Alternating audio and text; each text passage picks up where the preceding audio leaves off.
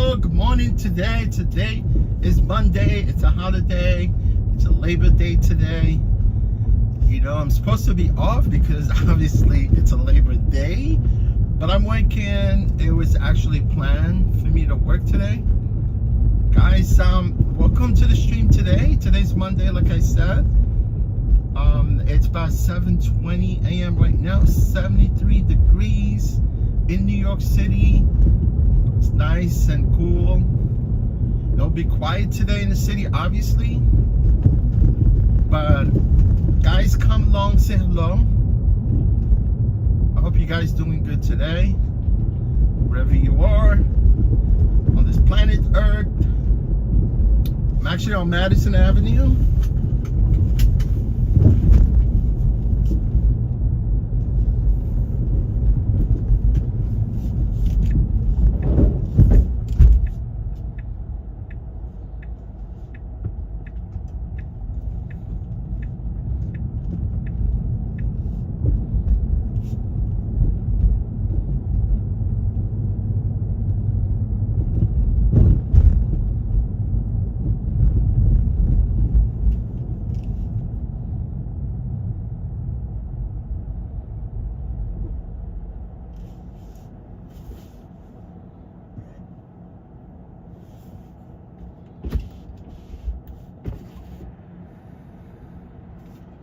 Hello guys, good morning, welcome to the channel. Zach, what's up, my brother? How you doing, Zach? Shangy Go, what's going on? Where's the S?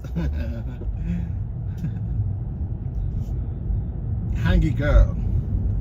Zakaria, how you doing, my brother? How's family? How's my sister-in-law, Hind? My nephew, Eunice, Mahal? I hope everything is good.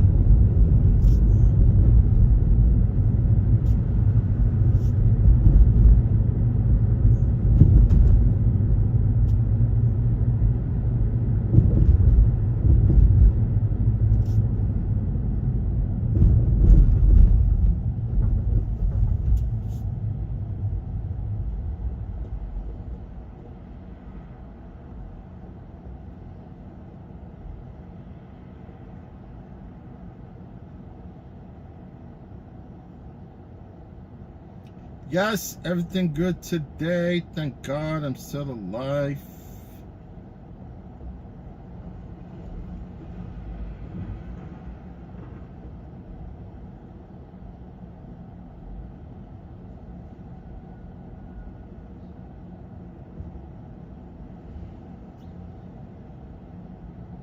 Awesome. Great. Today's a Labor Day. It's really kind of quiet here in the city, but there's a parade in Brooklyn and I don't want to be there. Honestly, I don't want it to, because it's a huge parade. It's called, I don't know, it's a Juve parade, something like that. I mean, it's a Caribbean parade and it's really wild there, so it will be a gridlock. And honestly, I don't want to be in Brooklyn right now. I already turned down a trip going to Brooklyn.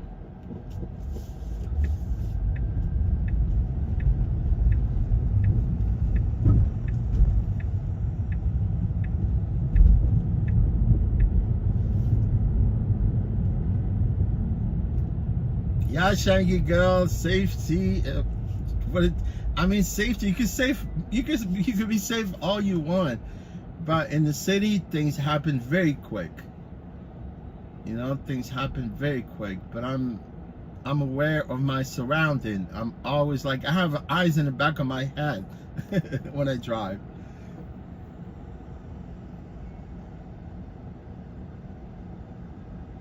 Yeah, hopefully it'll be a safe day today. No mishaps. Shangy Gold, you have two channels, one with H and one with the S. Am I correct? I'm kind of confused, unless there's someone else with the same username.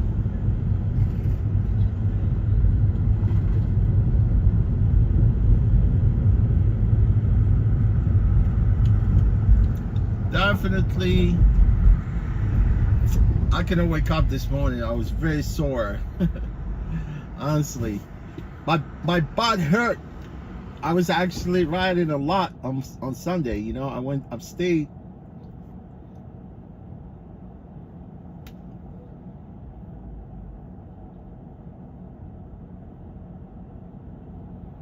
What was it? It's gone away? What's gone away?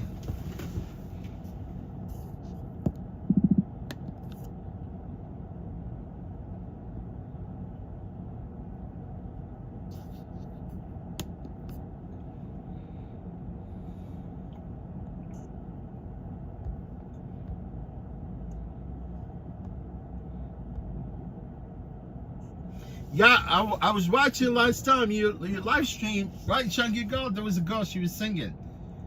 She had really good voice. I don't know what song she was singing, I forgot.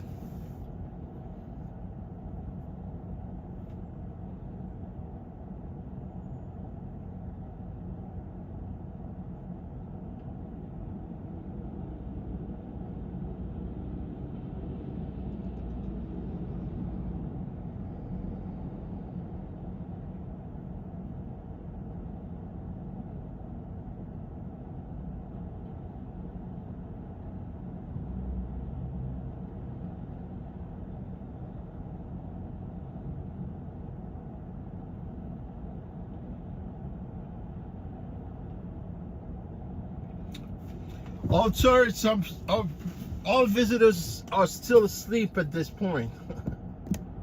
Just give it a minute and this place will be like a zoo.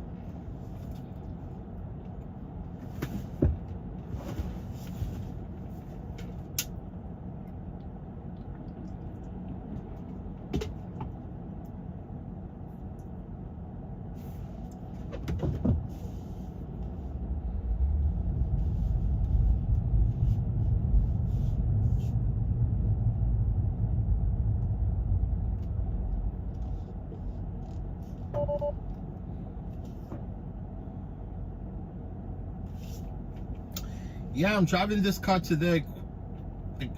If you don't wear seatbelt, car stalls. It's set up that way, but I guess I need to have my seatbelt at all times.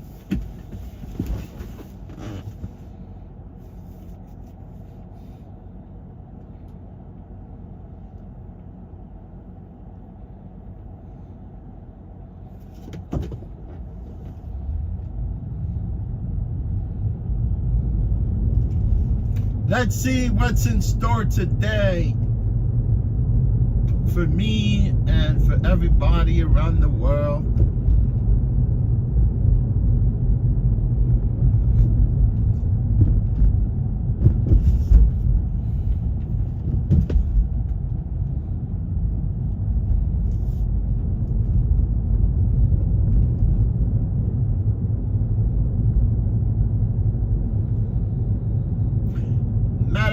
So David and Buster's AMC.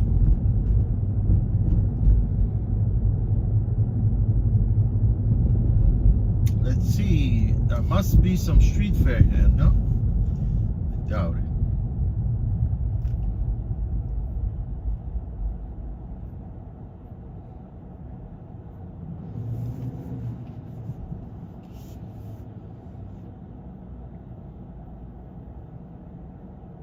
Yeah, Zach, I still got the KTM, yeah.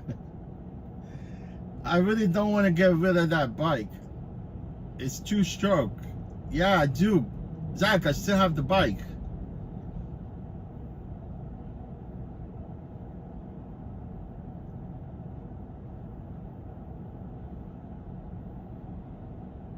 I really want to buy the new Hondas, man. The Hondas, they look really...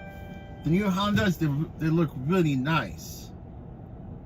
It really doesn't make no sense for me to buy another bike, but I really want to buy the Honda. The 2025. It looks really nice. It looks awesome.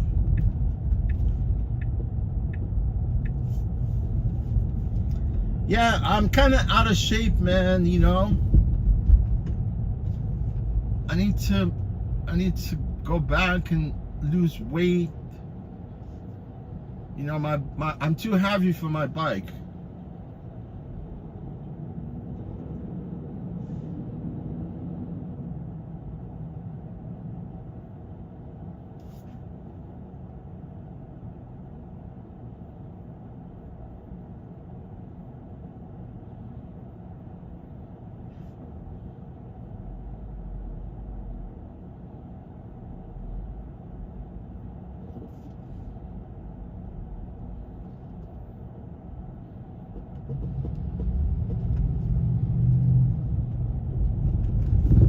You know, honestly, I'm waiting for one thing in my life to be straight. You know, I always go through a lot of, you know, like struggle in my life. You know, always, you know, when I do want to do something, it's always struggle, you know. I want to be able to take like a year off from work, everything, right? Concentrate, you know, like just basically fun, all fun, you know. Hit the gym every day for like a year. Just like retire for a year. You know what I mean? But it's sad, I cannot afford it. Only savings that I have is my retirement account. I can't even actually touch my retirement account. I've invested in my retirement account for about 15 years, I think, right? I got decent retirement account, but I really don't want to invest in anything but retirement account, right? 401k. But mine is qualified account, right? So you can't like withdraw any money from there. You gotta wait until retirement, so they won't tax you on it, right? I mean, I could do a withdrawal if I want to, but they're gonna tax me on it huge, right? But normally qualified account you cannot withdraw. You have to wait until your retirement, right? But that's my thing, man, you know, because it seems like I have not had a chance, man. Never. It's all work. But thank God, you know, everything is good. You know, I'm alive, I'm healthy. That's what it counts. You know what I'm talking about?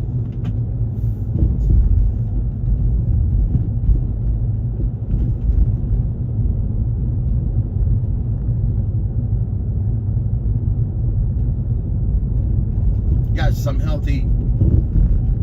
I'm healthy 95%.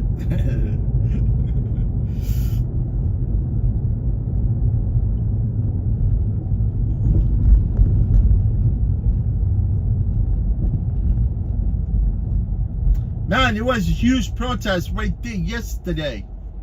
You know, because of the 6 Israelis that, you know, the hostages that died, 6 of them. And most of Jewish people, they're pissed off, man. They want to stop all that nonsense. Because Netanyahu is going wild, man, that dude. Yeah, there was a huge protest right now. They want a ceasefire. Even Israelis themselves want a ceasefire. They said enough is enough. Enough is enough.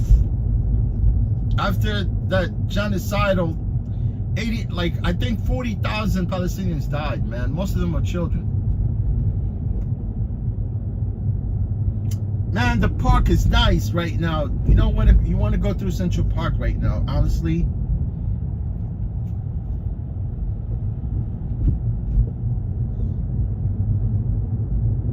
Yes, we're in Central Park South right now. You know, when I used to drive yellow cab, I picked up Eric Trump right here. They own this building also right here. See this building right here? Trump Place.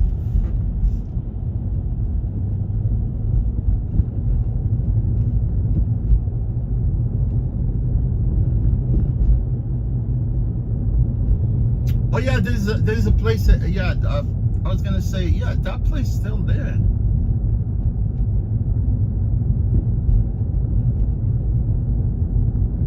Yes, this building right there, it's called Netherlanders right here, you know, the brown one. This is where that guy, what's his name? forgot his name. That stupid guy. Look, this guy thinks it's one way. See this guy turned right there?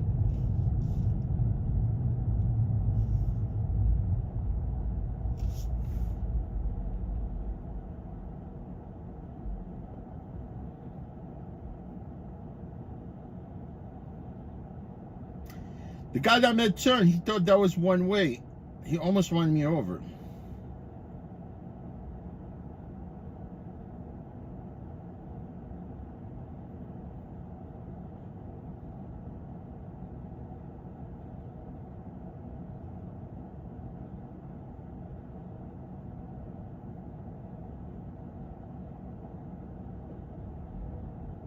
Yeah, you see this building?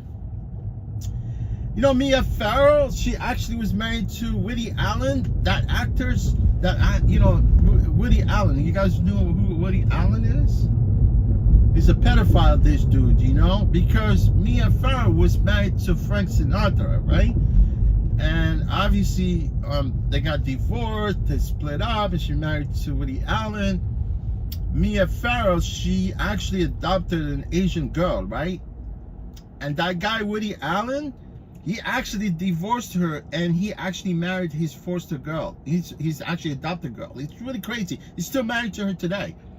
You know, that's really sad, right? You adopt a girl, and then you split with your wife, and you marry your adopted girl. I mean, that's rogue, man. That's not right.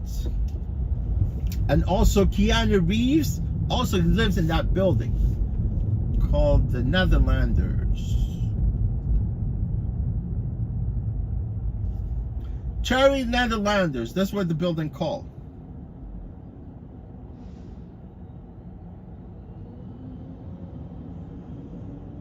Yeah, Woody Allen is an a-hole, man.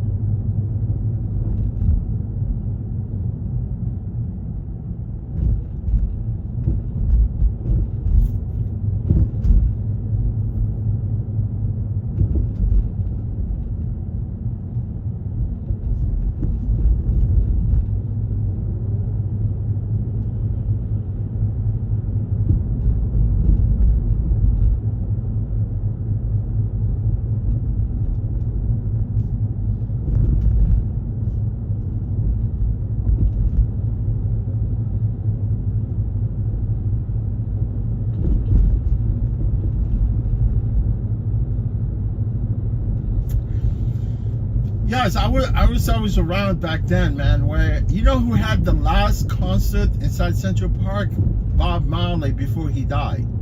Yes, that would have been cool, man, to attend one of these concerts.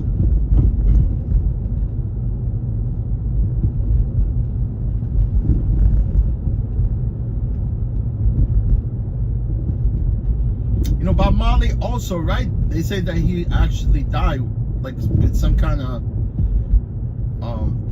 illness. I'm not sure whether it was he died with like he had a cancer. I think that's what they say, he died because he had a cancer. But I'm sure also about Marley, he was almost like even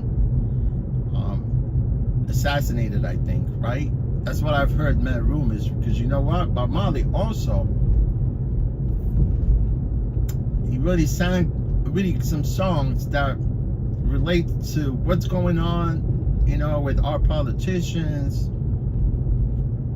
with what's going on around the world, that people are dying, people are actually suffering all over the place, and politicians are always the problem. Yes, because you can listen to some of the Bob Marley songs, you can relate to them.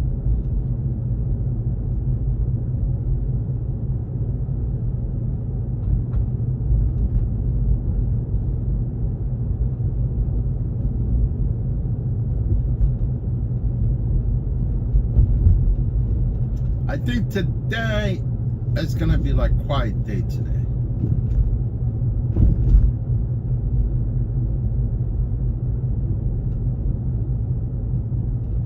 Nice restaurant right there to the left. It's called Sarafina. It's been here for so long.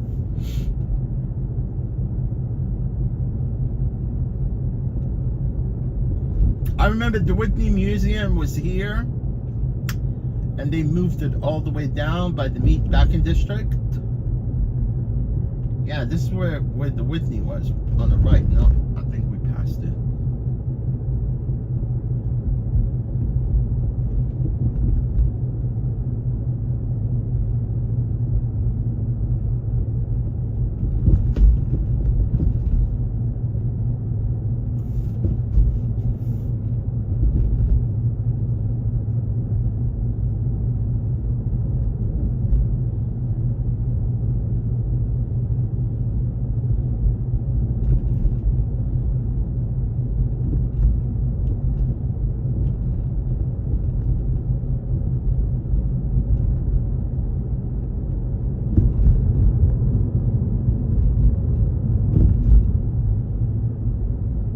Yeah, you know, I yet to go through the park, you know, since they reopened the Bud House. You know, Bud House, it's really nice restaurant right there along the lake. Actually, they closed it at one point during COVID, and it's always been closed. And they reopened it again, you know? And it happened right on the lake, right? It's actually one of the lakes inside Central Park. It's called just the lake, basically, because next to it,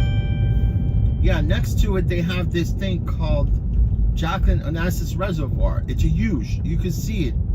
You can actually see it from the outside.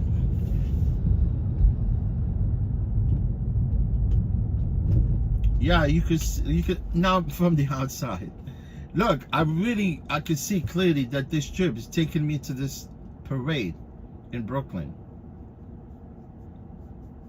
And people don't understand that you cannot go there near that part of the parade.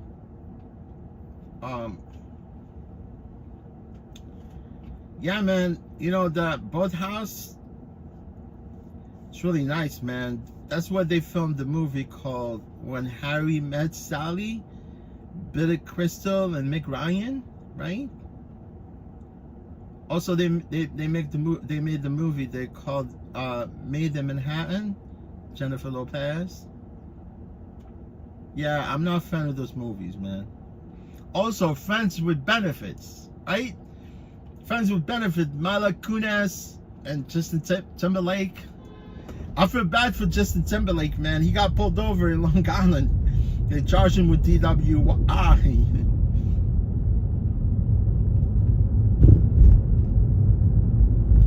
Drinking while intoxicated.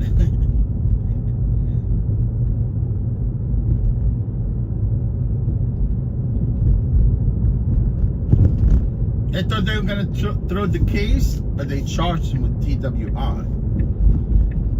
Well, I mean, I don't understand. There's no difference. DUI, DWI. You got pulled over while intoxicated. Period. Right? I think the charges are lenient. I'm more likely to think, you know? I don't know, man. I don't drink, never drink my whole life.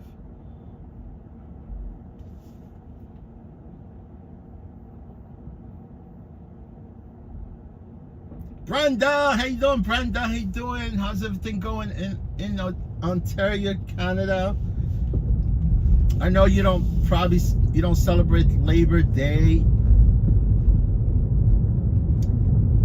but we do all the Labor Day. You know, the workforce is getting exploited here in America.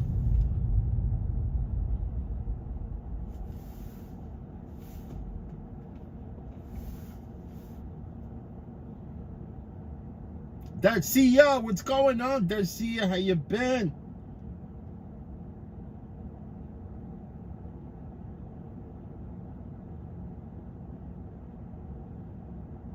Yeah, this parade, man, it's called Juve Parade. You know, it's really this parade. it's all carnage, basically. You know what I'm talking about? People bring guns to this parade. They want to kill each other. It's crazy, man.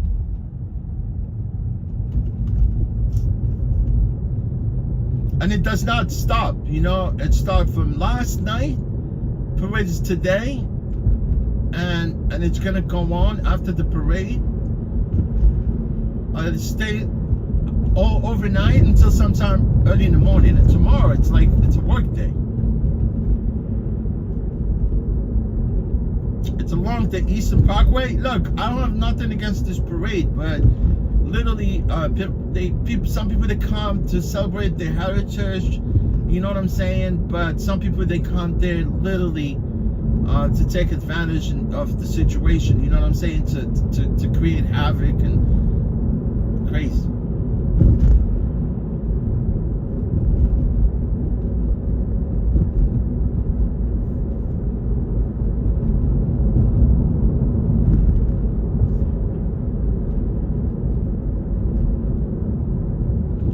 We crossed the park.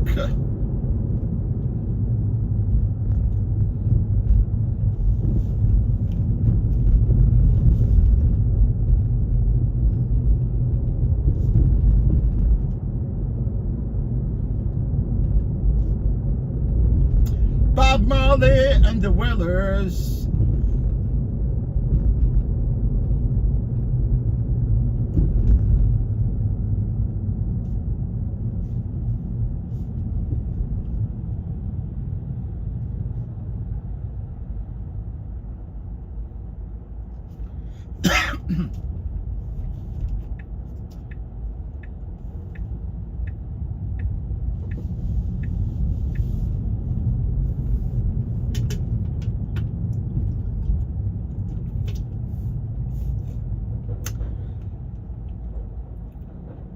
Sipping from Monster Energy drink. Man, I'm addicted to energy drink, man. Especially Monster. I don't drink any other energy drink but Monster Energy drink.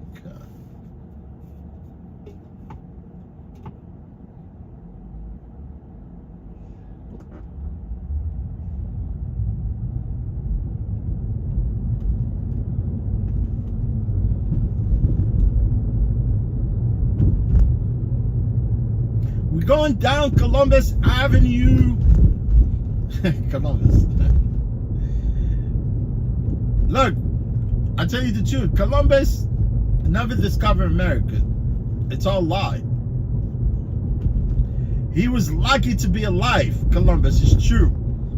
They were selling from Portugal, right? Destined to come here, right? To this land, this promised land, to the US of A. They were destined to come here, right? That was before USA, right? Before there was such a thing as USA. But Columbus and his ship, right? They were selling and they were destined to come here, right? To this continent, right? And then they got lost. It's true, they got lost. They wound up in Dominican Republic, you know.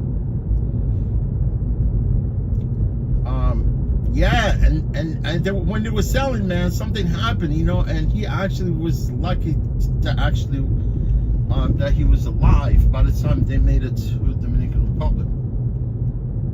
So clearly he never discovered America. You know, we have Columbus Circle right there. You see it has like a Columbus statue right within the circle itself. You know, I actually drove like a little while ago. I'm going that direction anyway. You know, when de Blasio was the mayor, we had a mayor called de Blasio. I don't know where that de Blasio went. He disappeared, this dude. But at the time when he was a mayor, they were debating about moving, actually getting rid of that, getting rid of the statue, right? It's true, man, and they still wanted to move that statue from there, but for some reason a lot of people petitioned for it to stay there, and it's still there. You know, one of the statue also right here by the American Museum of Natural History. You know, this side is planetarium on this side. The entrance of the planetarium is actually on this side of the 81st Street.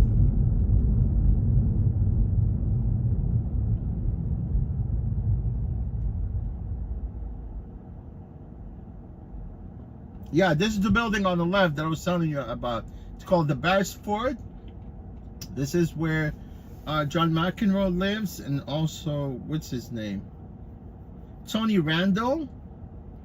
You know, I don't know if you guys know Tony Randall. He was one of those, you know, he was sitcoms. I mean, he was an actor also.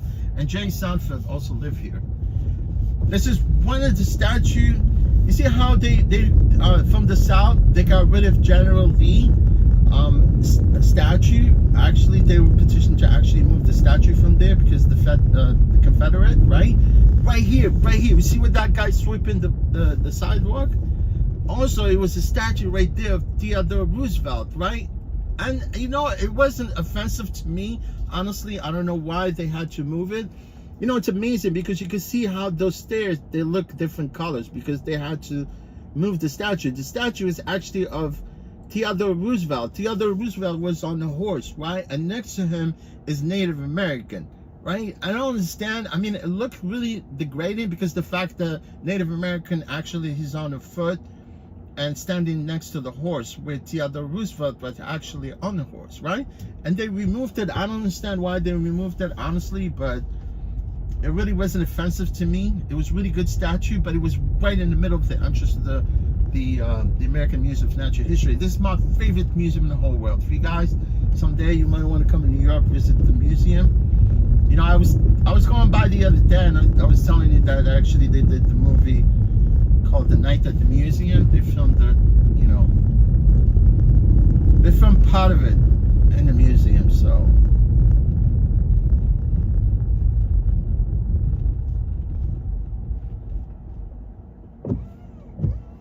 What? These cars are crazy. I didn't even touch the stalk, you know, for the wiper, and it just turned on by itself.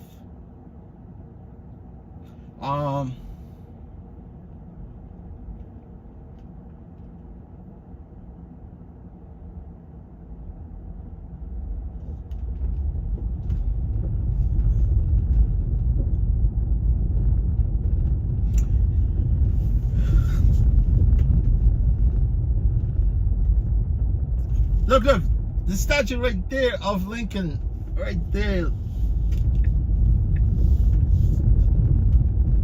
Yeah, because this is New York Historical Society right there. It's amazing. They have like, because there's another statue of Frederick Douglass, right? But you see how they have Lincoln, Abraham Lincoln, right on Central Park West, but Frederick Douglass statue is actually on 77. But the Historical Society, it's just all around. Part of it is on 81st, and part of it is right there on Central Park West. So,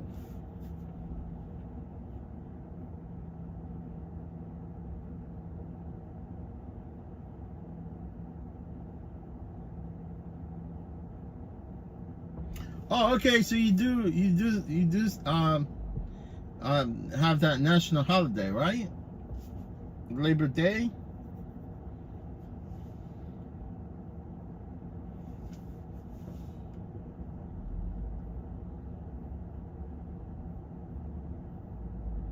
Yeah, soon you're gonna see these spoilers here happening.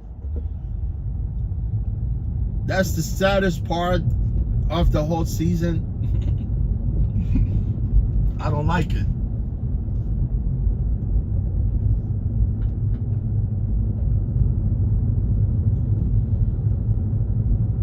You see, this is Dakota, right? Across the street. This building right there, it's called Majestic, right? This is where Marilyn Monroe, when she was married to DiMaggio, they lived in this building also right here.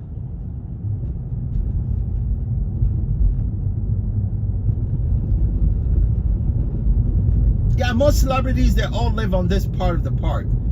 You know, it's really nice, you know, because like I said, you know, I really like the west side of New York.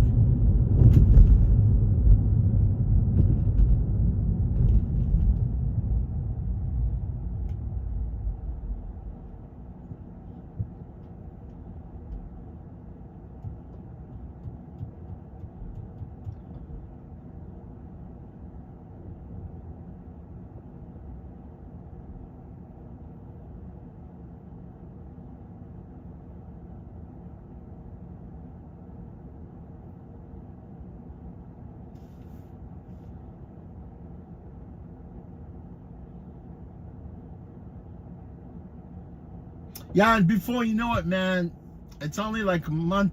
What is it now? September, October, November. Yeah, before you know it, it's New York City Marathon. It'll be this place will be a mess.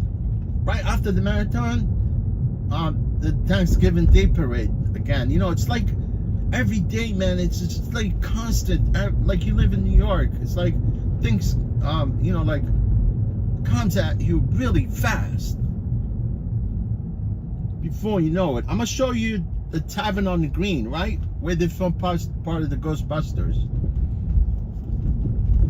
Remember, they did part of the movie right here, and they went across the street to that building.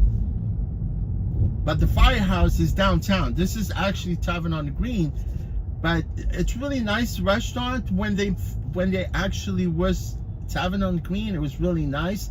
And I heard the rumors that it's really not as nice as it used to be before. You know, it's really a nice restaurant inside Central Park. It changed. Actually, I think the owners that own the well, I think they don't own it. They just lease the restaurant from Central Park. And it's always been part of one of the owners, and they sold it. And you can see this is the loop of Central Park right there. See the cops going down.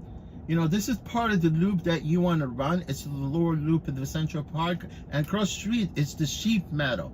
It's a huge part of the Central Park right there, way back then when the park was actually just farmland. It was a place where they used to graze animals inside Central Park, right? Yeah, it's a really nice place. This is where Donna Summer had her concert. Bob Marley also, like I said, you had the concert right here at the Sheep Meadow. That's what it's called, the Sheep Meadow.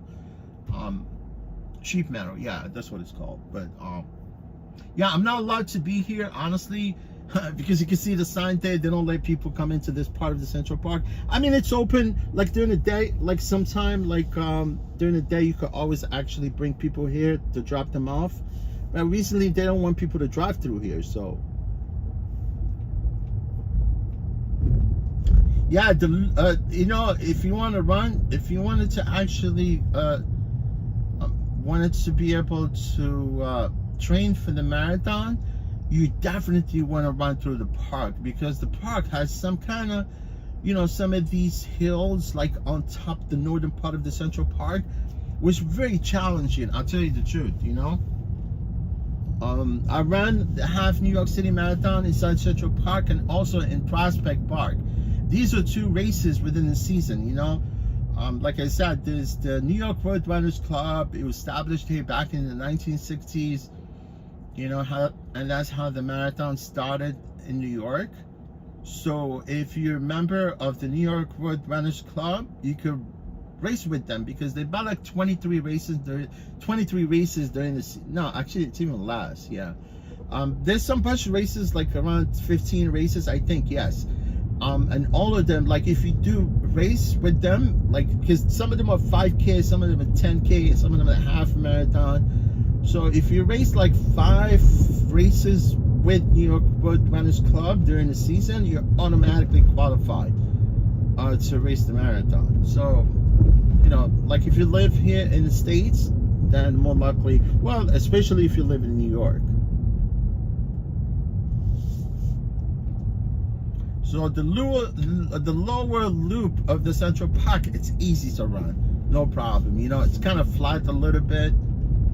And then once you get to the northern park, that's when it gets really sketchy.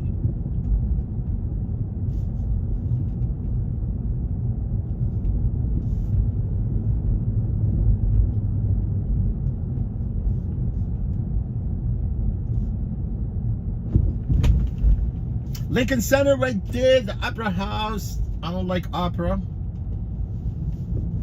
But some people do, you know. Some people do.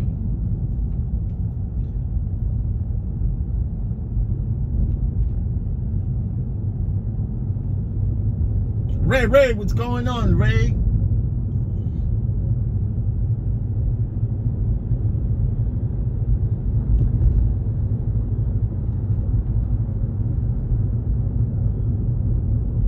Yeah, you see, I was talking about Columbus, right? You see the statue right there in the middle? I think you guys can see it right there. I'm gonna position the car right there. You can see it. You see? It's got a statue of Columbus Circle right there. You can see it right behind that traffic light pole on the other side, right there. I assume you guys can see it, right? That's the one they're trying to remove, but obviously they're debating whether that's Columbus. That's actually Columbus statue right there on top.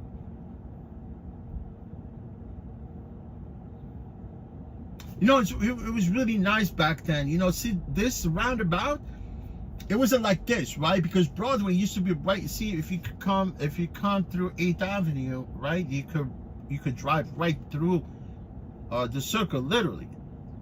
Right, and then at one point what they did, they shut down the roundabout, right? They planted the trees and everything around it, right? And then they closed it off. Here on the right is the Time Warner Center.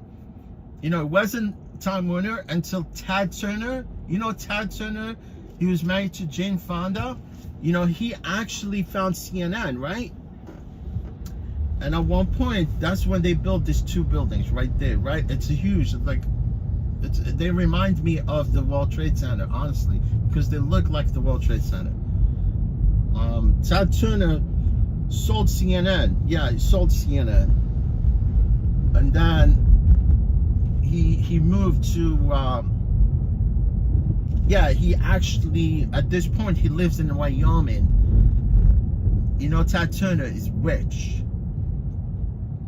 Tad Turner owns almost 500,000 acres up in Montana, Wyoming. You know, it's true, right? Because the only thing why he says that he has so much land there, because he wanted to preserve those bisons, whatever, the buffalo, not bisons, I think, right? The bisons. I don't know the difference between bison and buffalo. They look the same, man.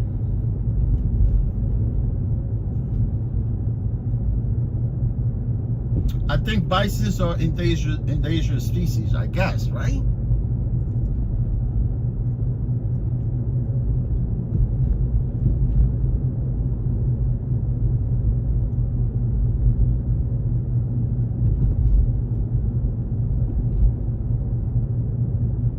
Man, 500,000 acres, right? You could build like a country. You could create your own country.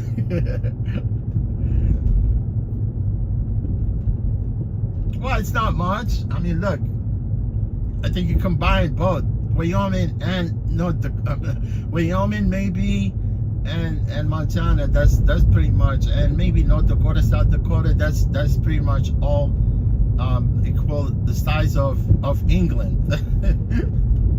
Damn, England, it's a really small country. You know, the British, they ruled the world at one point. I'm not sure why they wound up with that little land, that little country.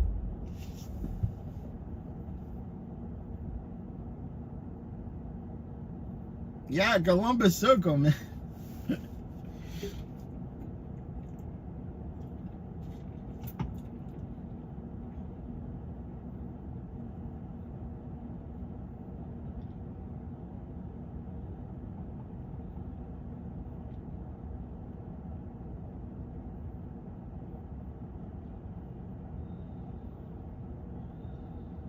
You know that corner right there? It was Dwayne Reed. They closed it, man. You know why? Because it's crazy, man. Migrant, they're stealing everything. They're wreaking havoc on on the stores. They send their children to steal. Can you believe it?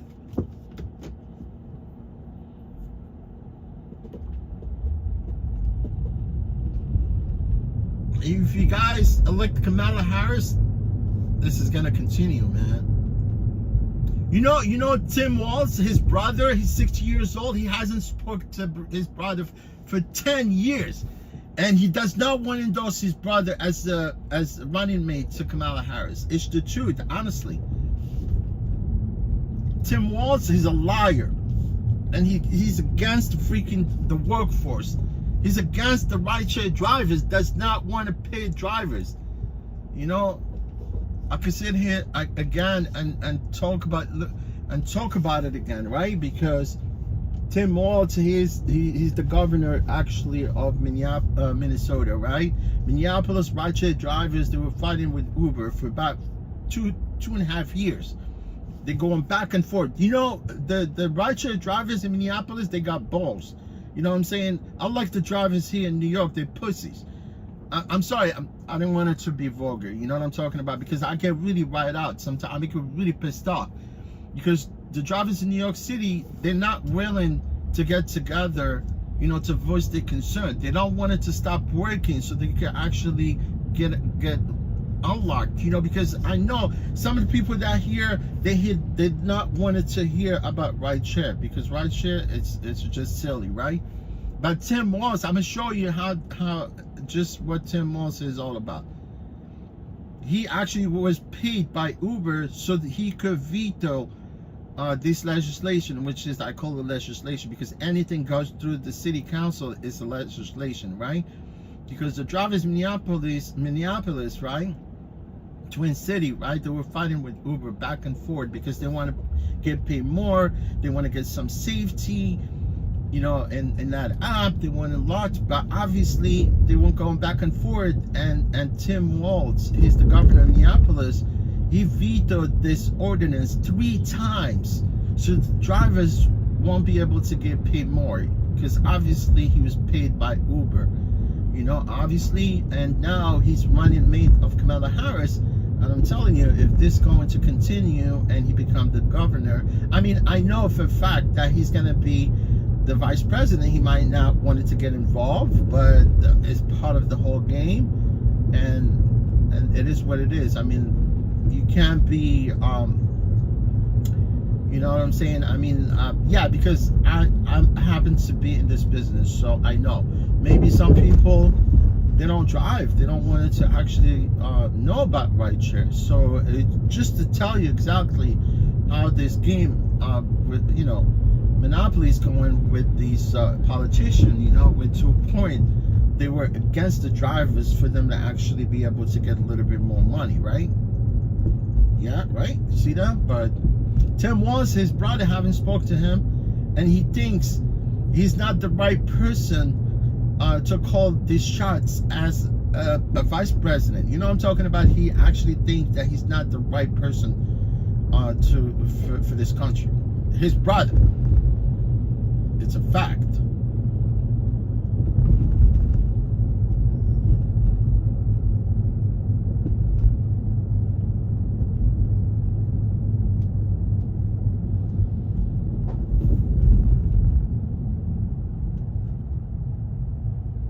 And people here in New York, the drivers, they're illiterate, you know? They just don't want it to come out enforced, right? I bet you this guy right next to me, he's newbie right there. He's looking everywhere.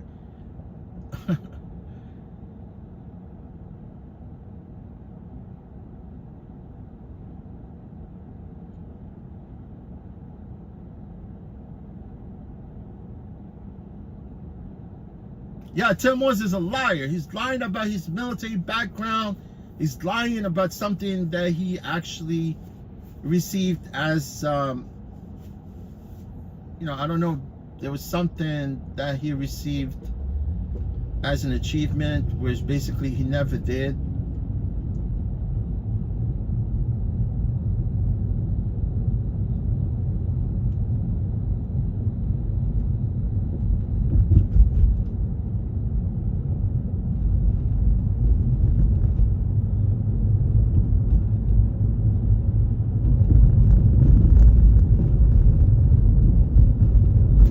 I'm definitely going to PBR right here. I'm definitely going to the professional boat riding, man. Within the next 3 weeks, I think.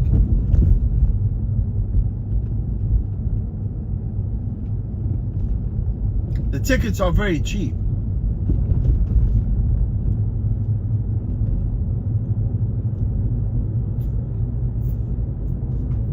Oh yeah, I was thinking about, like yesterday I was talking about, you know, Jewel, the singer, right?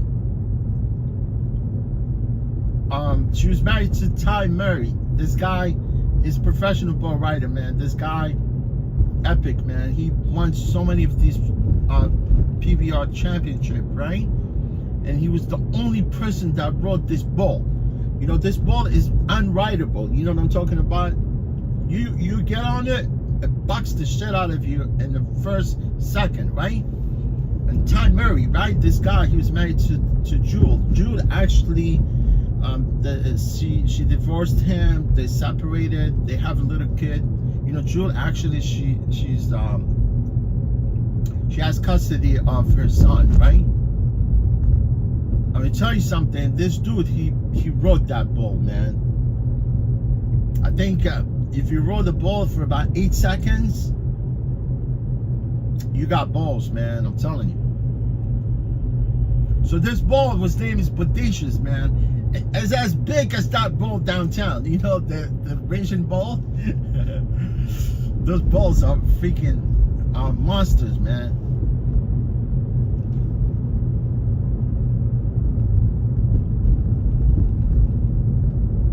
Yeah, it's quiet there, you know, there's no people in the city.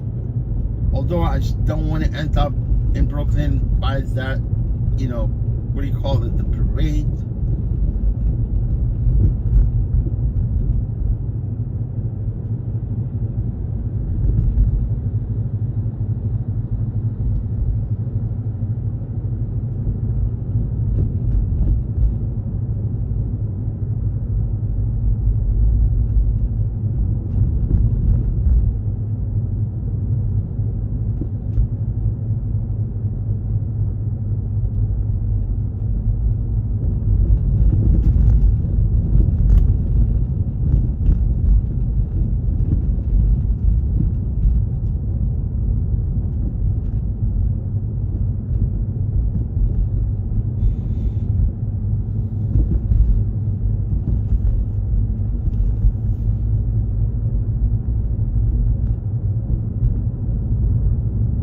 Yeah, I didn't realize there was gonna be a parade until yesterday. On my way back from, you know, from upstate. But then I said, look, I was gonna call it off, you know, I was gonna call out the day, right?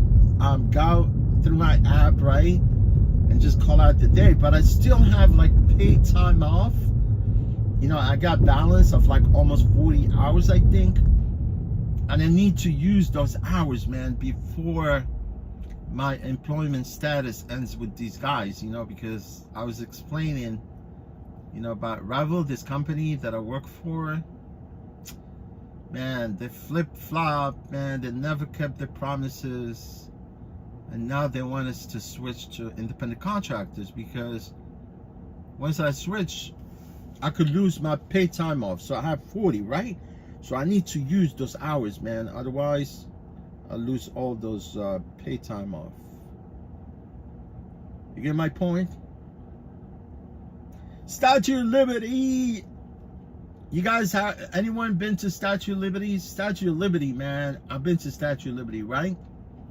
I actually been to the torch all the way to the top. That was back then. It was, you could go, right? You could go. After 9/11, they shut it down, and now you cannot go to torch. I think if you want to go to torch, the tickets are separate. They cost more, and you have to schedule ahead of time to go to torch. You know, the torch is really, it's kind of spiral stairways that you get on it, and you keep going up and up and up, and the more you go to the top of the head of the Statue of Liberty, it becomes very tiny, confined, a little place on top.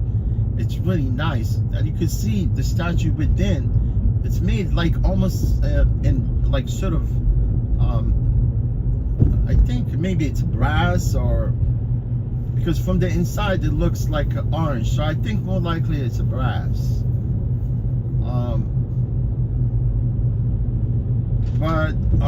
Yeah, Statue of Liberty, man, it's something, man. It's an icon of freedom. although Statue of Liberty, guys, you know that it was gifted to the United States.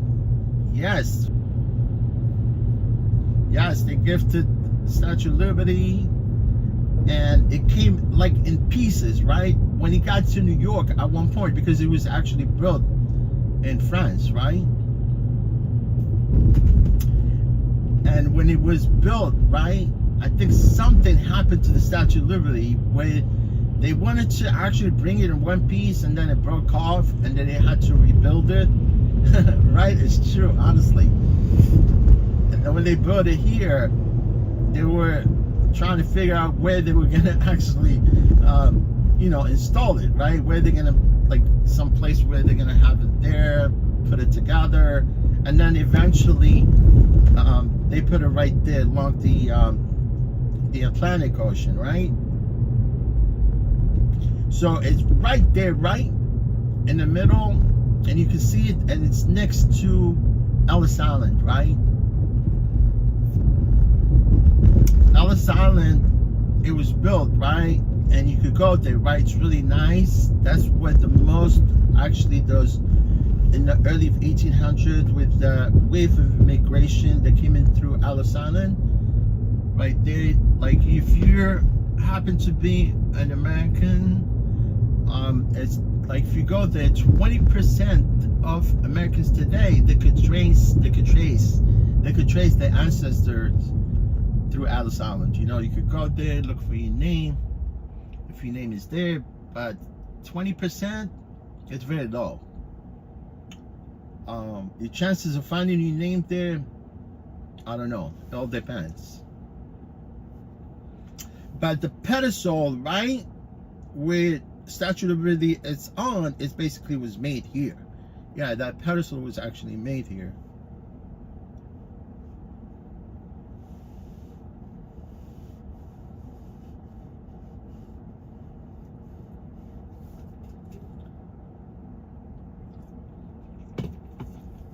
We downtown. Look at that building right there. It's like a domino, man. I don't want to live in that building.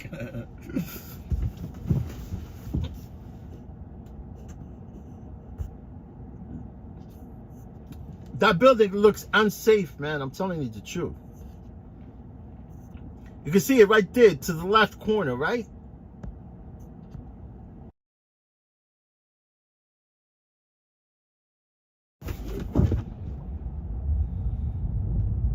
It's like stacked of dominoes right there.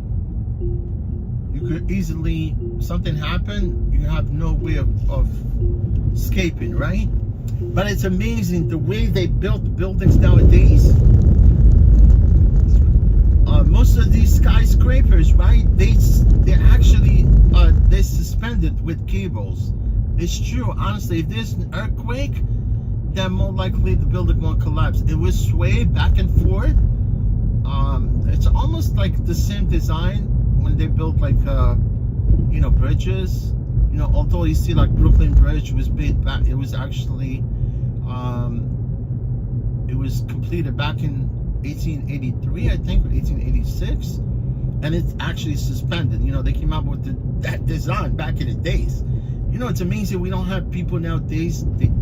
You know, the way I mean, it was more likely to think that we have some people that could think the way people thought back then. You know, although back then it was like,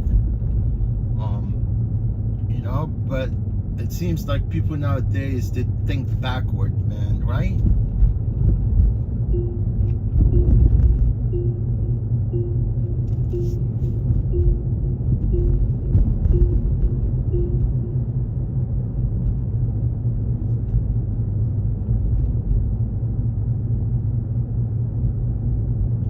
You know, the Empire State Building, it only took them not even about 2.5 years to complete the building back then. It was built back in the early 1930s, right?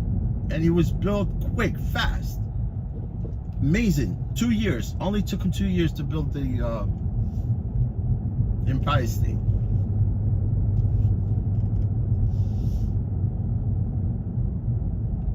That was quick, right? 2 years. The World Trade Center took them almost like 6 years, maybe.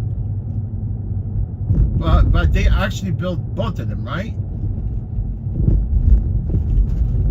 They built the one World Trade, two World Trade, and I don't understand. They could have built another building right there. I mean, I really love those buildings, you know, when they were stood back then, like two of them, right, side by side.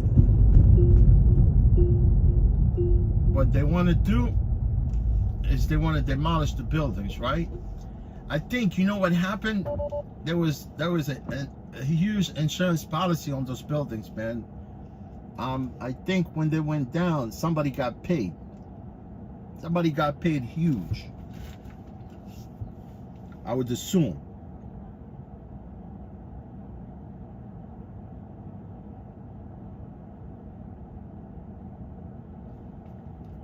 I know they didn't even, because it was daycare. You know, that building has daycare. It used to have a daycare.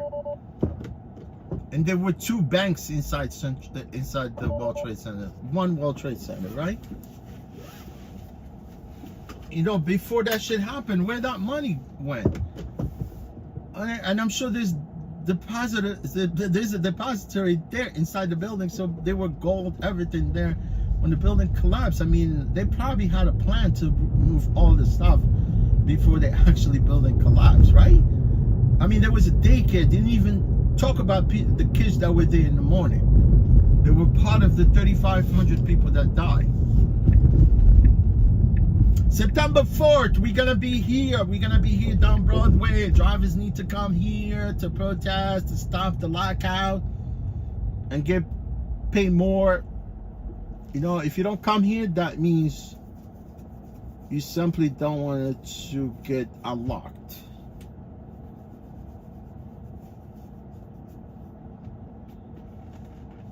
Right.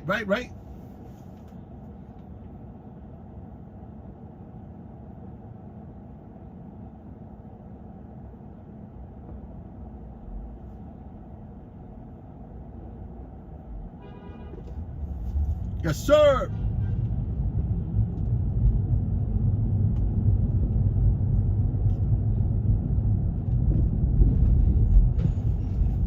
See, I'm looking for it. By coming down here, I think more likely someone would probably want to take me to Brooklyn.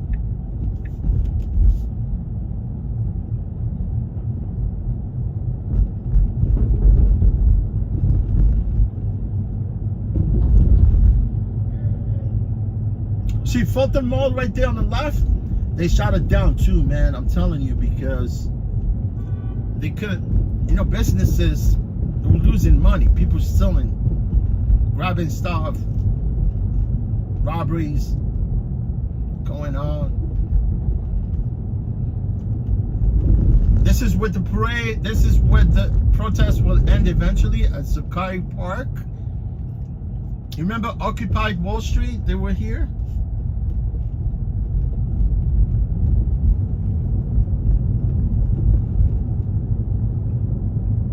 Trinity Church. This is where they filmed the movie National Treasures. You remember Nicolas Cage, right? They weren't trying to steal the Declaration of Independence. Nobody steal the Declaration of Independence.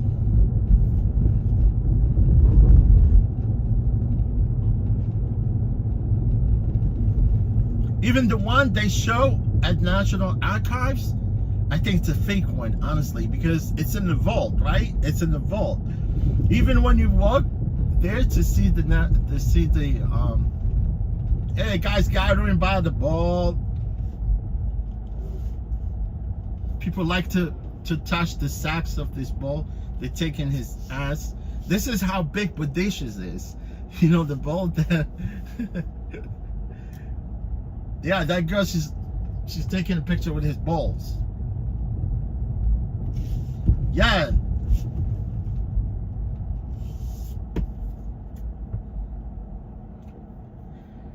Nicolas Cage is crazy, man, that dude.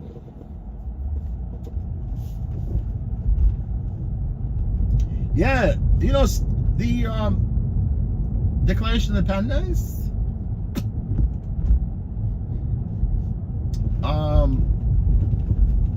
You know, like it's in the vault during nighttime, and daytime they raise it to the top so people could see it, right?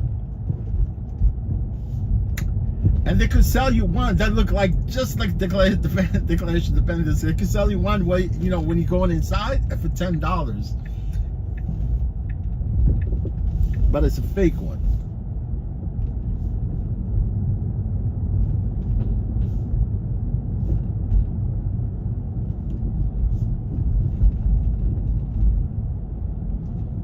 Yeah, Thomas Jefferson was one of the founding fathers. You know, let me tell you something. Those founding fathers, man, they really knew what was gonna transpire eventually, right?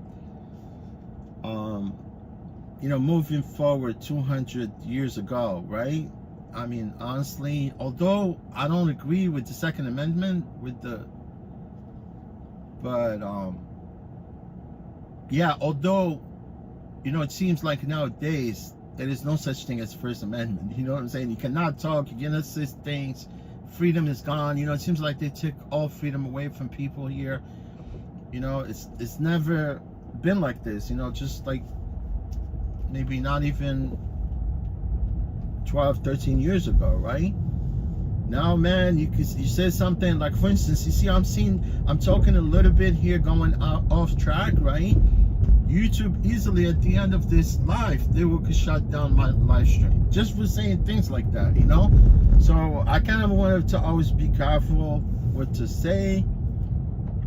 You know, like yesterday I was talking about live stream that I made 3 years ago, and it was on, it was up at one point, you know, and I decided at that point, when I decided to stop talking about rideshare and all that, and eventually I'm gonna stop talking about rideshare. I'm eventually I'm gonna take down those videos. Maybe I'll delete those videos.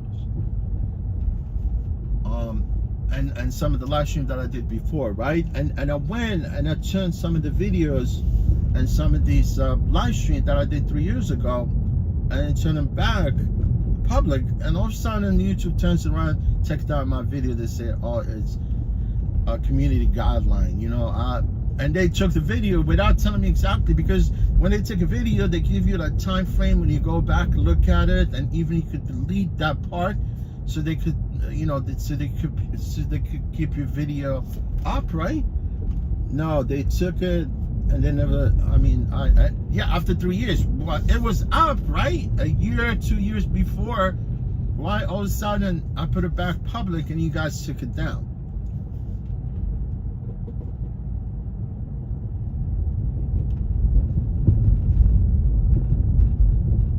Man, left, right there, this is the treasury right here.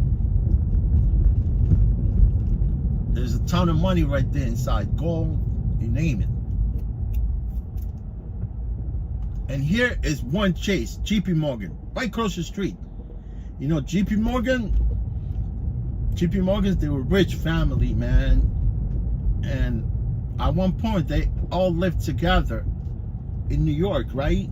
JP Morgan's, Rockefeller, and Vanderbilt. They lived where the Plaza Hotel is.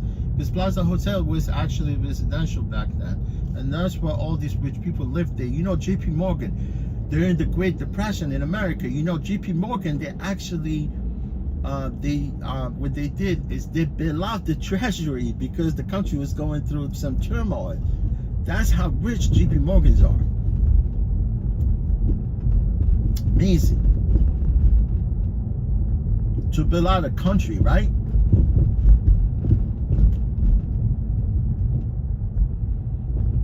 They took their money and they put it at the treasury, right? You don't find people like that nowadays, right?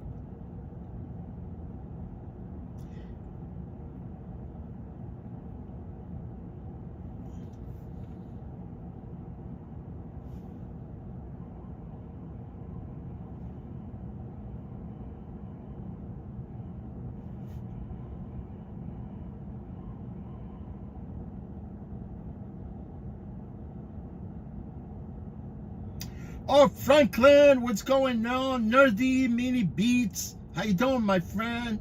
Nerdy Mini Beats. Sometimes I tend to ignore you, my friend. But you do come like quick and you leave, I think, right?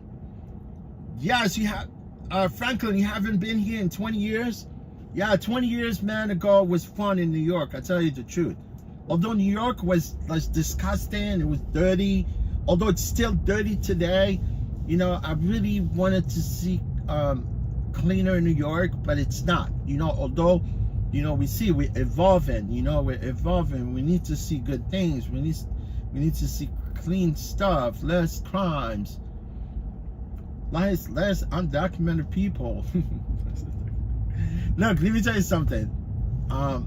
There's a decent undocumented people here. You know, the government, they stupid. I don't know why they're doing this, right? Statistically, there are about 11 million undocumented people that have been here for years. You know, they have kids, they have grandkids, and these people, they're undocumented. They contributed to society here in the country, right? They're paying taxes, they work, everything, but they happen to be undocumented. Why can't you guys take out those undocumented people that are here? They already know the system, they speak the language, they're abiding citizens, right? They pay taxes, right? It's just they happen to be undocumented. Why don't you take those 11 people out of the shadow, you know, and get those people documented, because they already have homes, they have grandchildren, they have people, you know what I'm talking about, instead of having to bring other people, having to pay out of pocket. You know what I'm talking about? You know, it's insanity, man. I cannot, it's mind-blowing. It's mind-blowing.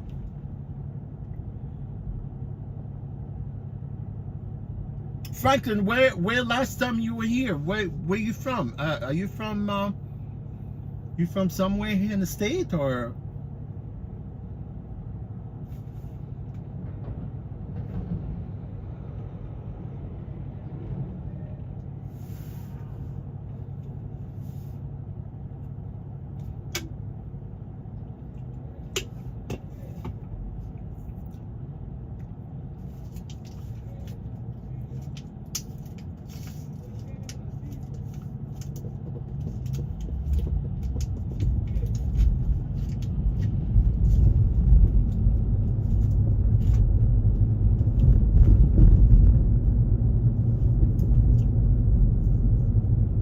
People get in a cab going to the airport.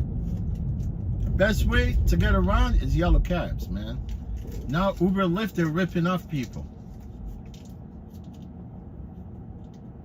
This girl, you know, I don't have TikTok. I really don't want to watch TikTok, but I think I was going to feed through Google Feed, right? And I can see this girl. She's Canadian. She was pissed off. She was in LA. She wants to grab, you know, the bus. The bus never showed up. She wants to get to her place quick. She ordered an Uber, right? The guy came pick her up. It was like not even 5-minute ride. So the Uber estimated her at $12. This happened all the time. I ask my parents all the time how much they get, you know, they get charged for the trips. And I know clearly from the time they were taking 20% for me, now they take up to 50%. You know, the problem is I cannot confront Uber and Lyft. You cannot call Uber and says, oh, you know, you charge, let's say Franklin, you charge Franklin $100 for 12-minute ride. Why you guys are paying me $50 of that 100, right?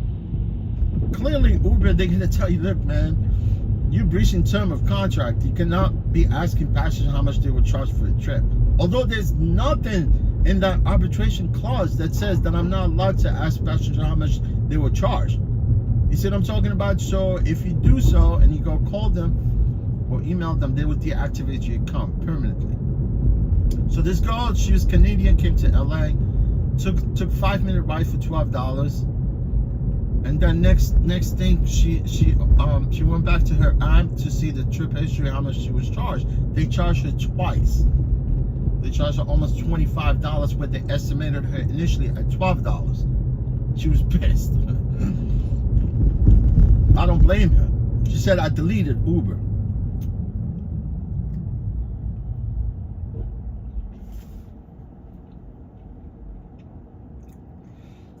Oh, you're from Rhode Island, right? Rhode Island, the smallest country, the smallest state. Rhode Island is the smallest state in the country, right? Providence is the state capital. Oh, you're from Providence. You're from the state capital. Oh, you're Dominican? Nice, nice. Dominican people are, some of them are decent. You know, honestly, I have friends from Dominican Republic. They live in New York. And most of them, they love motorcycles, you know, because some of the Dominican friends that I know, you know, I ride with them. We ride their bikes. One of my friends, he's a national champion in Dominican Republic. But obviously, he got older. You know, motorsports, especially when it comes to dirt bike, the more you get older, you lose that grip. You know what I'm saying? But you can still be competitive, right? But you cannot compete with kids. You know, the kids that are coming up. You know, like sometimes me, when I go to some of the races, and we have a bunch of classes, that means you could ride with plus 25 years old, you could ride with plus 30 years old. But we have some other, you know, like classes that we sign up for, you know, because sometimes I sign up for 3 classes. So I ride with the schoolboys, and you have another class called college boys. Most of them are kids, right? They're reckless. They're young, you know, they care less, you know, they race really hard. So I like to race that class because it keeps me motivated, right? And we have another class, it's plus 30 years old, because that class is, you know, it's kind of safe, but there's fast rider in that class also. But some of my Dominican friends, they love bikes, man. We all ride together.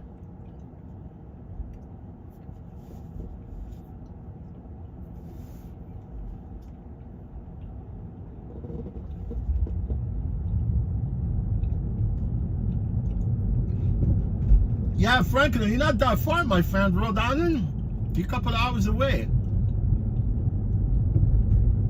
Get on the mega bus for like $15. we have like this cheap ass bus company called Mega Bus. It charges you like $10 to go to Washington DC.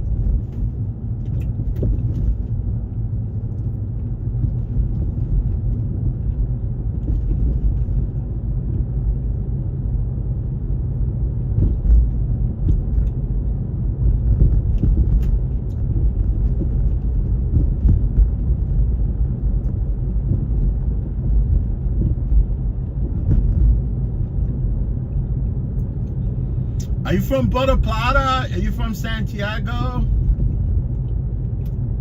What's the other famous place?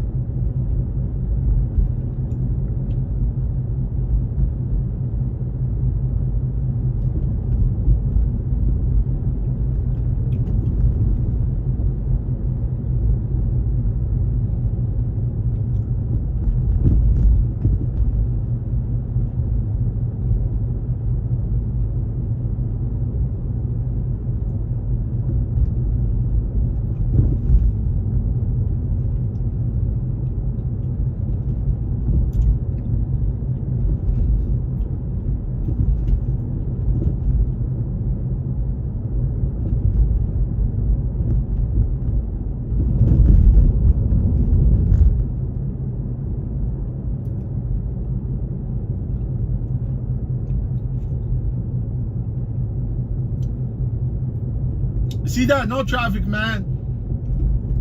If it was the regular Monday, this place would have been like a mess, disaster.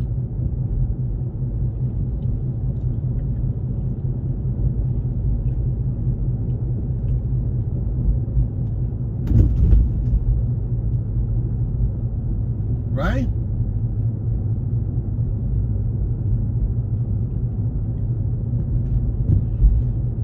And I bet you a lot of Uber, Lyft drivers are locked right now. A Lyft lockout is vicious, man, than Uber lockout.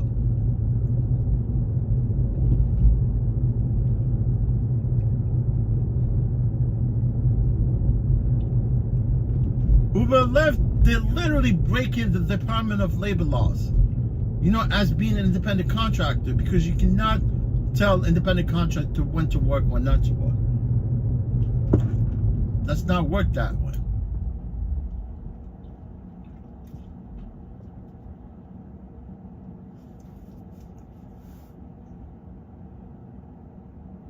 Oh, the capital, yeah, Santo Domingo, right? Santo Domingo is the capital, right? Santiago.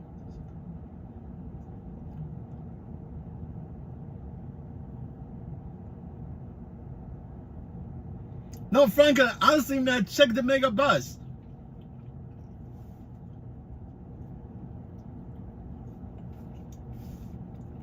Yeah, mega bus, they go there. They go to all over the northern, eastern part of the country, but I don't think they go that far. I don't think they go far north, but they definitely go to Rhode Island, Massachusetts. Where else? District of Columbia, part of Pennsylvania, I think.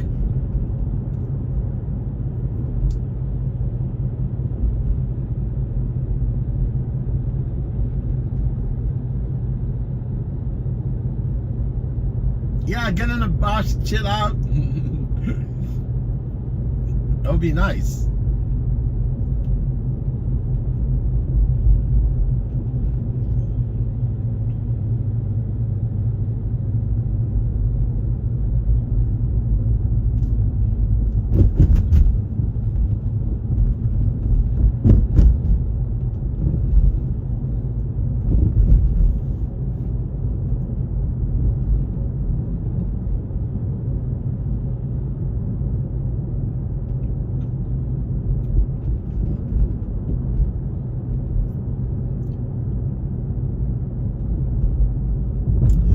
Who is that name? I forgot that baseball player's name. His name was, they used to call him Papito, right? I think he was in the Dominican Republic one time, but he retired. He's not a baseball. He does not play for the league, right? I think he went to the Dominican Republic, chilling out at the bar. They shot him, right? He was lucky he's still alive today, right? I forgot what was his name.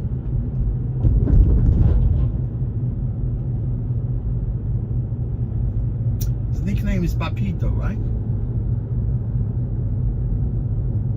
Not like Jose Canseco. Jose Canseco, I think Jose Canseco is Puerto Rican, right? But Jose Canseco is a broke baseball player. I think he's no longer probably. I mean, obviously, look, if you were one of the athletes and you were making money, man, you wanted to invest your money, right?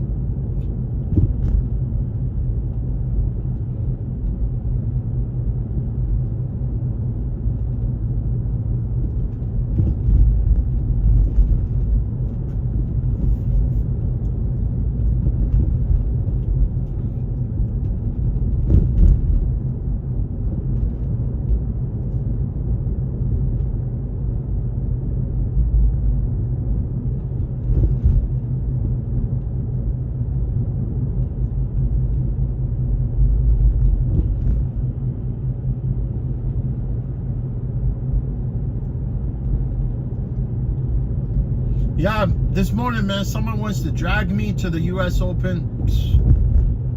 You know, U.S. Open, it's a disaster, man. You can't even actually drive into that part of the Arthur Ashe Stadium because there's like a line of cars, man. They all want to drive into the stadium, and it's very tiny there.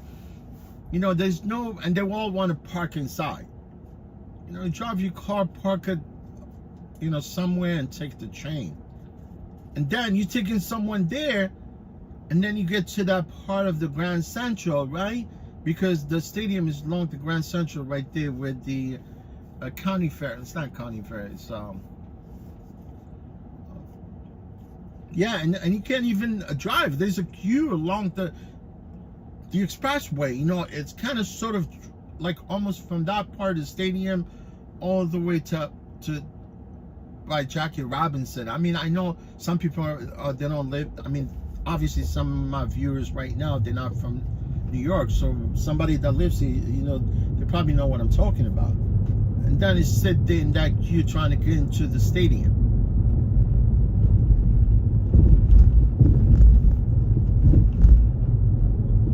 You know, if you go to Yankee Stadium, Shea Stadium, it's a huge perimeter there, you know, like you could drop people anywhere. But disaster, you know, I stay away from those venues, man. like Madison Square Garden, Barclay, Yankee Stadium, Shea Stadium. I don't really want to be around that part, especially when the game breaks out. You know, people are dumb. You know, they request cars thinking that you're gonna come pick them up from where they are. You know, just walk away. Walk like a few blocks from the stadium. Walk across the street. Walk somewhere with easy. The driver will come pick you up. No, they want to be picked up from where they are.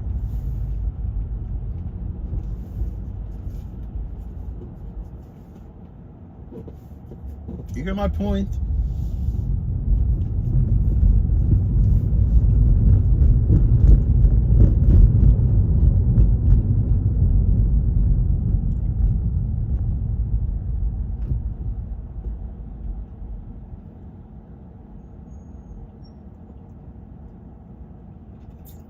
And I'm not sure why they have TLC cops there. You know, with marked car, TLC police, right?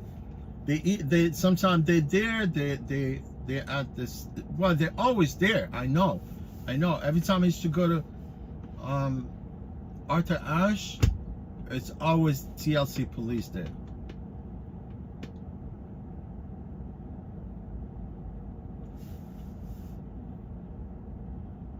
Oh, Jose Canseco. David Ortiz. Yeah, David Ortiz. Yeah, it's Big Papi, man. That dude is really...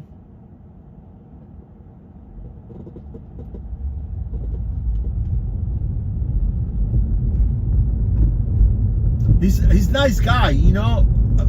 Ortiz, I mean, Jose Canseco is from Cuba, right? Yeah, I'm not a baseball fan, honestly. I'm a motorsport fan, Franklin. Franklin, I appreciate you, my friend, for stopping by. Do you do any rideshare in Rhode Island? Do you drive, or you just happen to stumble on my live stream today, or?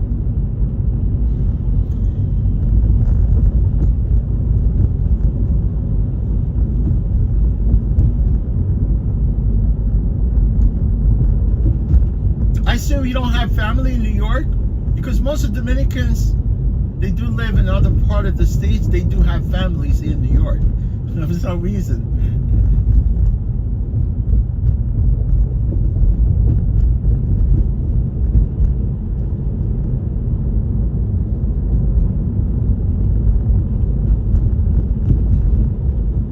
You know, Washington Heights,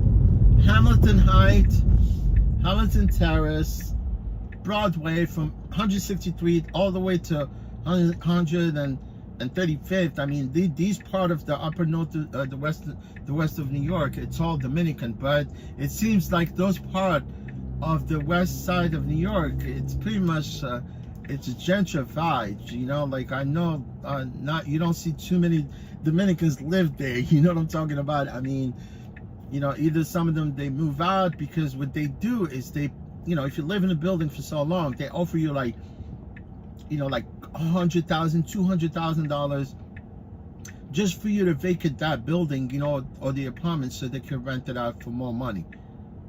And they rent it out to newcomers, you know.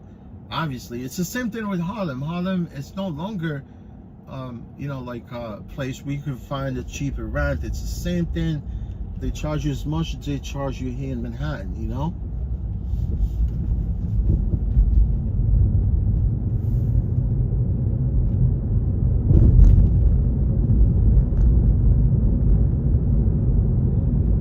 Finally, we got this trip, but I was very careful to see where this trip is going, because they don't show you where the drop-off, so you gotta be very quick to visualize the map, you know, analyze where the trip is going, you know, based on what I see.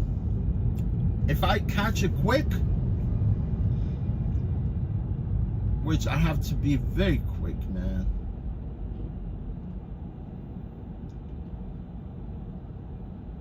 Yeah, we're picking up Antonio Banderas. Antonio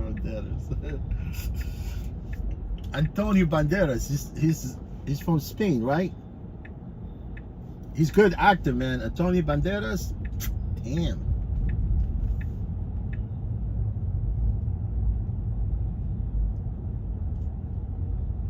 like Antonio Banderas. I like Charlize Theron. She's from South Africa. Who I like more? I like Kevin Spacey. Although Kevin Spacey, man, they charge him with freaking, what do you call it? Let's go, man. Open that door. Let's fucking get out of here.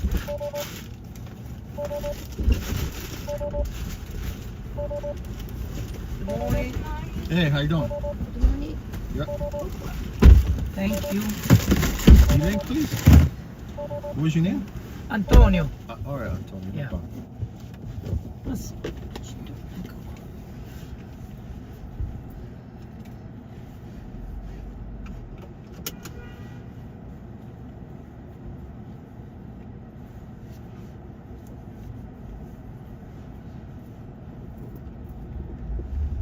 Sono tutti uguali, hai visto? Sono prese a blocco.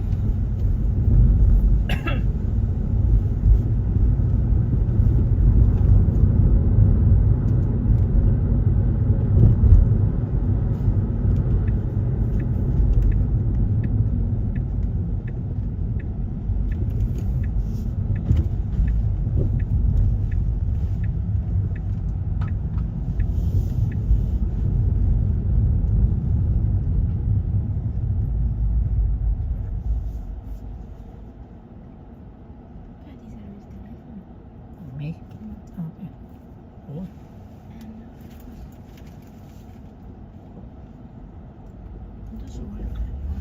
Un 10 minuti. Quindi ci voleva mezz'ora.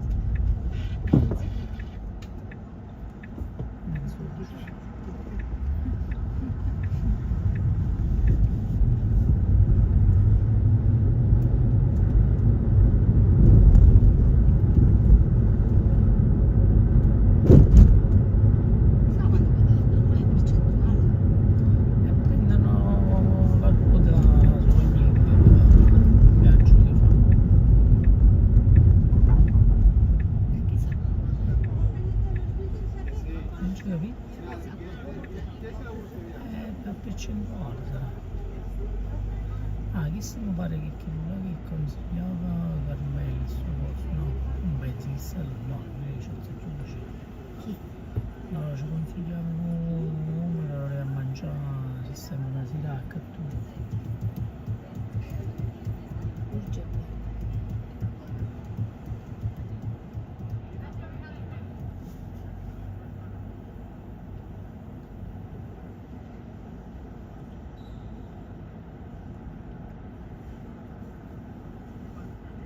This is a new company.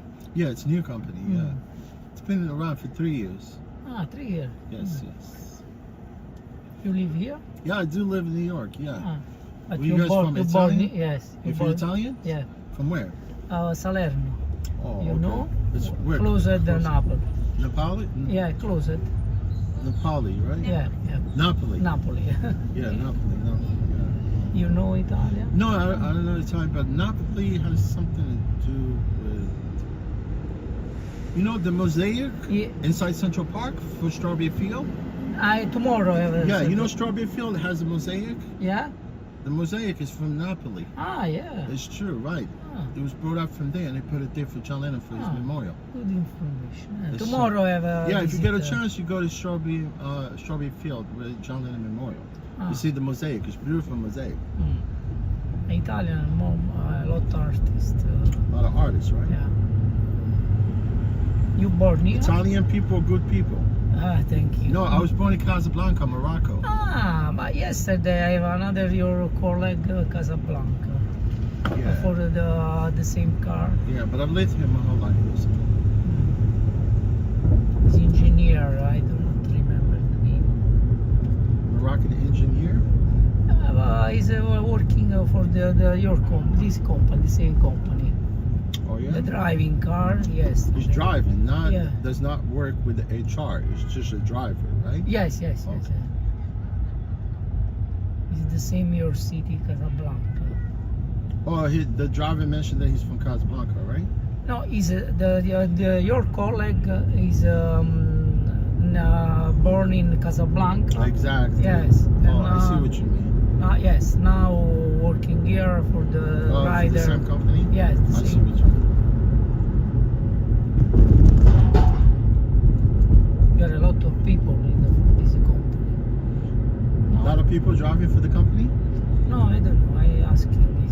Well, you have a lot of Not too many people work for this company because it's a small company. It's only in New York. Only New York, right?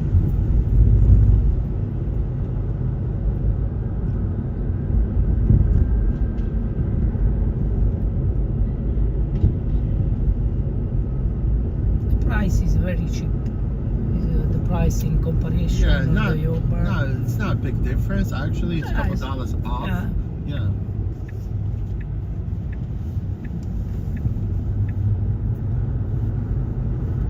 Italy, nice. Italian people, good people. You know. Thank you. Problem in Italy is work. Like Valentino Rossi. Yes. Everybody loves him. See that, right? Yeah. He's my favorite. Yeah. Valentino Rossi is rich, right? Yes. He's actually the second richest athlete Yes. after Lewis Hamilton. You know Lewis Hamilton? Yeah. What about Monza, the track? You know? Yes. Yesterday, Formula One is a Ferrari win. Ferrari, right? Yes. In the morning. I don't know where the race is. Race is in Italy this weekend? No. Yes. This weekend? In Monza. Monza, yeah, it's in Monza, It's a right. big party. It's a Ferrari born in Monza and win. Monza was the Ferrari was actually Yes. invented in Monza, right? Yes.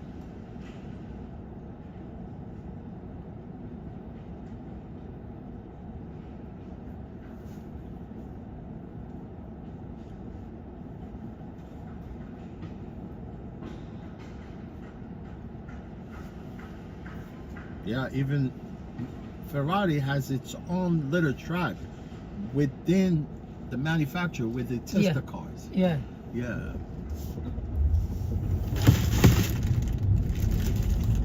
Beautiful cars. You know what? I like also Ducatis. I like Ducati motorcycles. They're well made, you know?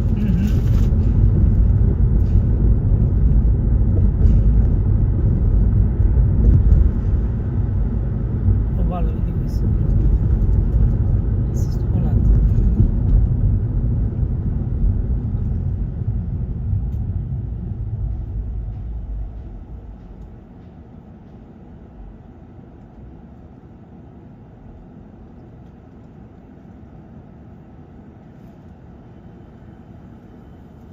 Visit on the zone New York. This guy does not want to move. I don't want to blow horn on this. Today, I don't like to Yeah. blow horn on drivers.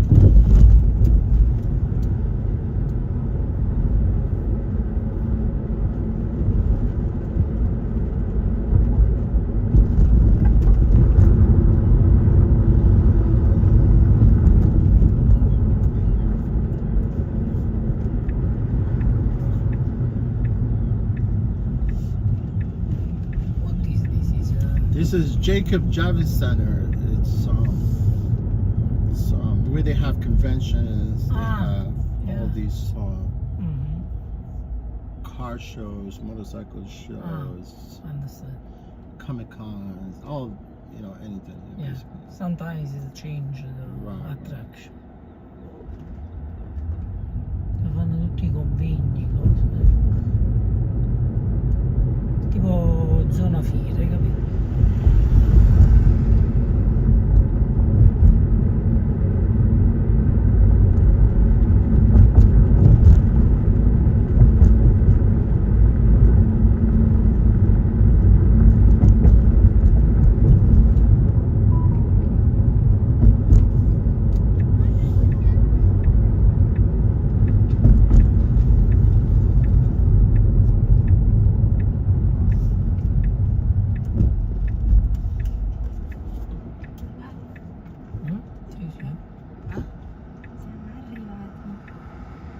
Questo è quello là che sta chiuso, vedi?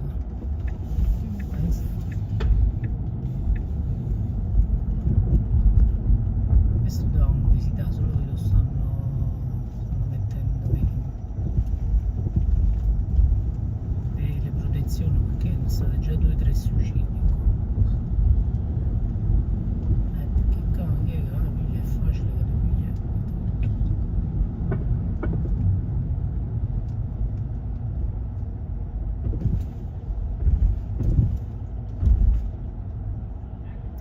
right, guys? This is good for you. Yeah. Take care. Enjoy your stay. Thank you. A good day. How you Thank doing? you. Good, good. Thanks.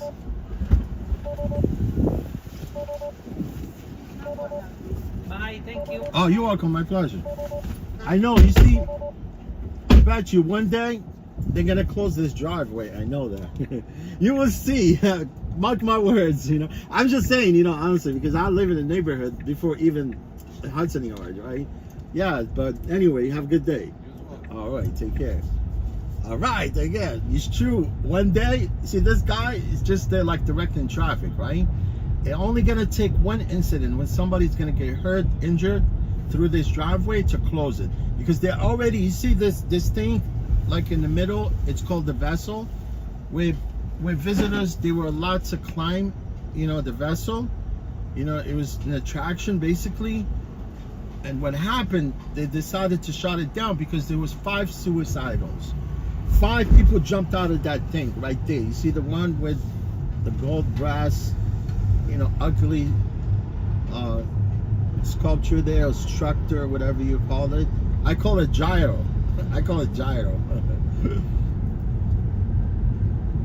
Yeah, and the driveway, it's tight, and you have people here, you know, some of the guys directing traffic, they stop there, don't go here. One day somebody's gonna get killed and say, look man, we're closing that driveway.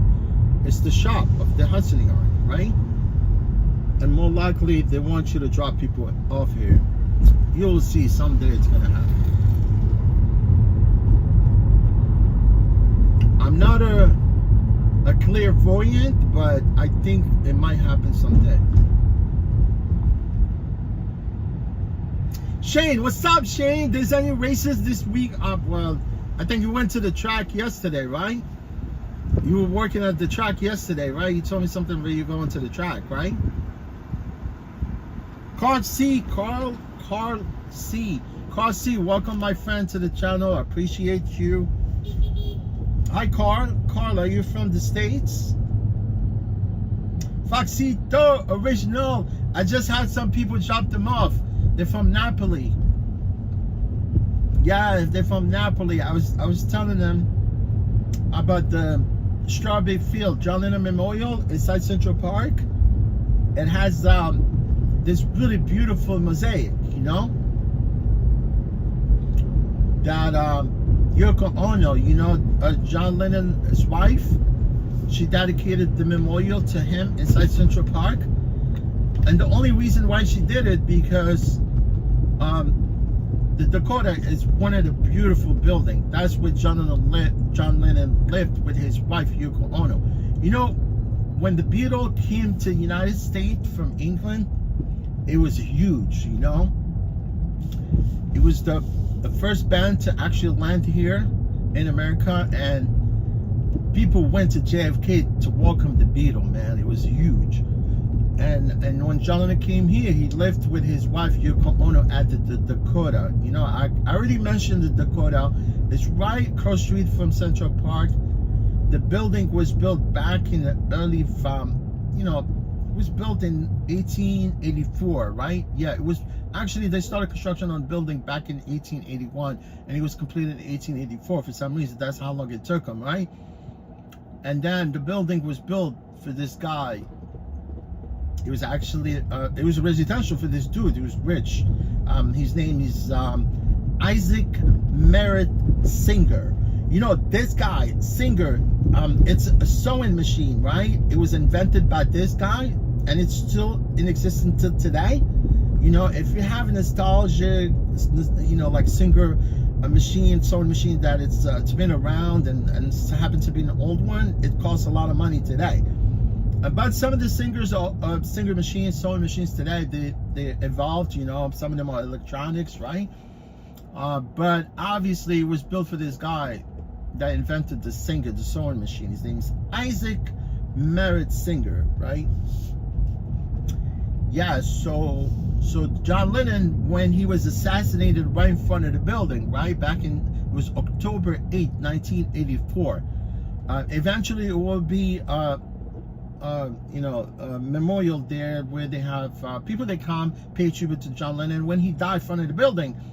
At one point, people, they used to gather right in front of the building. They used to come from all over the world, right? And they used to come pay tribute to John Lennon right in front of the building. And it got really hectic and chaotic because some people that lived there, they were famous, you know? Like Lauren Bacall, John Madden, for the football coach. Also another person lived there. Boris Karloff is a British actor. Maury Povich, he does the show, right? He's married to Connie Chung. She's a reporter.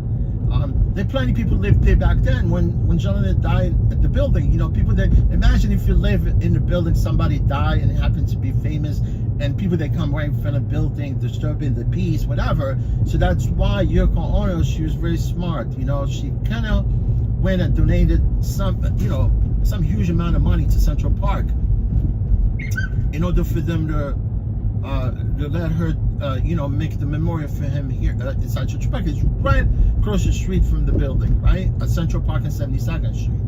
So that way, people stop going to the building to pay tribute to John Lennon, and they go inside Central Park to the memorial instead. You know, so it was a good move from her to do that. But yeah, and like I said, you know, these Italian people that were in my car, I was trying to dodge their question. You know, the guy in front of me.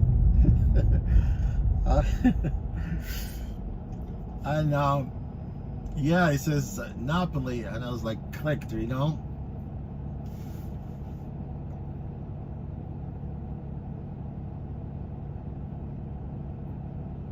Oh, Shane, you got speed bumps? Same thing, man. You know, we never had these speed bumps here before, man, you know. And those speed bumps, they, you know, useless. You know what I'm talking about? They just destroy cars. And sometimes I don't even, like nighttime, it's hard to see the speed bumps. Unless if they have like, it's marked, right? It says a speed bump, it says bump, right? Before. And then you could push it and slow down. But like sometimes nighttime, you could be like driving and all of a sudden you hit one, and they basically, all they do, they don't really save lives. They just destroy cars. You see what I'm talking about? You know how many times I took out my the mud shield, you know, like it's under the car. Usually I like to have that, the cover, that cover the engine from the bottom of the car. You know, mine, it's plastic. Some of them are metal, whatever, but my car, it's plastic. So many times I shit off that thing and I have to replace it. I have like some of these parts for my car, like every time something broke, I replace it right away.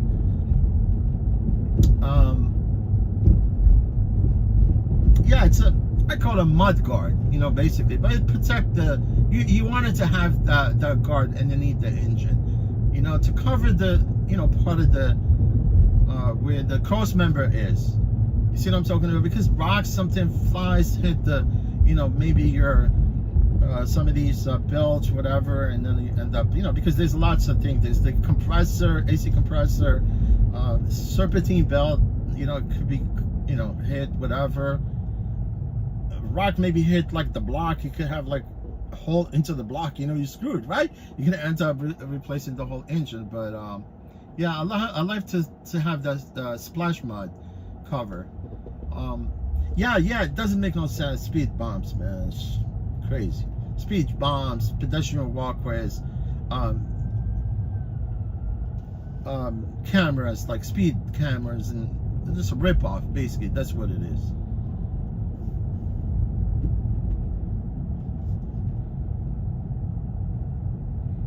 People got it anyway, right? After the bump, after the speed bump, right? Well, at least, honestly, Shane, if you could see it, you could prepare for it. You know what I'm talking about? But if all of a sudden it comes out at you fast, you don't have no way of avoiding it. And it happened to me, I could care less if it happened, while I was driving by myself. But usually, you have people in the car, and all of a sudden you hit it, and you can see clearly they get pissed off. They think it's your fault. You know what I'm talking about? Just hold on, put your seatbelt on. You don't know what's going to happen, because, being in the car, you're signing your life away. It's true, because that's what the rideshare apps and all of them, they have you sign all these term of service. We all do that, man. Sometimes they throw at you that term of service and you can't read it. You're just signing up your life. You know what I'm talking about? Signing up your life away. So yeah, I mean, Shane, what's going on, man? How you been? Everything good? Colorado Spring? Yeah, man, I was somewhere in Colorado. But I think all the states are deteriorating recently, man. There's so many things going on. People fed up.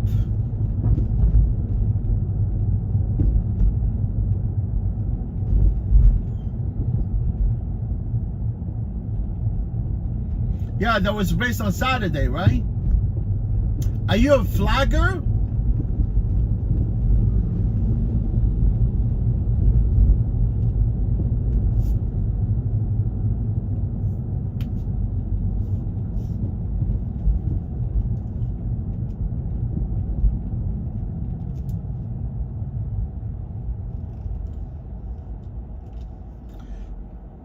Sometime I used to work at the track upstate, as a flagger. I swear.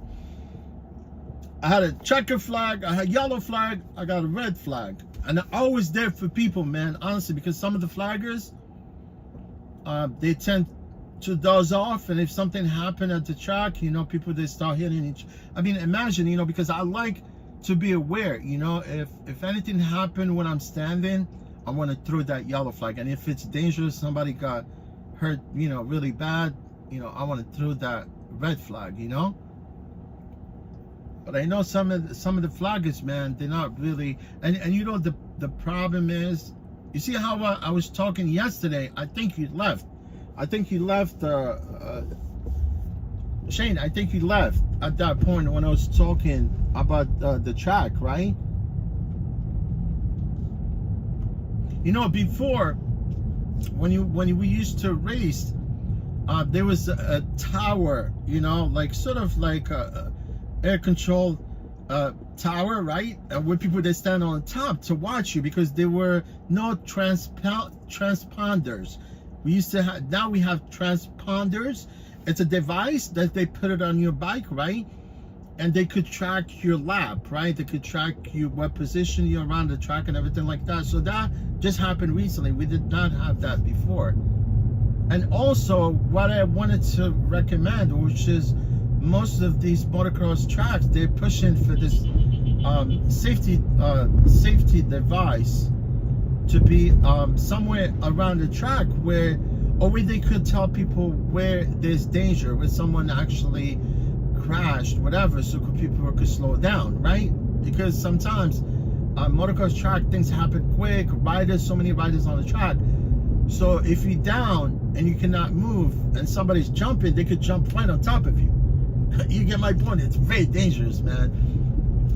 And what I was, which most people, not only me, because I'm more likely to think they need some kind of control device, like audio control device, where you could actually talk to the racers, through the helmet, because this already happened, like if you go, I mean, look, you're at the late model track, and most of these guys, they do have intercoms through their helmet. I'm sure, definitely, unless if the track is old and they don't have something. But most of the spotters, at the track, they do have all these Bluetooth devices. They could actually converse with the with the driver, right, while going around the track, because NASCAR late models, midget, you gotta have spotter, man. If you don't have spotter, I don't think you can finish a race. So it would be nice if they integrated this safety thing, when it comes to motocross also, but it seems like motocross is still way behind, although dirt bike riding and motocross didn't start here in America until the early 1970s, because dirt bike riding and motocross racing started in Europe, and it worked its way here to America. But American riders, they become good at it, right? Because they they really could beat any of these European riders. But European riders, they're good at the Grand Prix, which is their own tracks overseas, right? But there is a race that's gonna take place. I think this year will be either in Belgium or France, I think. Where it's called the Motocross des Nations, where they have to pick 3 riders from each country, right? And they compete, and they can see who actually win this prestigious trophy. You know what I'm talking about? So, but it's amazing. The United States won like almost 13 or 14, 15 of these Motocross des Nations championship, you know, and the trophy it's here in America, right? So usually when any nation wins that race, that trophy stays with them. You see what I'm talking about? So United States actually won 10 consecutive years until COVID came and everything stopped at that point, you know. And the United States did not want it to go compete overseas during COVID. But the last race actually took place here in America, where the United States won. So this year it's overseas.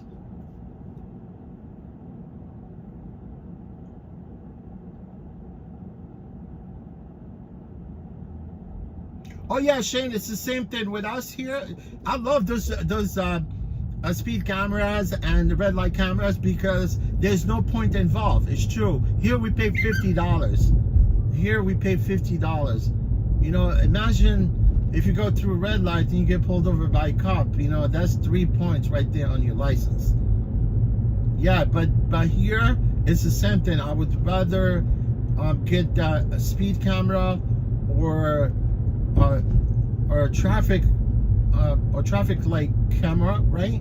But I don't want to get pulled over by the cops, because obviously you get ticketed by the cops and then you have to go to court, contest the ticket, and more likely you're not gonna win. You know, because I remember back in the days, you know, when I drove these yellow cabs, right? I was in my early 20s, right? You know, back then, honestly, we used to get a ticket, and then as soon as you postpone the ticket, right? Because they give you like 3 times you can postpone your ticket, and even they give you the 3rd time if you wanted to postpone it, and you could drag that ticket for like 4 or 3 years, whatever, until, you know, you have to face the cop, right? Yeah, you could postpone it 3 times, and the 3rd time they ask you to post bond like $40, right? And then they give you another date.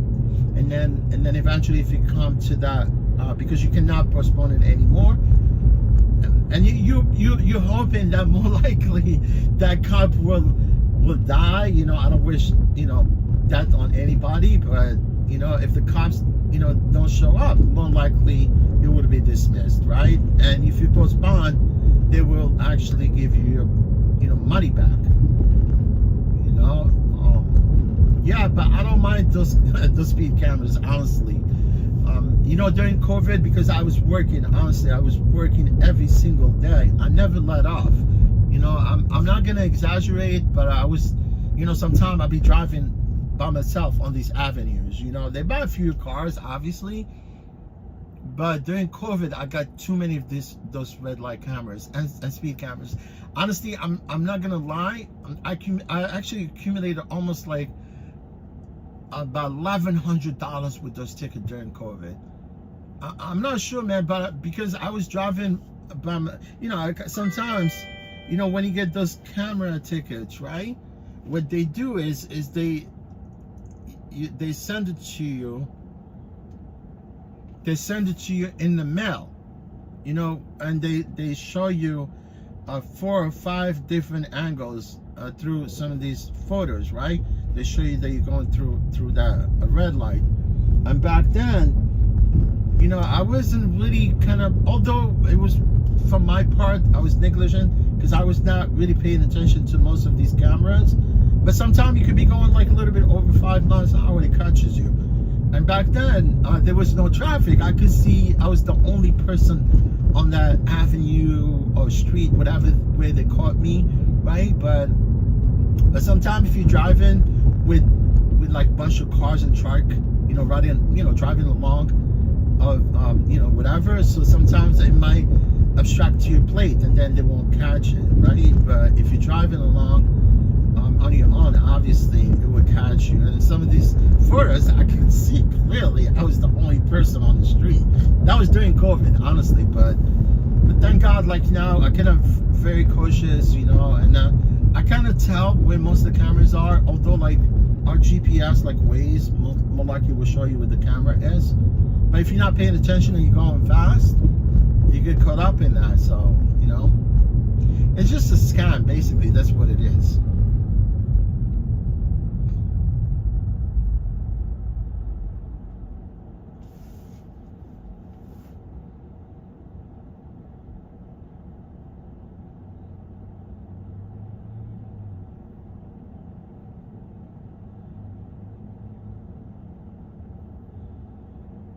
Yeah, Shane, I hope that will transition to motocross, because there's no such a thing. There's no two-way radios and things like that.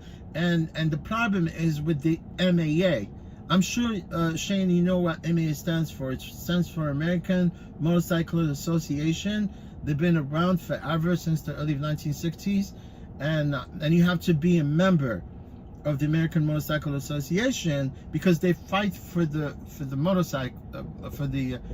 motorcyclist, right? And it's really nice to be a part member. And obviously, I've been with them for so long as a member that I'm a charter member. That means I don't pay for. Because you know, when you hit certain years with the MAA, that means you don't pay the membership. You're set for life. You get my point? Yeah. So like I said, MAA, they have their own rule books, you know, and there's certain things you cannot do, especially when it comes to like nationals, right? And obviously on a regional level where we race, also those rules apply. You know what I'm talking about? But like I said, the only thing I see so far, even on the national level, on the regional level, is the transponders. You know, this little device, you know, that when you sign up, you know, for your classes, they give you the transponder, right? And you have to return it back after the race. So the transponder, basically, it tracks you around the track, what position you're in. And it's easy for them, especially having, you know, to kind of control the whole race from the tower. I just wish that, you know, all this technology from car racing transition to motocross to make it safer, you know, because motocross, it's a very dangerous sport, man. I could tell you this, no joke.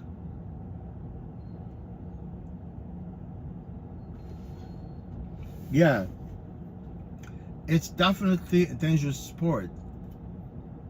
That's why, man, you know, like throughout the time that I go to races and stuff, you know, like usually when I go to races, I'm really kind of careful a little bit, you know, because I want to make it back the next day to come and work.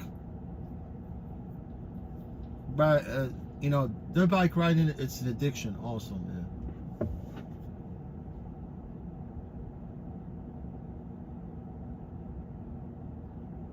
Yeah, Shane, look, I'm telling you the truth, man. Like throughout that COVID, that's how much ticket actually, that's almost $1,100. I'm not lying, man, I swear to God. Because I was getting a ticket, right? But during COVID, during that 3 years, because that's how I accumulated all those tickets throughout all COVID, throughout 3 years. You see what I'm talking about? And back then, it was okay not to pay it because they were suspending all these traffic ticket violation, movie violations, all this, you know, that means you don't have to pay anything. Even some people, they were driving without registration, without insurance. Everything was closed. You cannot walk into places, you know. Look, look, the horse-drawn carriages right here. Horse carriage saves your marriage. Yeah, you know, the city, they trying to get rid of the horse-drawn carriages, you know. You know, you got these environmental people, you know, they basically want to get rid of the horses.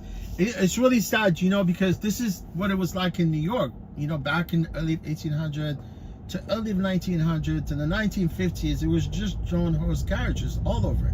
You know, even though back in the early 1800s, through that first wave of immigration, you know, people that lived here in New York, they lived in the lower part of Manhattan, you know, and it was pretty much, there were about from 50 to 80,000 of these new migration that came in through Ellis Island, and they lived in the lower part of Manhattan. And back then, there was no water, there were no sewer systems, there were no electricity. It was very nasty, man. You know, if you want to know what it's like, what it was like back then, watch the movie called The Gangs of New York. You know, Cameron Diaz and Leonardo DiCaprio and Day Lewis is a British actor. He's awesome, man. It was in the movie, right? So that movie, although it was actually an early version of The Gangs of New York, but if you watch that movie, it will tell you exactly what New York was like back then. You know what I'm saying? So look at this guy. He's walking all over. Yeah, man. So drawn horse carriages, I think they should stay around. But what I actually see myself is these horses, they get spooked. And they end up running, you know, from the, you know, within the traffic. Some of them actually, they get heat exhaustion from the extreme heat. Some of them actually, seen some of the horses, they die along Central Park. They even actually, what they did is because along Central Park South, that's where the horse-drawn carriage, they used to queue for people to come, actually, to take them around Central Park. So, and it was so much like manure everywhere. It was stink along the Central Park, right there with the resident part of the southern part of the park, right? So what they did is actually they moved the horses from the street into the park. So now you don't see them outside. You see them. If you want to take a horse-drawn carriage ride, you need to go inside Central Park. You get my point? You need to go inside Central Park.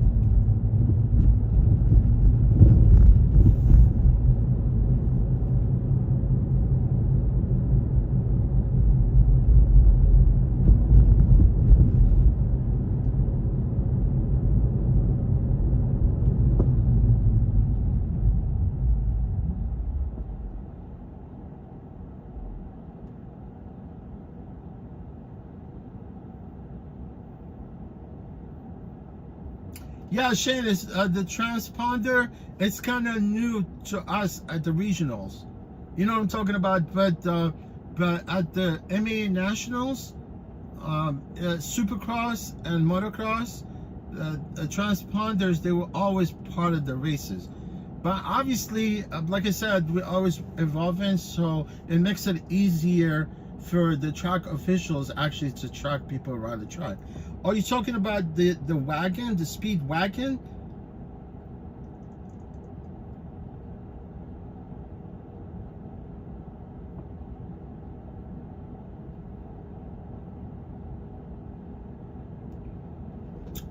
Yeah, Shane. The only thing I know that some of the police cruisers, right? They have these radars in the back of the car. You could see them. You know what I'm talking about?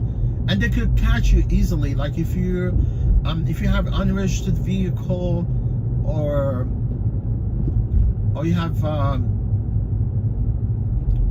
they could actually really kind of scan. It'll scan while this, you know, the police cruiser is driving along the street, whatever. They could literally detect, you know, if the car is unregistered or something wrong with the car.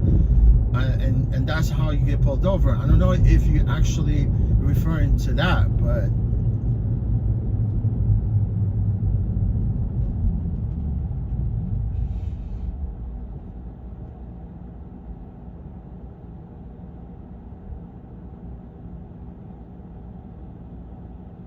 Oh, Shane, nice. You know, because horse drawn carriages, like I said, you know, it's been part of the city from the beginning of you know, the inception of this country, right? I mean, look, you go to some places, North America, you know, people still live the way of life, you know, with horses, you know, especially if you live in places where, like, if you go to Montana, Wyoming, North Dakota, I mean, it's really beautiful out there, man. Especially if you live in some part of these farms, you know. I mean, honestly, I would definitely want to move out of someplace like that, you know, once I retire. Just like be out on wide open, live off land, live off grid. It's really not bad.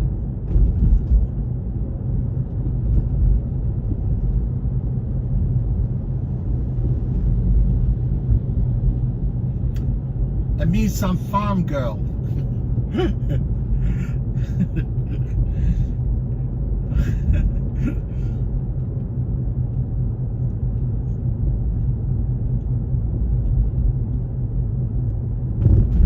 Farm girls that's never been touched before. You get my point, Shane?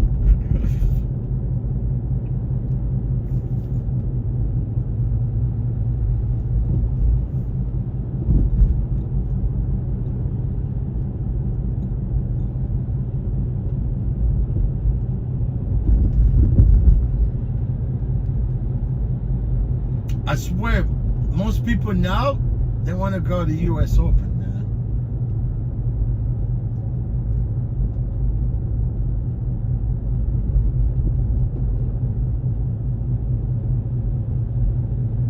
Oh, Shane, I think yesterday you left. You said something about that you've been working with this guy on his late model for like 15 years.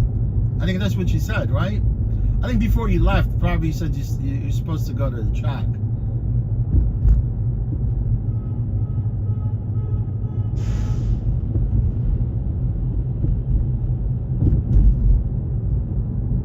Yeah, as a matter of fact, you know, those tickets that I received, I settled actually with the they call them Department of Finance. Those are the one that where you basically, when you submit the ticket payment, you submit it to the finance. It's called Department of Finance, right? Yeah. So those are the one they conduct all these. You know, if you want to contest the ticket, you go there, you know, to actually fight it, right? That's what it's called, Department of Finance. If you ask me, I would say it's part of Department of Transportation, right? But where they process all the tickets. If you want to dispute parking ticket, you go to Department of Finance, downtown Manhattan, 66 John Street. And now they don't want you to go straight and contest the ticket. Now they want you to actually schedule an appointment to actually go and see those administrative judges that could actually, you know, you sit down and if you have evidence, whatever, that you might want to present to those administrative judges, you know, for them to dismiss your ticket. But you know, administrative judges, they work for Department of Finance. You could sit there, talk all you want, they will hit you with that fine. They find you guilty and just send you with your tail between your legs. And then they have you pay for that. You know what I'm talking about? But I've dismissed some ticket before, but I have to have solid evidence or proof that you want to get your ticket dismissed. But Department of Finance, they settle with me. You know, instead of paying them, they actually I paid them. Yeah, they settled with me for 40%. So I only paid like around $700 or some change. I mean, $600. Yeah, say almost 50%. That's what they settled with me for.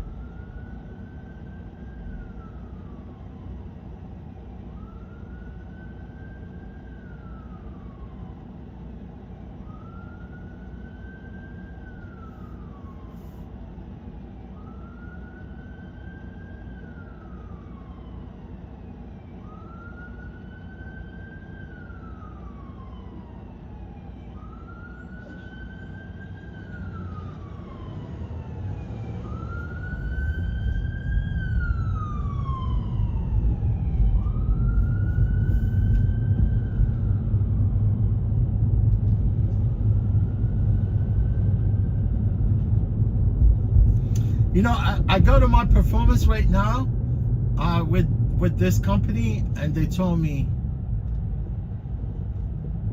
I have, you know, it's been always like that because look, I'm very consistent driving, man, you know. But what I see sometimes with some of these trips through this app, it doesn't make no sense. You know, you have to travel long distance to go pick someone up. Like for instance, right now, you know, because the one of the craziest parade ever that takes place within the, you know, like at the end of the season right now, you don't want to be around that thing. And there's US Open, man, which I don't want to go near that place. So I know I'm rejecting some of the trips, but I could clearly, they told me my yeah, they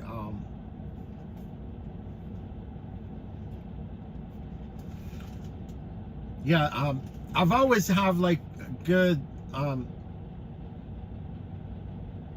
I was now they told me your performance status is downgraded to warning. I'm always in good standing, you know, because when I go to my performance, it's always green, right? It's just good standing, right? But since I've been rejecting this ride from like Friday, I think from last week till this week, I mean, obviously, I would more likely to expect for them to actually reach out and tell me why you're. Look, people waiting here for a bagel, a long line. What's so special about this bagel? Look at this. I don't know what's so special about this bagel here. And if you go buy a bagel there, you know, asking for lox, they charge you like $20 for lox. Man, I could go to supermarket, buy me lox, buy me peppers, right, and cream cheese, and I like my lox with cucumber, right? And it's gonna cost me only maybe $8, you know, to buy all these and buy some bagel and make a ton of lox, right? But here in the city, man, they charge you like freaking $20 for a bagel. Yeah, my performance, it says performance status downgrade to warning. It's just bullshit. They know I'm good driving, man.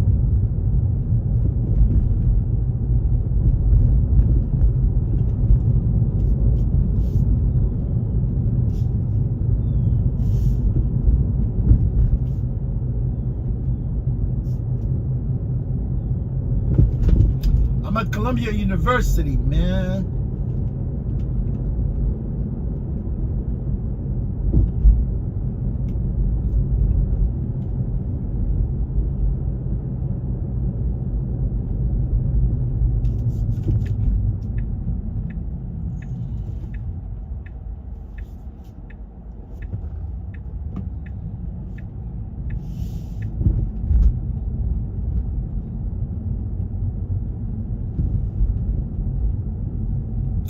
You know, honestly, I was gonna call off today, right?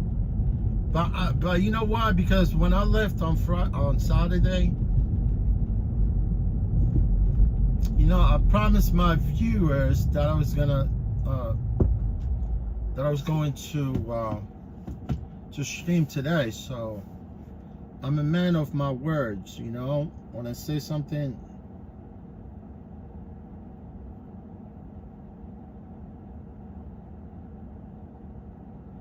Paolo, my friend, how are you today? Paolo, how you been?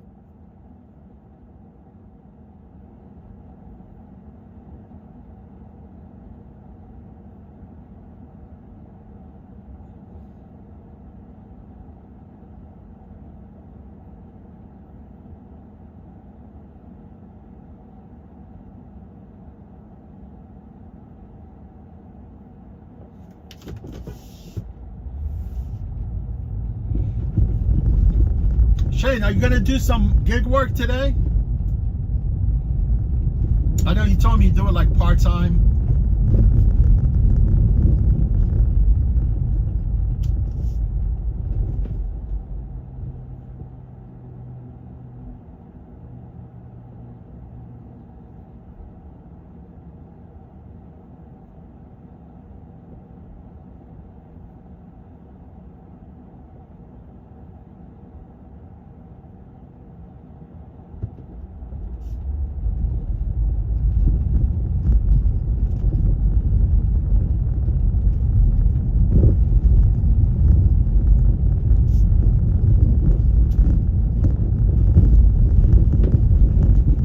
man, they're doing a repavement here. You know, the only reason I came this way, I mean, I just came up this way, right? I never realized that I could just want to come to Riverside Drive. Riverside Drive is nice down here too. It's part of Columbia University.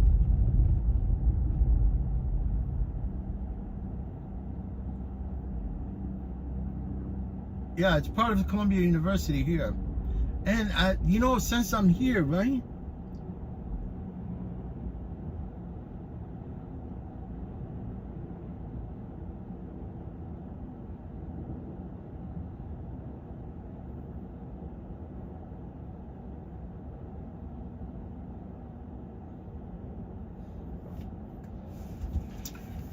Yeah, Columbia University, man. There's the dorms here. The campus is on the other side. Man, it's crazy. Before, you know, used to walk right through Columbia University. Anybody, even if you're not students, man.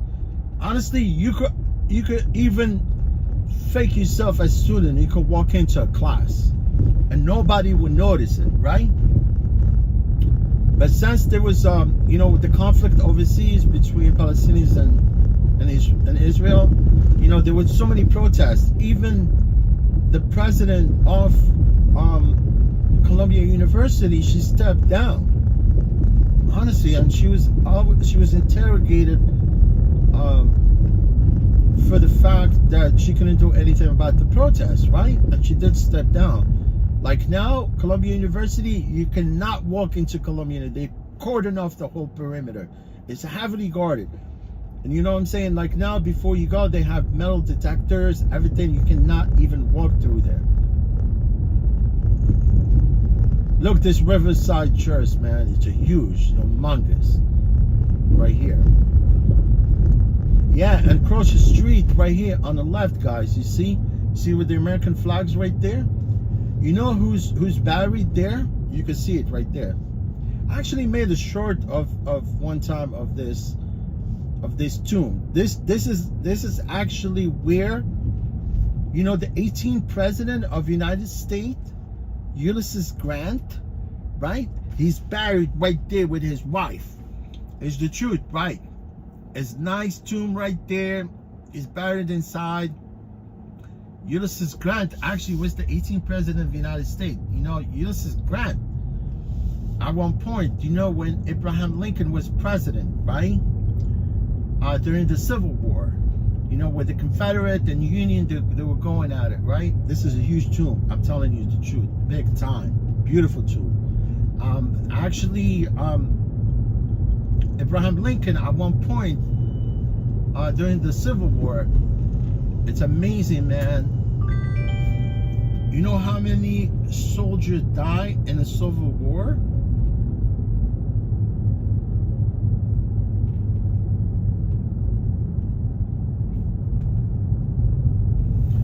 Yeah, 800,000 soldiers between the Confederate and the what do you call them? Between the Confederate and the Union, right? And honestly, at that point, you know, Ulysses Grant, at the end of the war, they were still fighting each other, right? Ulysses Grant decided to hire, no, Abraham Lincoln was actually going through some illness. He was sick. The war was going nowhere. And this is American fighting Americans, right? And Abraham Lincoln decided to hire Ulysses Grant as his general. And it's amazing, at the end of that war, you know, sort of Ulysses Grant has really had good strategy for the war, and where they wound up defeating the Confederate. Yes. And that's how the war ended at one point, right? But it was bloody war, man. I honestly, 1 million soldiers almost died in that Civil War. It was just between Americans.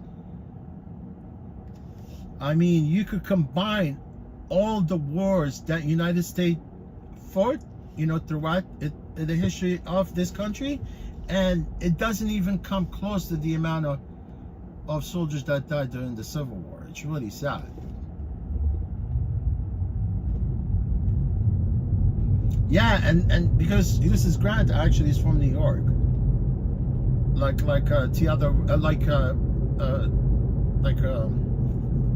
Franklin Roosevelt.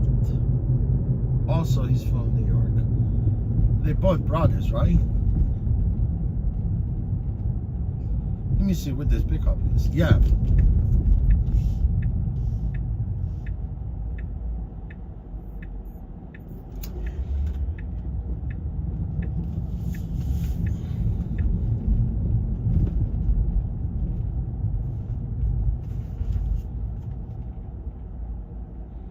Yeah, I'm picking up from here, from Washington Heights. Washington Heights?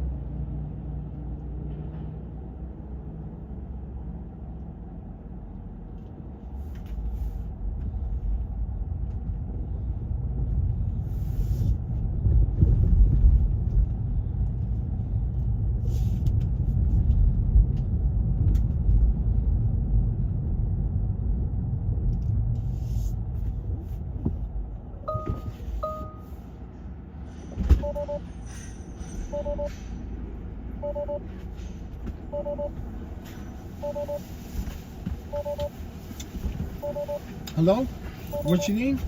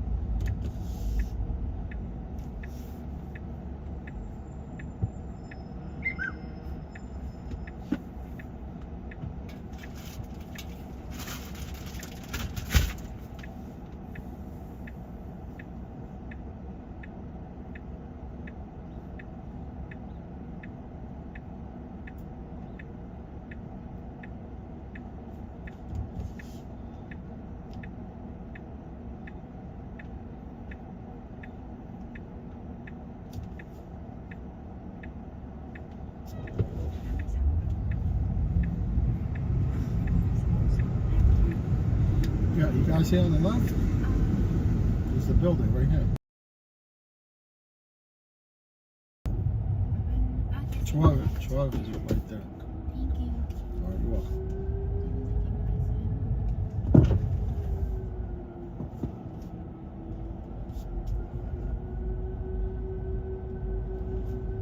There you go, this is 12 right there. Thank you. You're welcome. There you go. You want me to move up a little bit? Hold on, because we're close to that car, so. There you go. Thank you. You're welcome. You're welcome.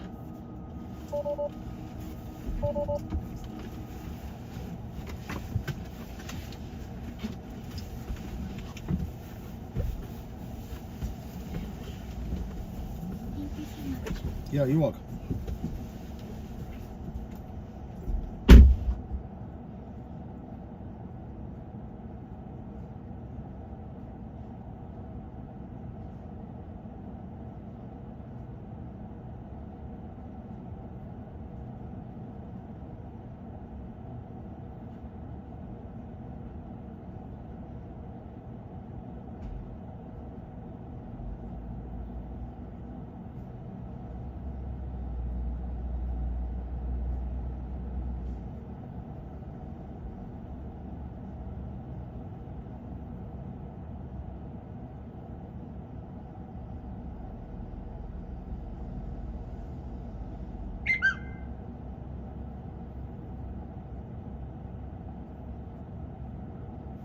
Yes, I'm in Dykeman right now.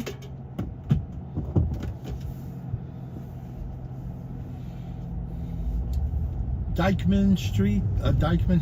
Dykeman.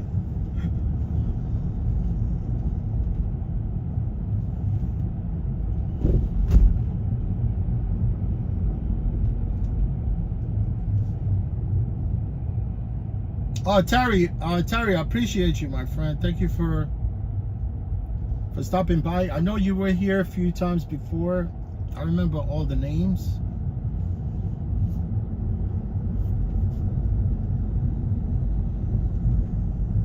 Terry, are you from New York? Are you from the States?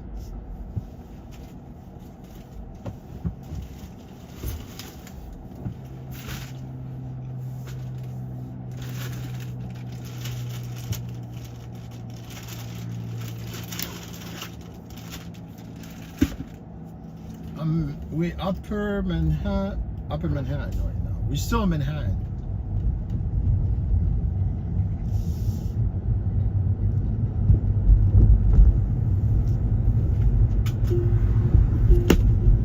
People might think this is the Bronx, but it's not.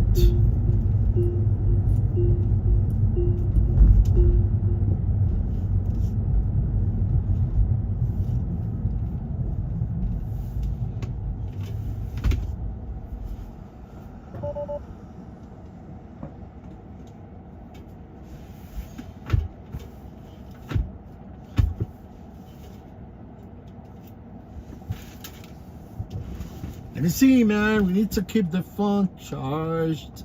My phone is like 10 miles away from where I'm sitting, you know?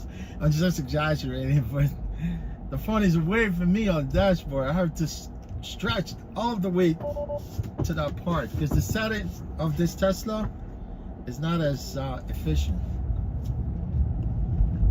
as comfortable, you know?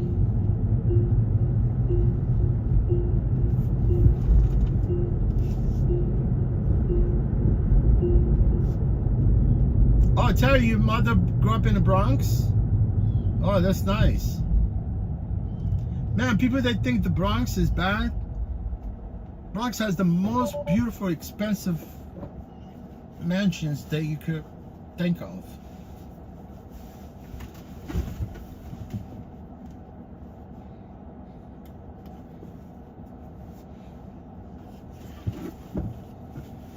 Except South Bronx. South Bronx can be really bad.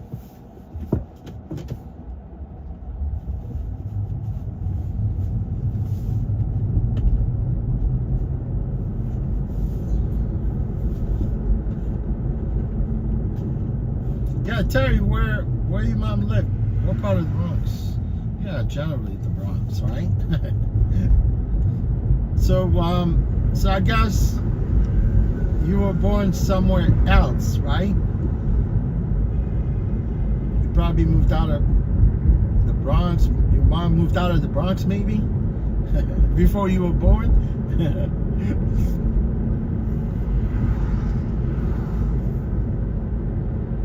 Thank you guys for being here. I appreciate you guys.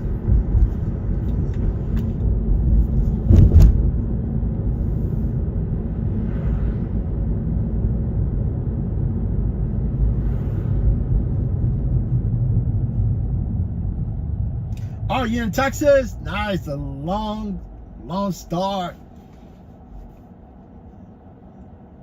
Where are you in? Houston, Austin, Dallas, Paris, Texas, Tyler, Texas, Corpus Christi. Corpus Christi must be nice. Like along the Gulf of Mexico.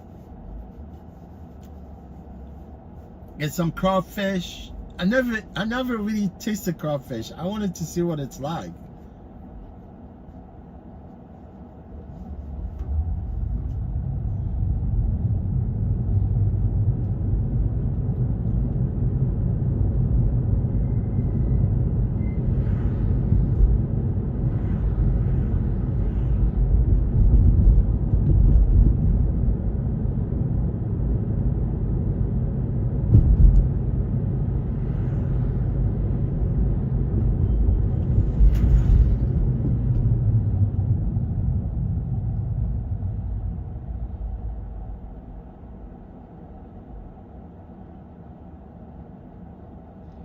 Yeah, I see. I figured that out. Yeah, I figured maybe. Yeah.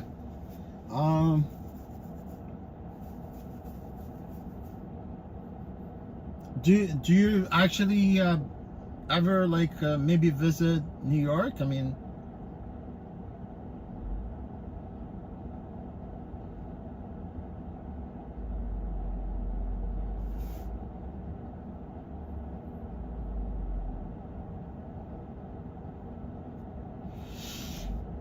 Oh, your mom met your dad was leaving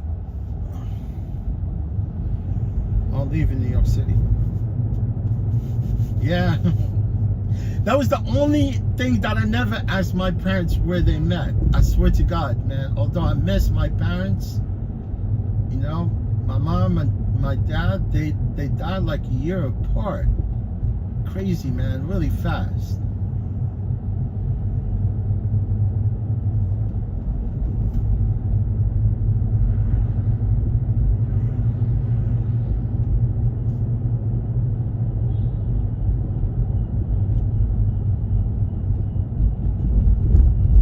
Okay, between Dallas and Houston?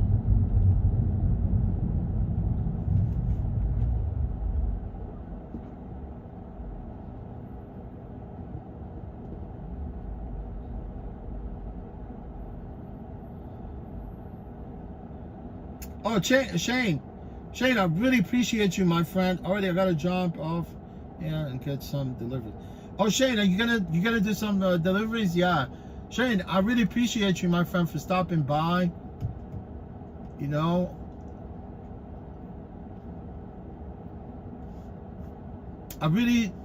maybe I want to go. I've never been to like late models. A track, you know, it's really short track, you know, and those guys, they fast, man. Imagine you going sideways on that short track like that. You know, I like midget also.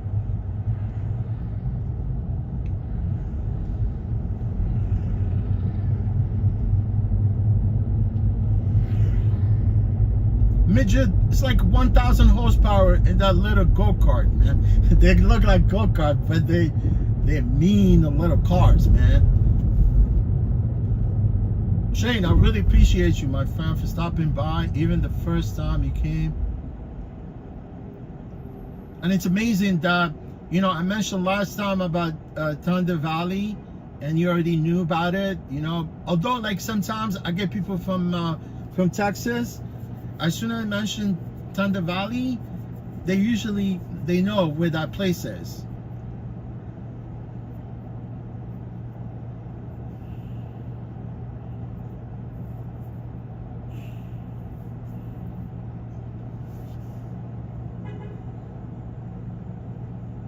How close to Tyler? I mentioned Tyler. Tyler, Texas. Is it quiet in Tyler?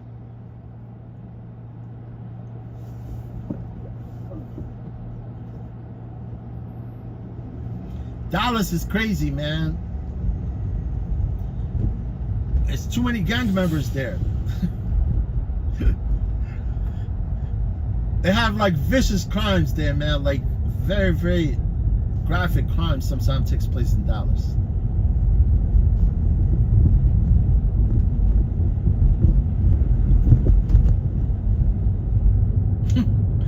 I just like mentioned Tyler, Texas, Paris, Texas.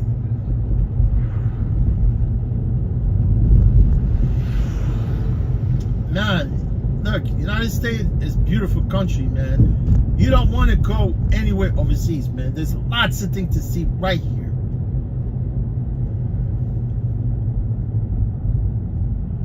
How do you say Tyler, right? Tyler, Texas.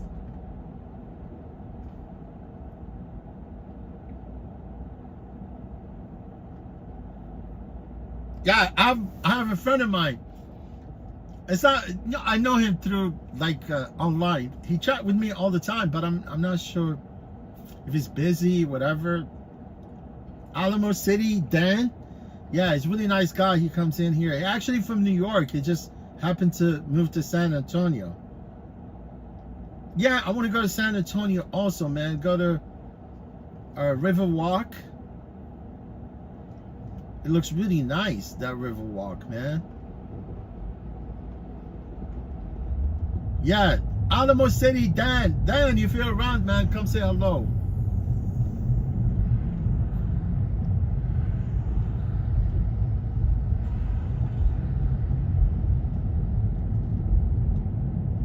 And we got you, Monroe. We got you, Monroe, man. We got you, Monroe. I don't know where Monroe is, man.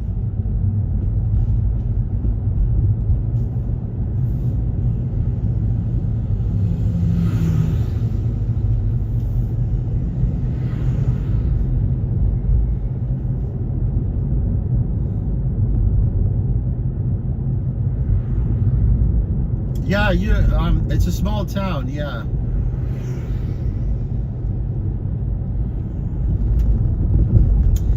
It's true there's a lot of carjacking in Tyler, Texas. I don't know, I mean, it is true because I've heard there's a lot of carjacking over there. Do people drive like expensive car in Tyler?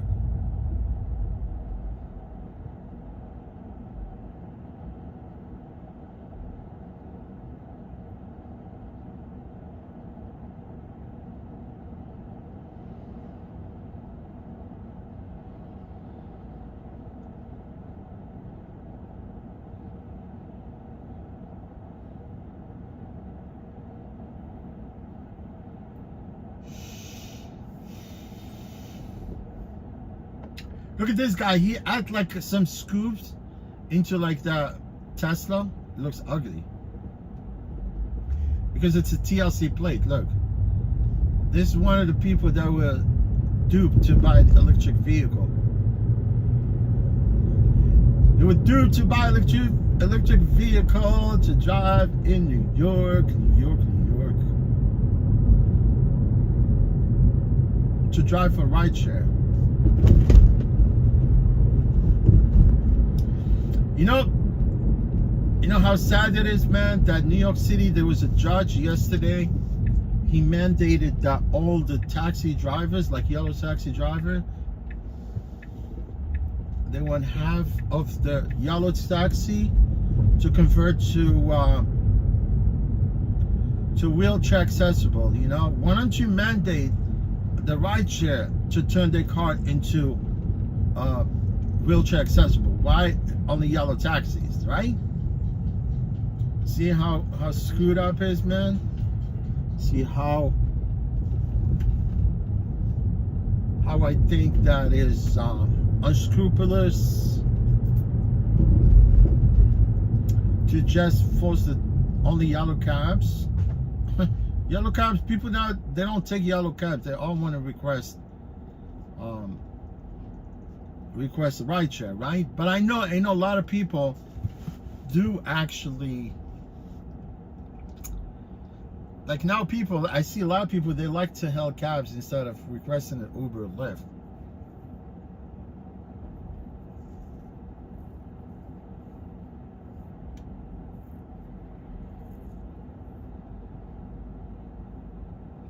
You know, if I didn't have my plate, I know it's desperate to buy a plate. I mean, I was desperate for a plate because TLC here in New York, like you guys know, I'm talking specifically people that actually work rideshare, or maybe some people are watching, you know, they don't know anything about our market, because in New York, you cannot get a license plate in order for you to use it to actually be able to work for Uber or Lyft, right? You can rent a vehicle that is already equipped with a plate. I have a plate. I'm grandfathered into a plate since the inception of Uber in New York City, right? And I have my car, right? But if I were desperate to get a plate, because now the only way you could get a license plate to use it, to be able to get on Uber platform with your own vehicle, is if you buy a wheelchair accessible car, right? And if I'm desperate to get a plate, I'll go get a wheelchair accessible car, you know what I'm saying? And then it's okay for me. I don't really mind picking up disabled people. See, this is the problem with most drivers, because they don't want us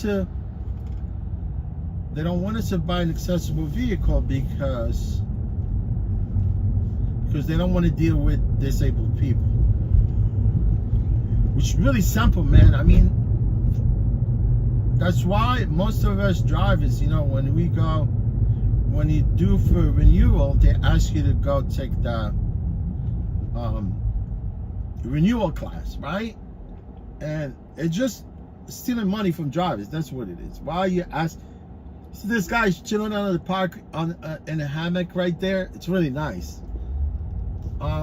Yeah, they ask you to check this class every renewal, and part of the class is the wheel accessible class, right? They show you how to strap people in the vehicle.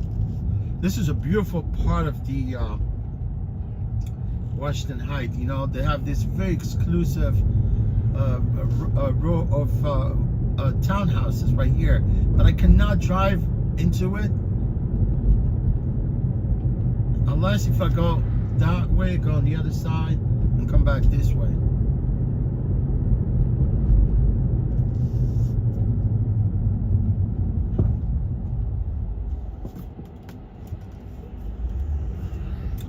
Yeah, man. So if you desperately want to play, go get an accessible, wheelchair accessible vehicle, right? Equip your car, fit your car.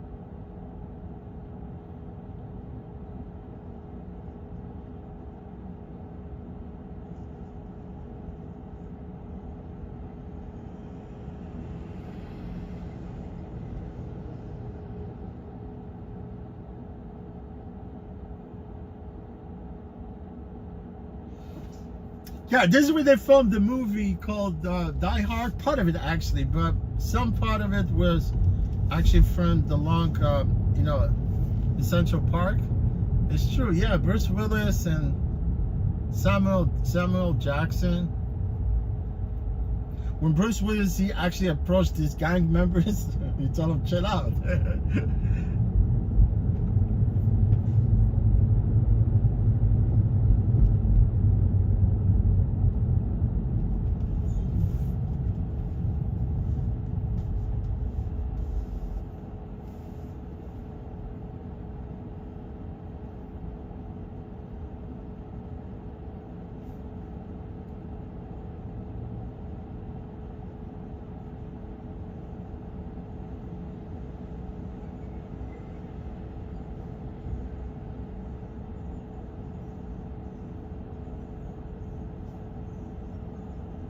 You know that Texas wants to secede from the states? They want to be their own country within the states? I don't think it's ever going to happen, man.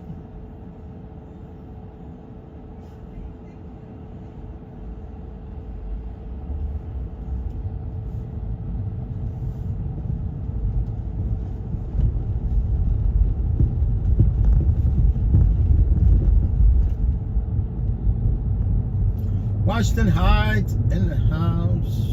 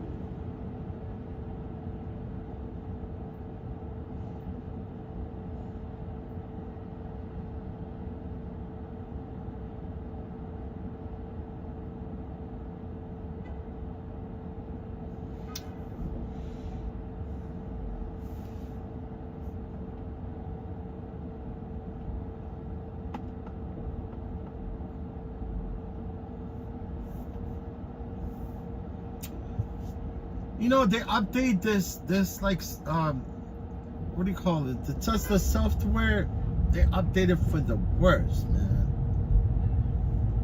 You know, I can see right now this car was updated recently. All the, you know, the layout, everything, it's all different. And you know, it's complicated. Even though like now there's certain things that you cannot even see.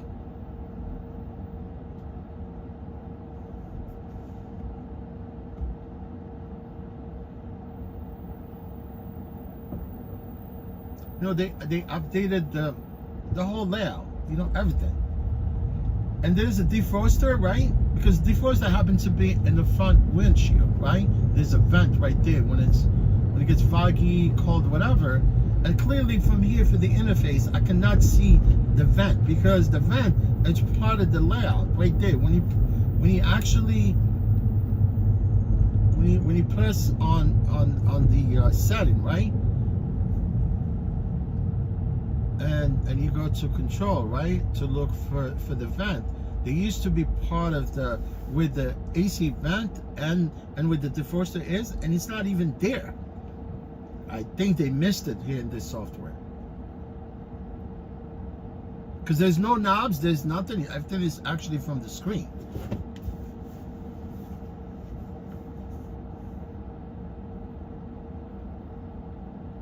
I noticed it at the beginning when I started my shift. I noticed it.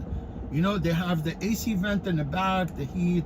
Also, I could see it from here, right? I could activate the vent from the back. I could activate the you know, like the vent, you know, right, you know, where the dashboard is, although there's no dashboard. But clearly, I don't see the defroster vent.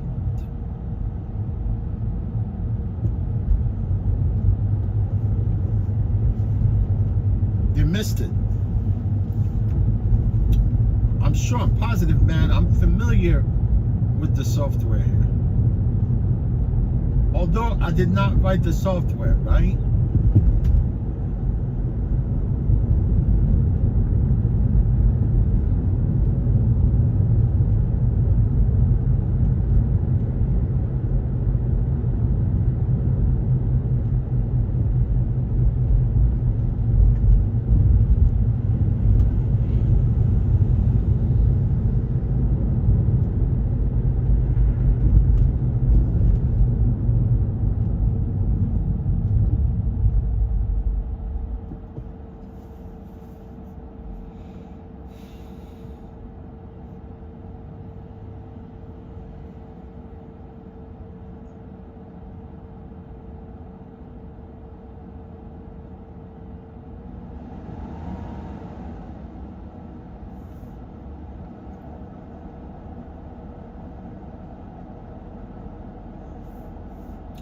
Man, something isn't right here, man. I'm telling you.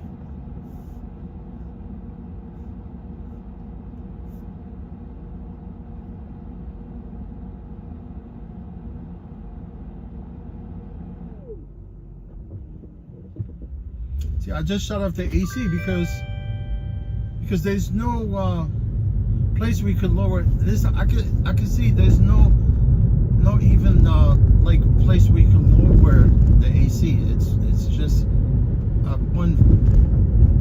It's actually at one volume. You know, like you could lower it, but the only thing you could do is shut it off.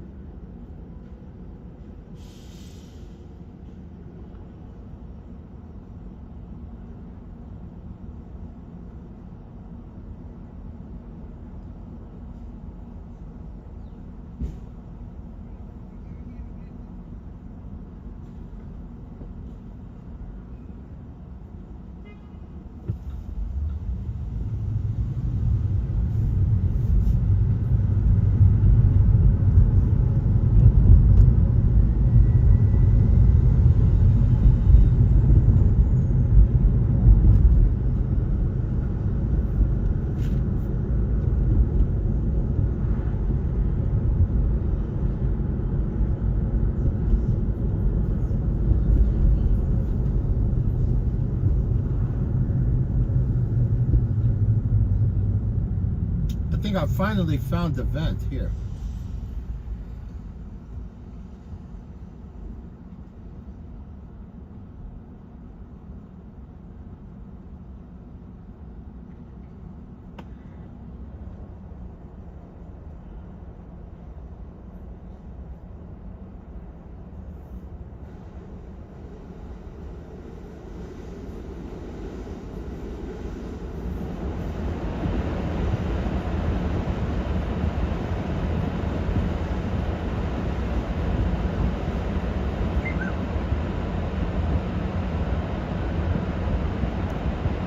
Yeah, I found it.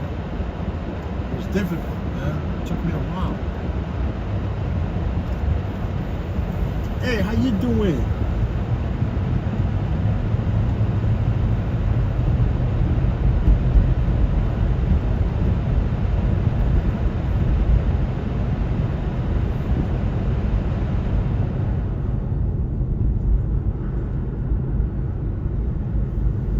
Yes, yes.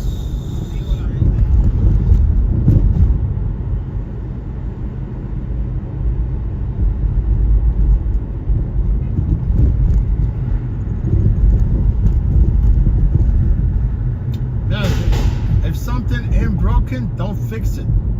You know, the old layout, the software, I went through like 5 or 6 different updates, I swear to God. You know what I'm saying? Since I've been driving Tesla, right? And they update this software to make it difficult to find things.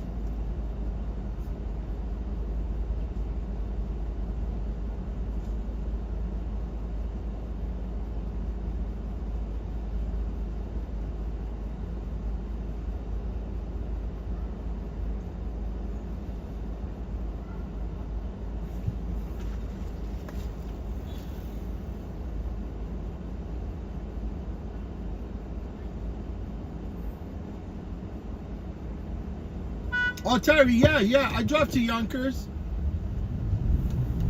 Yeah, it just here with the Revel, with this platform I'm working with, there's a city limit that you cannot, you know, you only could pick up and drop off people with this platform that I'm working with. You know, because this morning I'm working with this company called the Revel.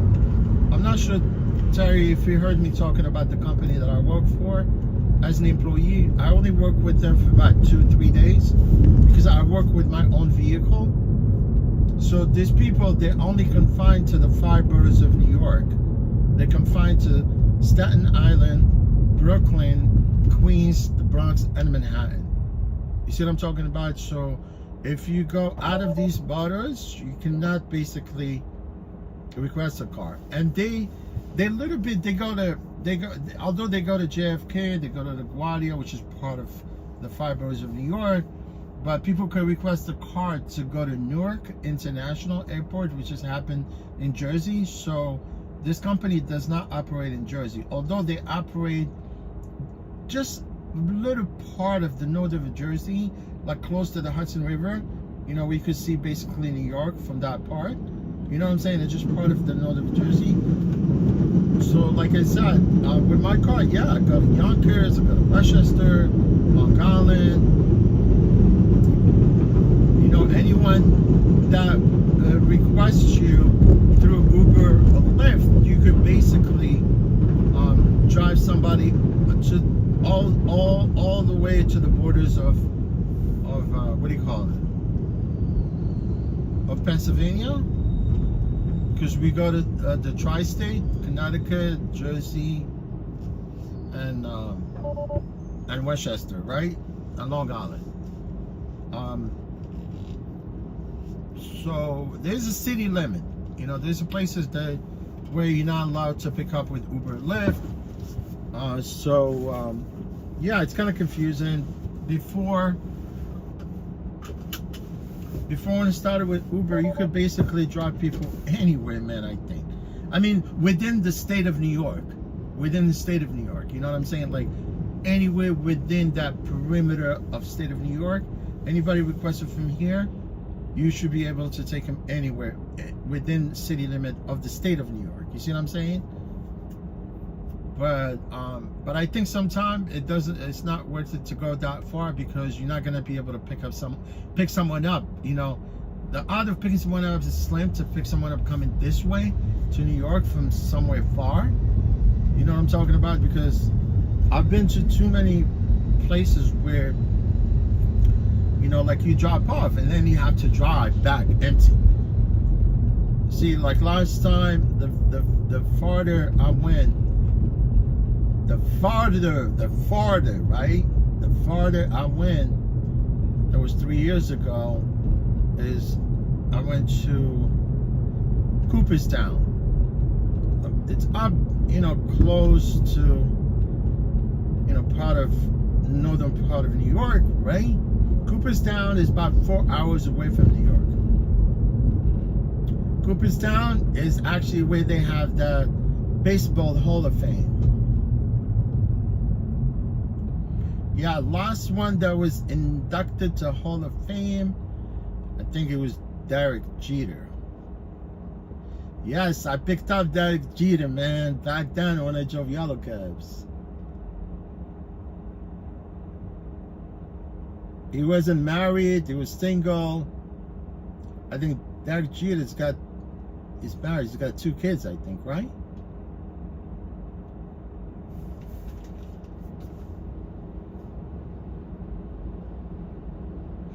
Venezuela, how you doing? Cartier, Venezuela. How you doing, my friend?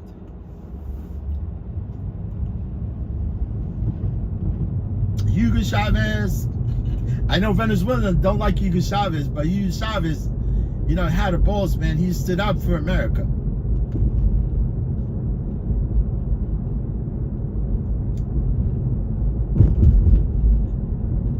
Caracas? Are you from Caracas? No. I feel bad for Venezuelan, man. You know, I know they come to America, they want to look for a better life and things like that. But Venezuela, it's a rich country, man. The oil, man, it's like, you know, honestly, this is the only place where you can find cheap oil is Venezuela.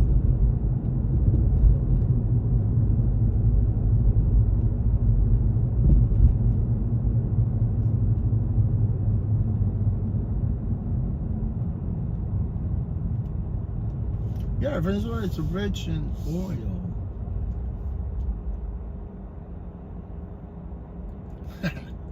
Katia, Venezuela, my friend. How are you? Thank you for stopping by. Appreciate you. Katia, right? Katia, Venezuela. Thank you, my friend. You're very nice. I'm from Caracas. I figured that out. You know, they have really upscale town part of Venezuela, man. It's really nice. I mean, people that have money and they live in developed countries, they live like a life like you could actually even live better life than living here in the States. You know, that's why most people they quit in United States. You know, Americans, they now send their citizenship and they move into other countries. Yeah, but some of them they adopt, some of them they actually end up coming back. Yeah, Caracas, Central South America, it's a beautiful, man. Especially if you go to Costa Rica.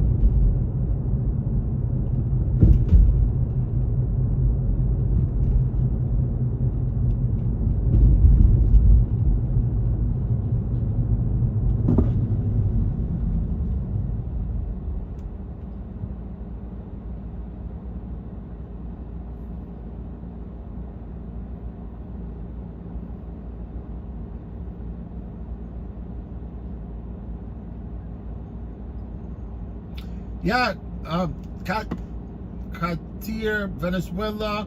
You have a wonderful day, my friend. Thank you, my friend, for being here. Appreciate you.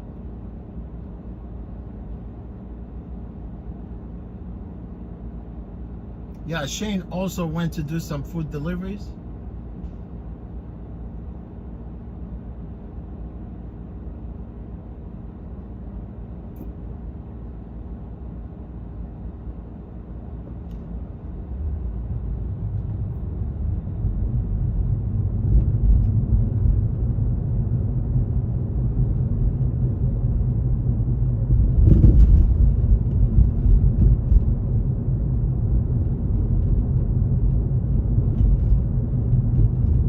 Look, people are still waiting on the bagel right there. Look, unbelievable, man.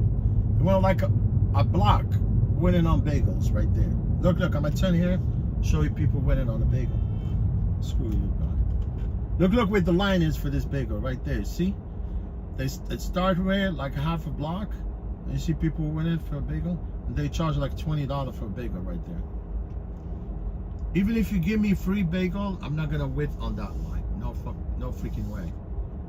See, it's called Absolute Bagel. Absolutely insane. See what it says right here? Absolute Bagel. Absolutely insane. How stupid people are, man.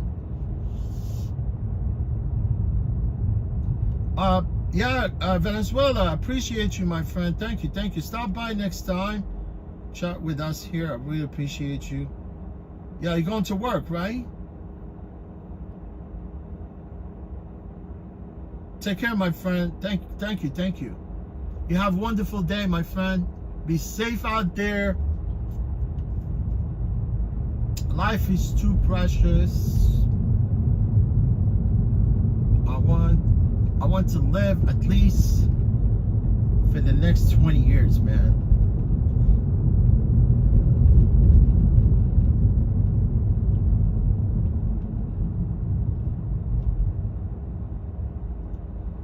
I want to live for another 20 years.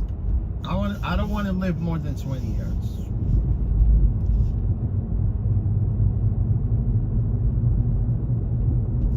And I call it a day. Call it a day so you can go through the fourth stage of dying. You know what I'm talking about?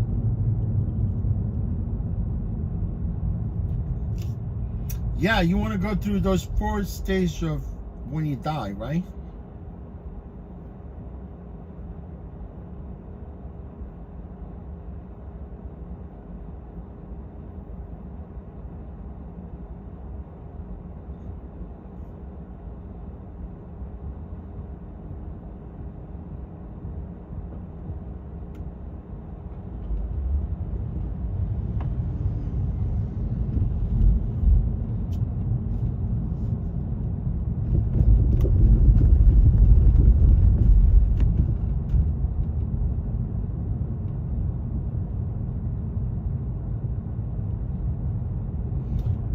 Yeah, man, when he died, you got through 4 stages, right? The beginning, when you die in the second, third, fourth stage. It's called a rigor mortis, right? Rigor mortis, where you join, man, everything's stiff. It's stiff, your body muscle and joints become stiff. You cannot, nobody can actually even carry you at that point in that stage. Everything's stiff. There's muscle, everything, it's gone at that point. And then there was the last stage where you're gone.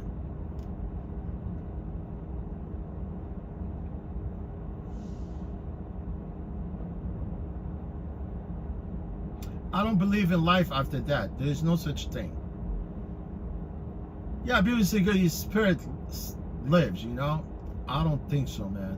You know what I think? Maybe more likely, if you're a nice person, you've never did any sins, which we're all sinful people, right? Yeah, maybe your life will come back in someone else's body. But we human beings, we're horrible, man. I'll tell you the truth.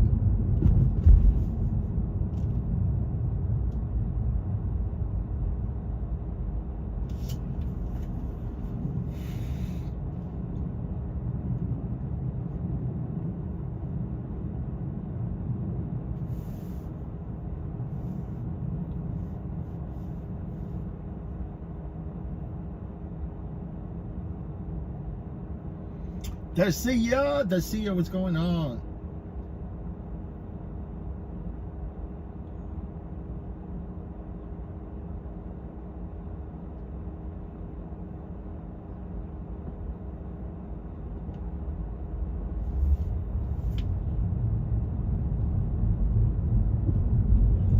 Yeah, tomorrow, man, I'm gonna be perfect, man, so I can bring back my performance, you know? Tomorrow, I need to take every trip, man, I'm telling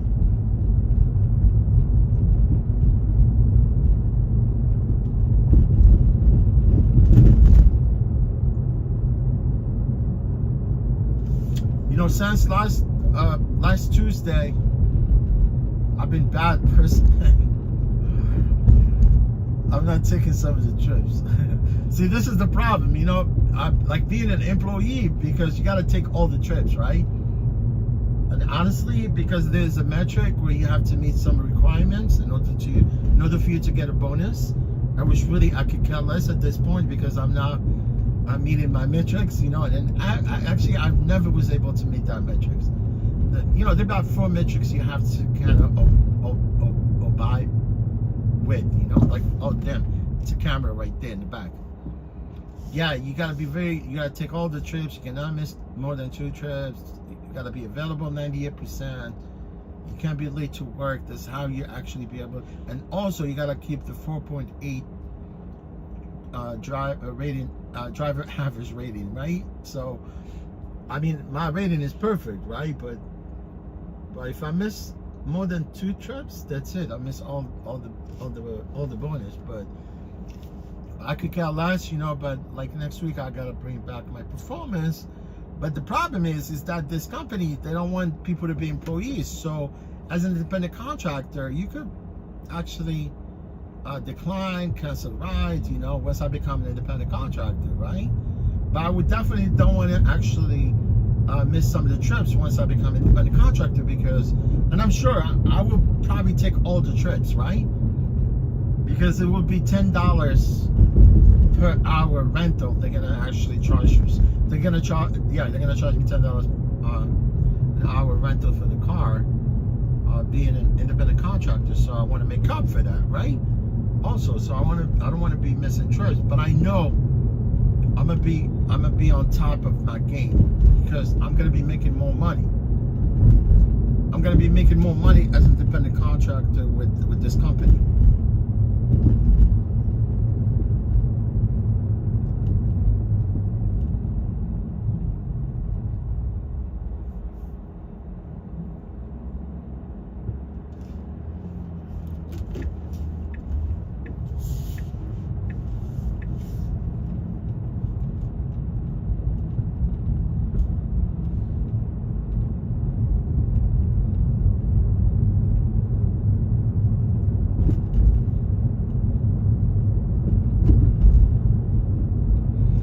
need to go east to pick up this passenger.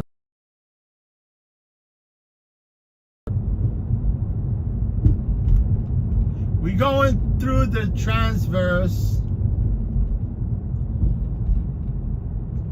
Some people, they call it traverse.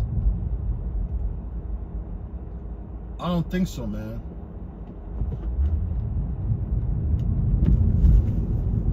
It's a transverse. See, this is transverse going through the park. Oh, little raccoon has got hit by a car. Man, one time I hit a raccoon, I could hear that raccoon crying. Right through the park. Through one of these transverses. I don't remember because there's like 3 transverses inside Central Park, which is really nice. You know, be in the middle, right here, right? And kind of divide east and west. And you know, the perimeter of the park is huge. You know, it's about almost like 2 miles long and 3/4 miles wide, like that, going through the park. And if there wasn't for this transverse, it would have been impossible to actually be able to cross town. You know, you would have to go all the way around, you know, in order for you to go through the park. Like, for instance, if I had to go here, I'm probably more likely, because I'm on 96th Street, right? I'm more likely need to go all the way to 110th Street in order for me to cross town to come this way. So these transverses are really practical, and they put them to use, you know, when they thought about it.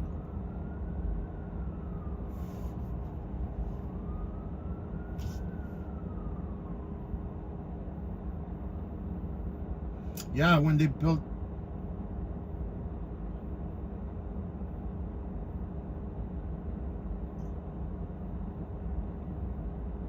I know my phone was buffering at one point when I went through the park, because usually for some reason you go through the park, there's no service. Yeah, all I was talking about the transverse, you know, like you see how I came from west to east, you know, and without these transverses, it would have been impossible to actually cross the park. It would have been a nightmare, you know. You'll have to go all the way around the perimeter of the park. Like, for instance, if I'm here, right, and I was on the west side, in order for me to come here, we need to have to go all the way 110, go around, come this way down 5th, and turn left, right? And because of the transverse, is one way through the park.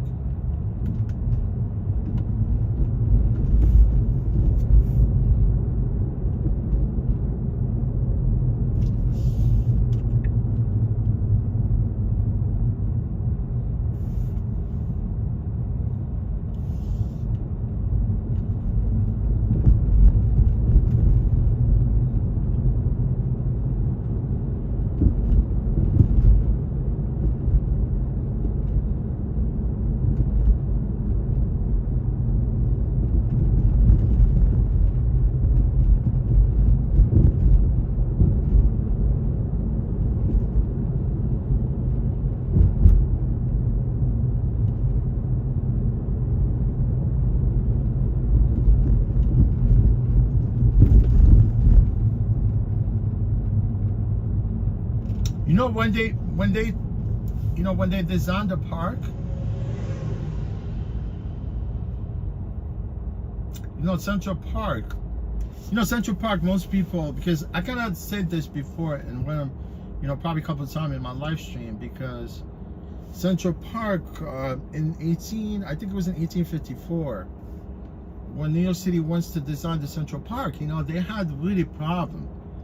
Because most of the people, even New Yorkers, you know, sometimes you ask them about, you know, the park, they kind of, some of them are clueless, some of them they know, right? Because if you're from New York, you know certain things, right? I'm not saying I'm perfect, but I kind of know my bearings, you know, around, you know, New York and things like that, because obviously, you know, it's home, and, you know, it's always been part of where you know, I lived, but obviously, if you ask some of the New Yorkers, they say, you ask them who designed Central, if you ask them about the park, you know, most of them, they don't know that the fact that Central Park, it's a man-made park. It's not a natural park. You know, but they built it around that nature, you know, because, you know, when the city was uninhabitable at that point, at this, you know, with you know, from the lower part of Manhattan all the way here, there was nothing here, you know. There was no man's land. I mean, there were no buildings, nothing. It was just a park there with some of the Native Americans that lived there. Some of the first Dutch that came in through, they came here, you know, that lived along Central Park. And that's when Central Park wants to, when the city wants to design the park, you know, they really wanted to see how they were going to get rid of the farmers that lived on the park, because most of the park was a farmland. So what they did, it was almost like eminent domain, which has happened to be until this time where people, they kind of pay you to leave the property. And that's how they did, you know, they kicked all the people out of the park. Some of them, they got paid, then left. Some of them resisted. Eventually the park was empty by 1855, and that's when they decided to landscape the park, right? At that point, you know, it's amazing. They were trying to figure out how they're going to landscape the park. So what they did is they had sort of like a prize winner, you know, to see who's going to come up with good design for Central Park, right? There was some landscape architect designers that actually decided to be part of that, you know, part of the design, right? It was a prize winner. It was like $300 from whoever going to win the design. You know, $300 was a lot of money back then, right? So they went through like a bunch of design, you know, and eventually they filter out from all the design until they came up with like 3 or 4 design, and they were figuring out who's actually gonna win the architectural design of the park, you know. And at one point, you know, they went through all of them, and eventually they went with this design, which just happened to be one of his architectural design. His name is Calvin Vox, because most of the people, I think the person that designed the park happened to be from America, but the person that designed the park happened to be French. It's true. You know, because you ask people sometimes, they tell you it's Frederick Law Olmsted that designed the park. You know, Frederick Law Olmsted, his father was a landscape architectural designer, right? And then at one point he died, right? And then his son at that point followed his father's footsteps as an architectural designer. And then what happened? Calvin Vox, the Olmsted, right? Frederick Law Olmsted had a design which the city did not want it to go along with, so they went with the French guy. His name is Calvin Vox. It was really cool because he's the one that designed the park. And I wanted to finish the, yeah, how you doing? What are your name? How you doing? Just a little bit. My friend will take a little bit longer to get in. Oh, no problem. Thank you. Oh, it's short here. What is your name? Andre. Oh, no problem. Well, good morning, how are you?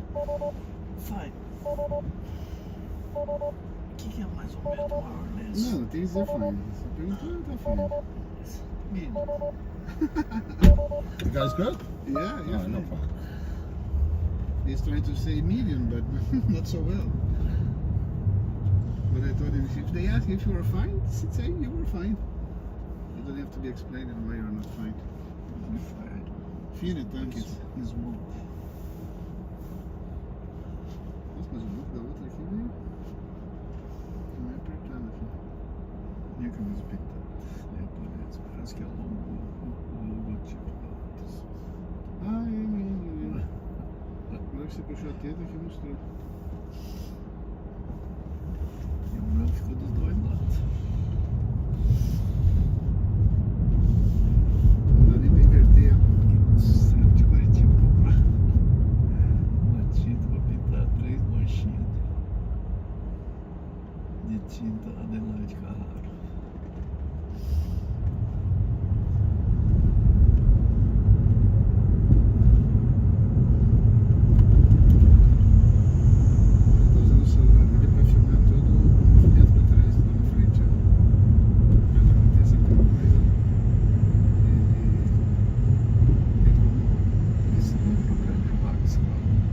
Sim, aqui sim. O governo dá subsídio para comprar, né? Você compra ele com desconto, usa ele de forma elétrica e ainda acho que tem desconto até na parte elétrica do carro.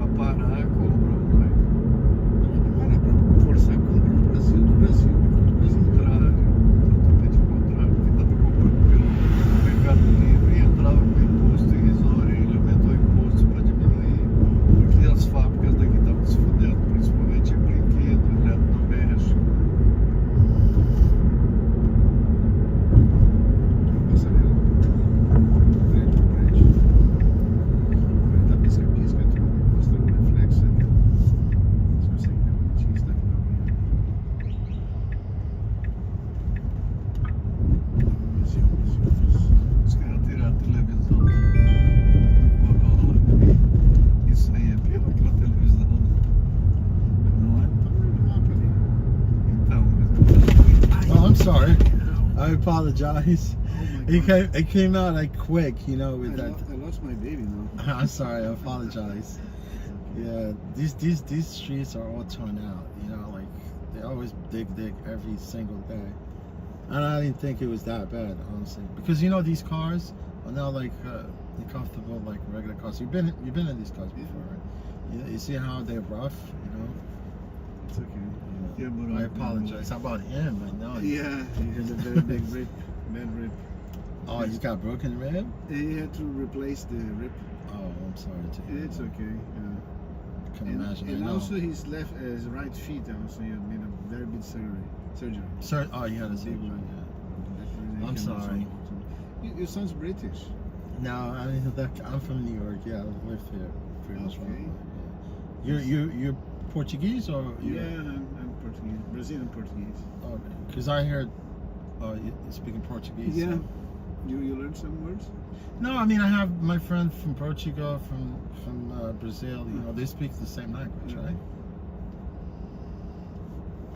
Because the other days I was talking some nonsense, you know. And suddenly the guy came and said, "I speak Portuguese," and I was feeling like, "Fuck." I should have kept quiet, Yeah, right? exactly. It's rough. You're at that building right there, right? We're going to Calatrava. Where is it? Did you put the address on Park Avenue? Yeah. This is actually 715, 713. Unless you put in the wrong address, you know? Maybe. Yeah. I mean, that's probably, yeah. Yeah.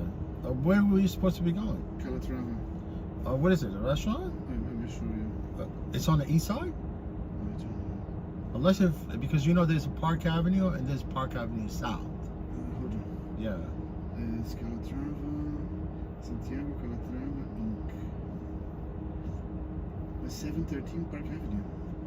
So this Shows here. 713 Park Avenue? Yeah, it's actually right here, 713 Park Avenue. Unless if it's Park Avenue South. This is Yeah. 713, but there's no restaurant. Is on- this? Oh, you go into here? Yeah. This is the Oculus. That's actually downtown, at the World Trade Center. So it's not here. It's not here. Yeah. It's showing the address here. No way. I know what the Oculus is. That's like the World Trade Center. That's all the way downtown, you know, Okay, but no worries. So I have to leave and then book again? no. What you could do, can you change the address? There's a way you could Yeah, change the yeah, address. yeah. Yeah, look for it because I know I didn't end the trip so far, right? Okay. So I think you should be able to change the address. Let me see address. And what you could do, put Freedom Tower because Freedom Tower? Yes, you go into that structure right there that you showed me, right? Yeah. With the that's the white, you know, like you showed me the Oculus. That's the Oculus. That's downtown New York. That's the one World Trade Center. Yes. 285 Fulton Street. Yeah, that's downtown. That's the address. That's the address. I guess that's the address of that restaurant, right? Okay, yeah. Yeah, it's actually close to the Oculus. Yeah, I thought it was strange because it was too close to our plat, you know. Yeah, but you put in 713 Park Avenue. Let's see here, 713. Trust me, there's no restaurant on Park Avenue. I mean, I know for a fact because this is residential. It shows here also one World Trade Center. Yeah, but you put in 713 Park Avenue, you see? Yeah, so okay, so let's do this. 713. Let's okay, so hold on. Is this better? Should I put one You could World put Trade World Center? Trade, put one World Trade, anything. I'll take you there. I know. Okay. Yeah.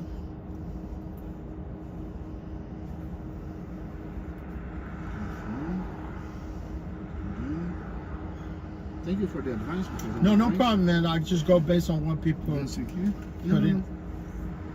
Na verdade, o endereço que me deram aqui tá certo do nome daquilo que eu queria. Mas ele falou que é outra coisa. Now it's done. No, it's good. Now you're going to the right place. Yeah.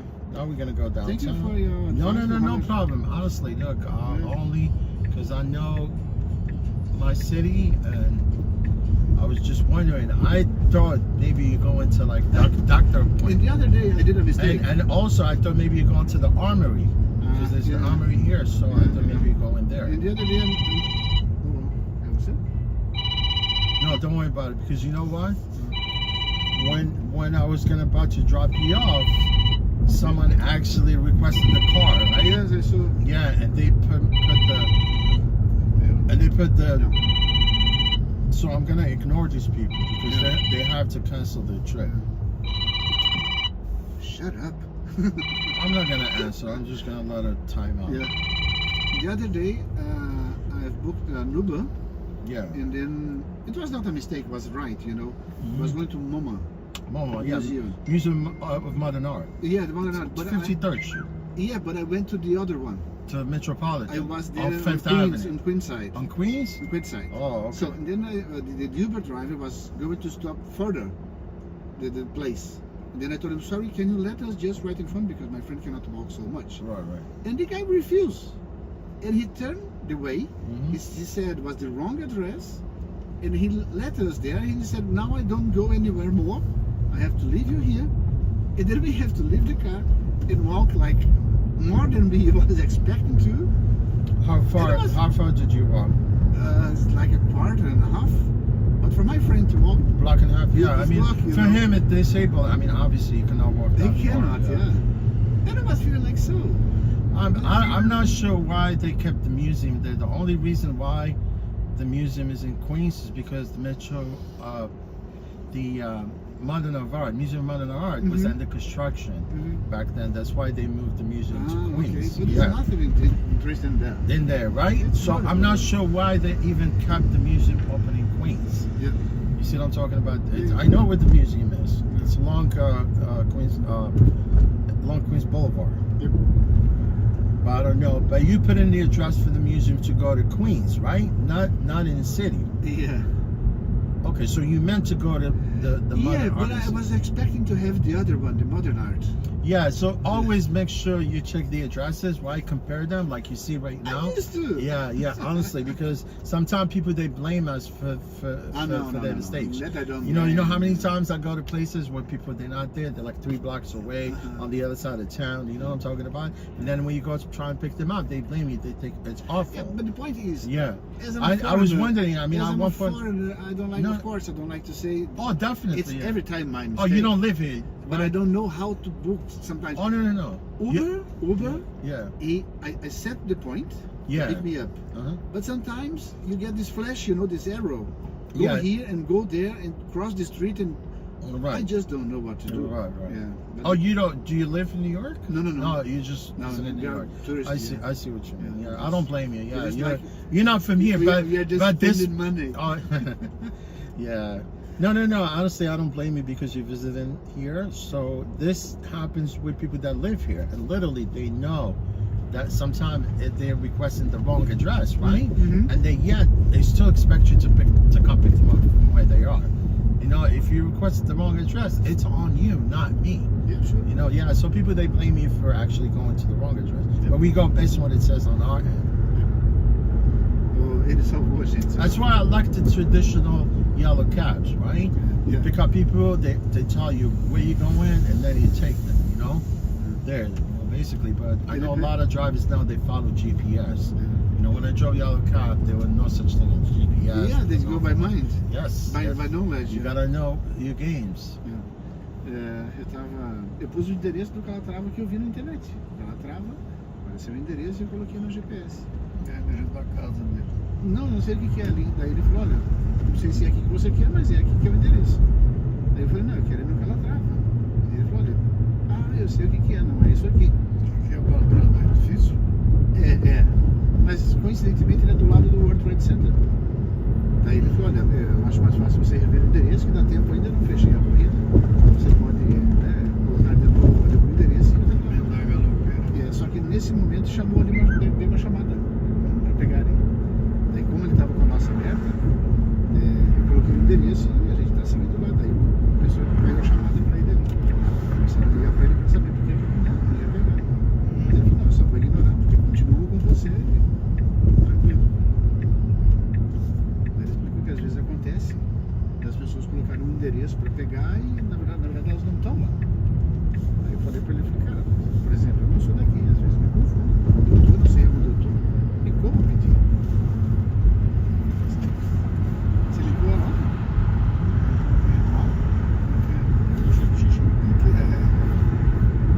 Você catou ela lá nos pretos e não falou mais nada. Nem chungas. Você saiu com ela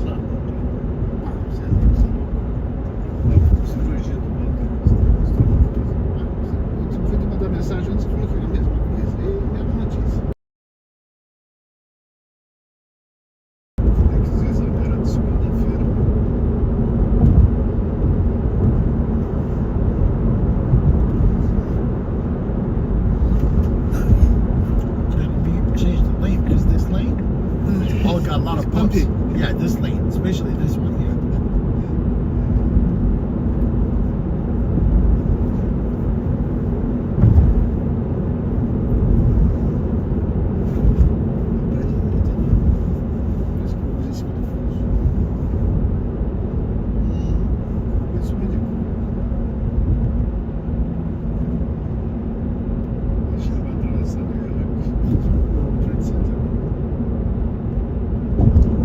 Esqueceu da Calatrava.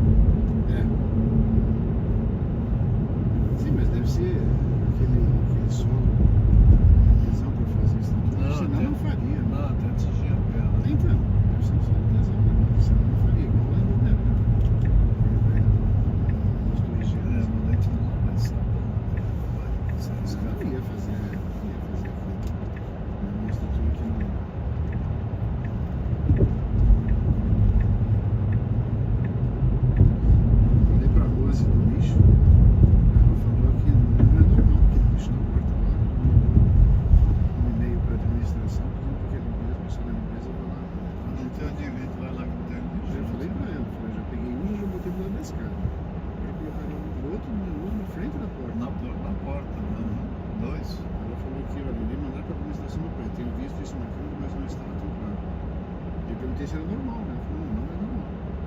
Aí fiquei chateada sobre isso, cara. Porque assim, Chatear com um monte de coisa. Com aranha, com rato, barata. aquela cama fedida. Tem uma barata lá no chão. Ah, aquilo lá é aquilo que eu te falei. Ela joga aquelas toalhas lá, cada um sai, a zeladora passa lá. Se é que tem zeladora daqui. Elas vão lá e põe toalha lá e vai umas 2 meses. Já põe roupa escura por isso. Aquele estampado que eu abri, nossa.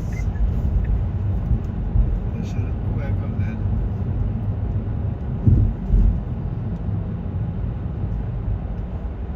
Quem vai saber se tá limpo, se tá sujo? Sabe o que tá escrito naquela placa? Dealer Parsley. Se eu furar uma inteira, Sabe o que é Dealer Parsley? não. Deal é aquela... Deal? Funcho. Você? É funcho, não? Funcho. O que é fuxo? Funcho. Ah, sei. E Parsley é...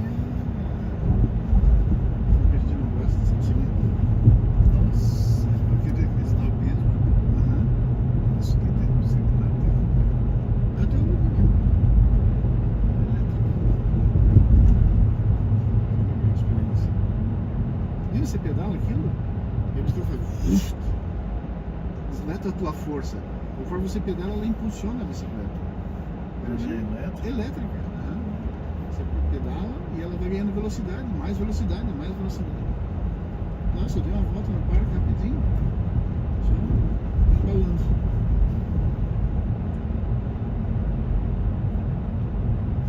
Na subida você pedala normal. Mas é perigoso. Faz um esforço.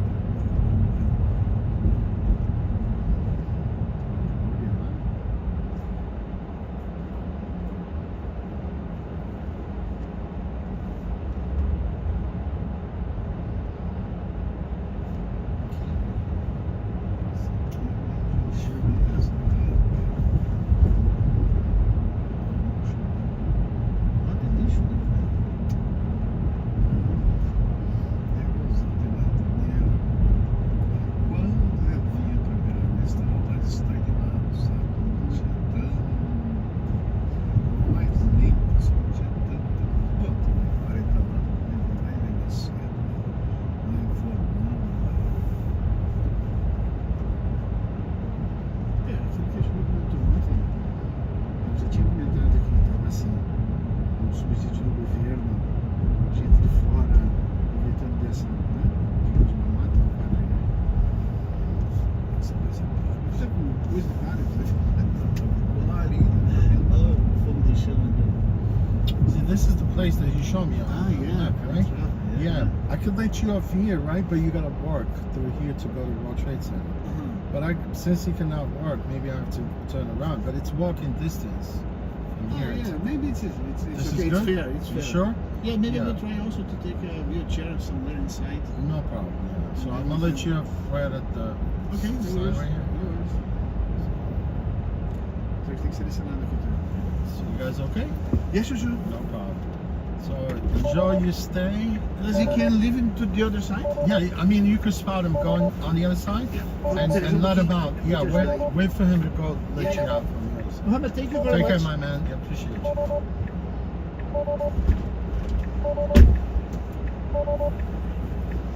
Thank you. You're welcome. Have a good day. Take care, you too.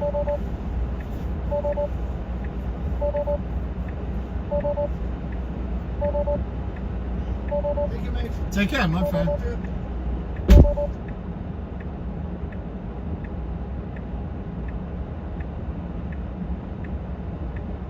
Yes, he had the wrong address.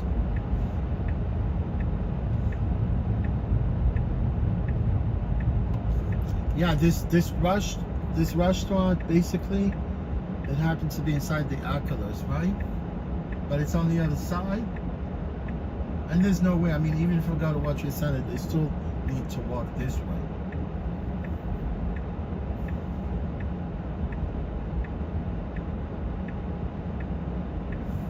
One of my favorite restaurants, they used to be on One World Trade. It's called The Windows on the World. Awesome restaurant, man. You want to see whole New York? You go up there. Also, although they have the observation deck, you of the One World Trade, and you can still go to the observation deck right here at the Freedom Tower, right? But before there was a restaurant called Windows on the World.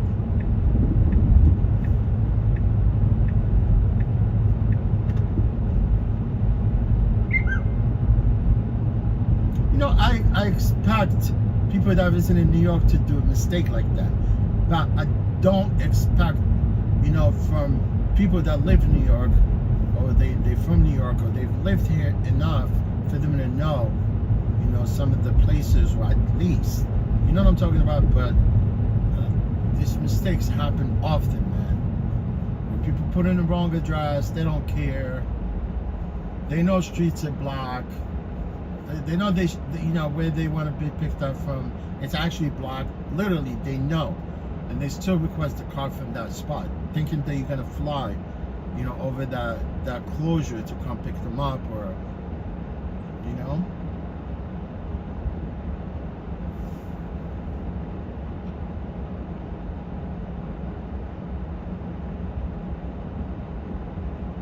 Lynn, what's going on, Lynn? What's on the menu today, man? What's on the menu? Lynn Penn.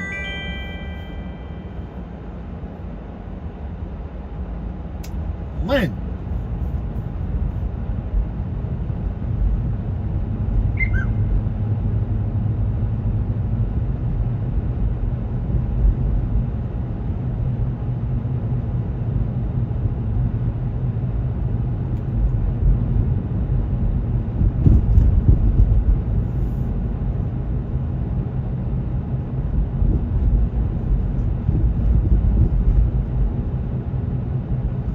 Mr. Penn.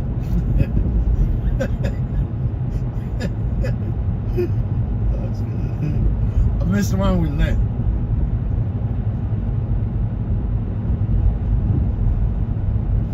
Len, you got a nice name, man. Who gave you the name? Your mom or your dad?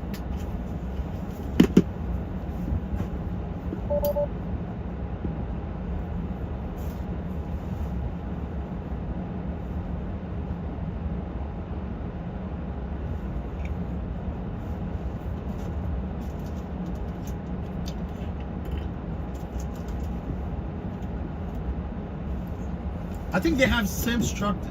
They have this, like sort of almost like transparent gold, like bowl. You see how it looks like a bowl, right? Right? It's a circumference, sort of thing. But I think they have the same one somewhere in Chicago. I think people that like to come there and take a picture too. I don't know why.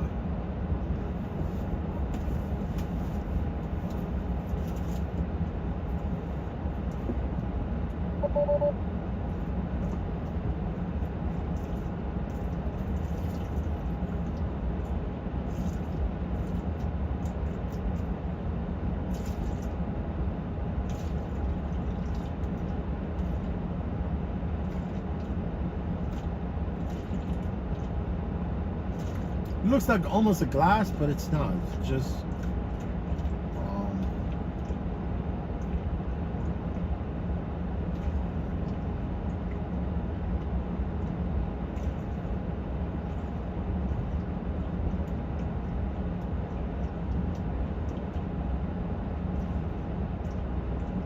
it's like a humongous bubble.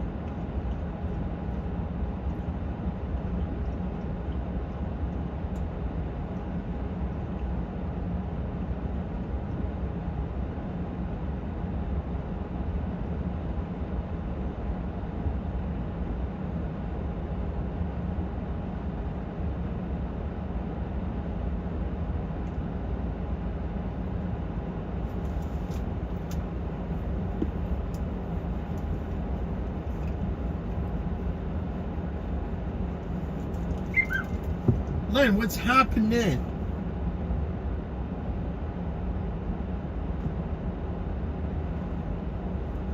Yeah, the person that was on the queue, right? Because those Brazilian, the passenger, that I had in my car, they requested the wrong address, right? And on my way there, they added another trip onto my queue, right? And I got to that point. I'm glad that I did not end the trip. I mean, if I ended the trip, then there was no way for me to keep the passengers in the car, because you know what I'm talking about, because I already ended the trip. But luckily, I did not end the trip. But the people were calling me, oh, when are you gonna come pick me up? What do you expect? What do you expect me to do? When do you want me to come pick you up? Obviously, you know, when I'm on the ride, it's both. For Uber, Lyft, it applies to Lyft, Uber, and to Revel also, because you know, if you requested the car, right, and your driver has already passengers on the way to drop them off, you know, you get a sort of like a text and email. They tell you, look, your driver is still in the process of dropping the passenger, right? So you have to chill, right? Wait until I drop passenger, then I come pick you up. But there's no reason for you to keep texting and calling when you're gonna come pick me up. And literally, they already know that I'm still in the process of dropping off the current passenger, right? When are you going to pick me up?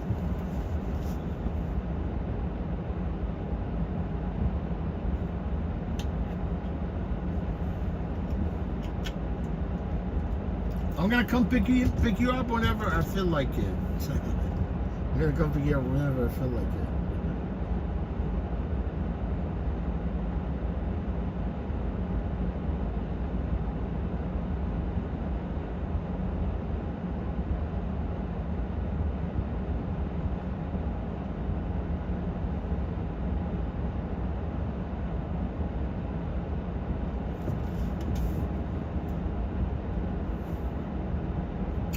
Oh yeah, no, look.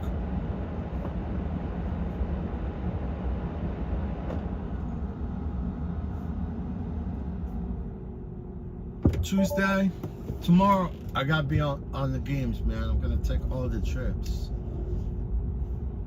so I could bring back my performance to good standing.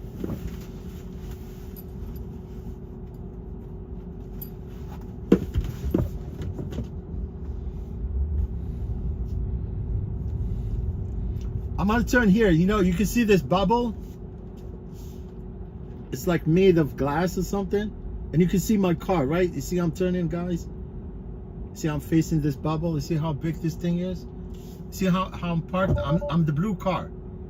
I'm the blue car, guys. You see the blue car? See these people taking a picture? I would want to take a picture with that bubble there, man. It makes you look fat. See I'm backing up with the blue car. You see my reflection right there, man? How good is that?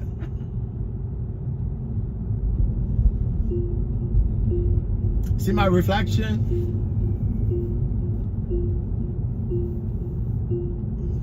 Hello, reflection.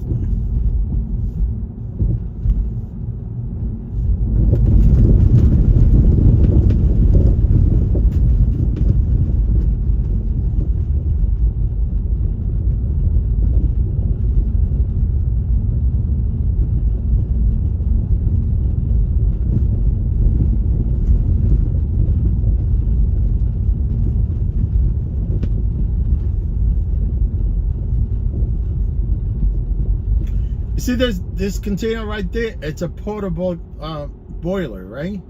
When boiler breaks in New York, they bring like mobile heating trailer, right?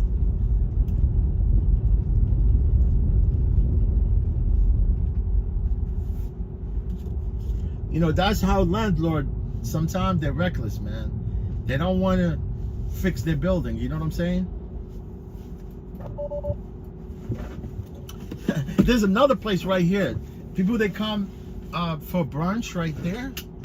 I don't know what's good about this place, man. I would not wait online to go a place to eat. See how people they wait in here for tables? And this place, I know it's called something like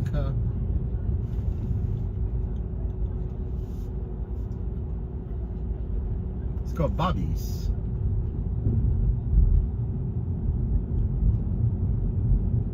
It was Nubo here. like sushi place was expensive, man. You can't even actually book a table there. But Nubo, they actually moved. It moved to up on 57th Street.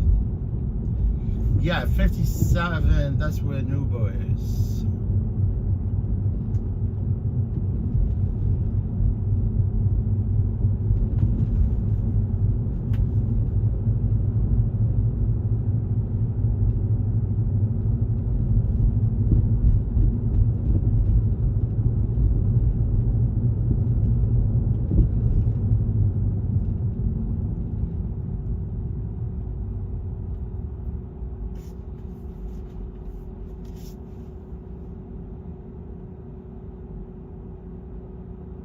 Oh, Joe, what's up, my man? Joe, what's going on, my friend, up in Orlando?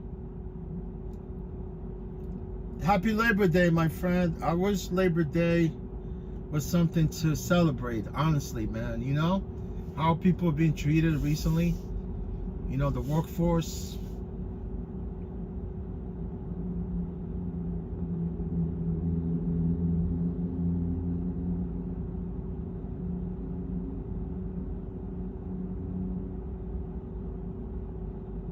Joe, how you been, my friend? How's your Labor Day going so far?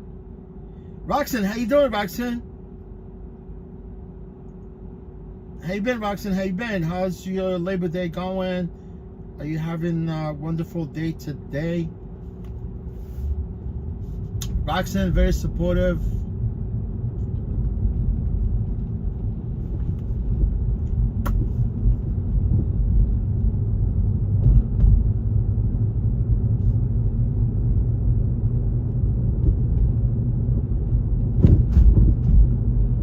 Roxanne, what's going on in Ohio?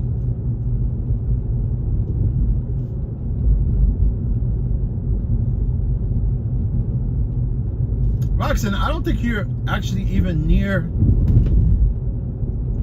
Toledo. I don't think so, right?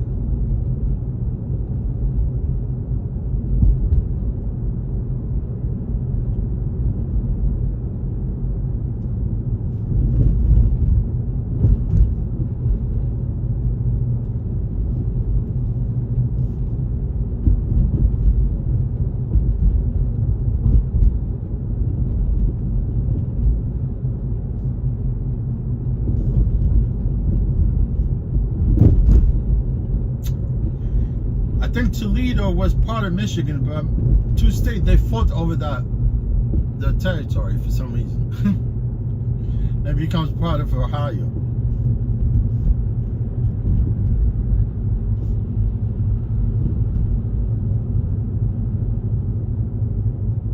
Glad you're doing okay, Roxanne. Appreciate you. Appreciate you, Roxanne. Yeah, Roxanne, you can see New York, it's kind of quiet, no traffic. Obviously, no trucks. Delivery trucks sometimes they wreak havoc on the street here. Literally, they park, and I don't blame them. You know, honestly, I don't blame the trucks because they have no place to park. They can, like, see here, you see this truck with blinking lights? I'm sure he's delivering something. If it wasn't for, if it was today, then I don't think you could be able to park anywhere because there will be something parked right there along the curb, and that truck has to park right there on this lane. You see what I'm talking about? And then it becomes one lane. You know, versus before there was no bike lane and there's no parking right here in the middle on the left. You see it right there? You see bike lane next to bike lane is where people park for meter parking, right? And before it was simple, right? People, they used to park close to the curb, like on the right, and then there's three-way lane, like a 3-lane of traffic going this way. And then if there's a truck parked there, at least you have a chance, you know, to get the traffic flowing along these 2 lanes, right? You know.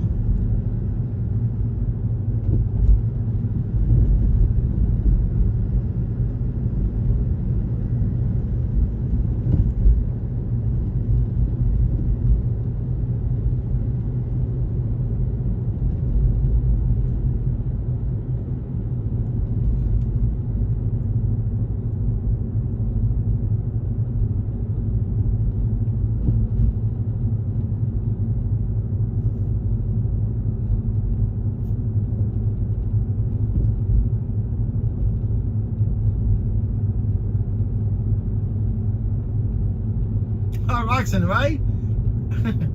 And Toledo is part of Ohio, right?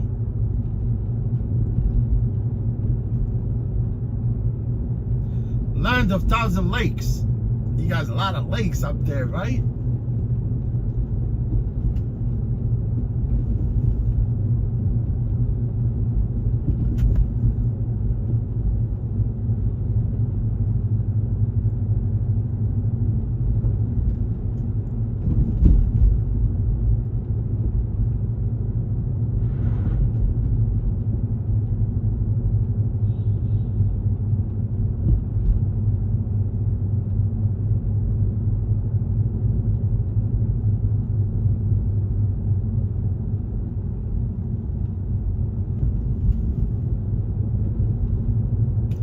Every day is a winding road. You gotta look closer. You gotta look close. Every day is a winding. I think Sheryl Crow sing this song, right? Walking on the Santa Monica Boulevard.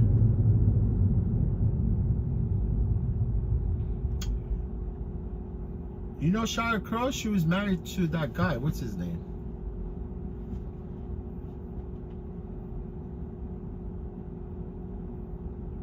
You know, the, I forgot what's his name. Flex Bus. See, this bus is also, you see them, like Mega Bus, they charge very cheap. And they only operate, like, they go to Pennsylvania, they go to Washington, D.C., District of Columbia, Massachusetts, Rhode Island. Yeah.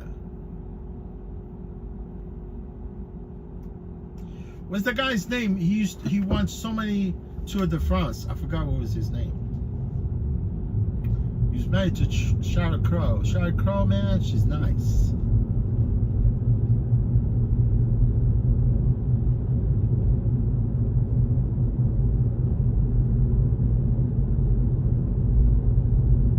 Yeah, what's his name? He had a testicle cancer.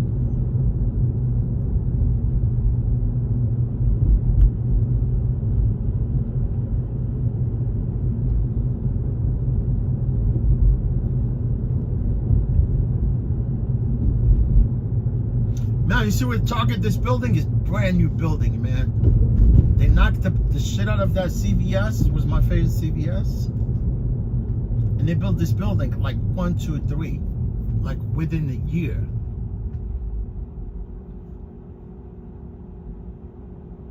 You know, if there's no like you know, like every building, if it's a high rise building, like more likely there's like beam involved, right? They have to build the building, right? But this building is all slab, all concrete.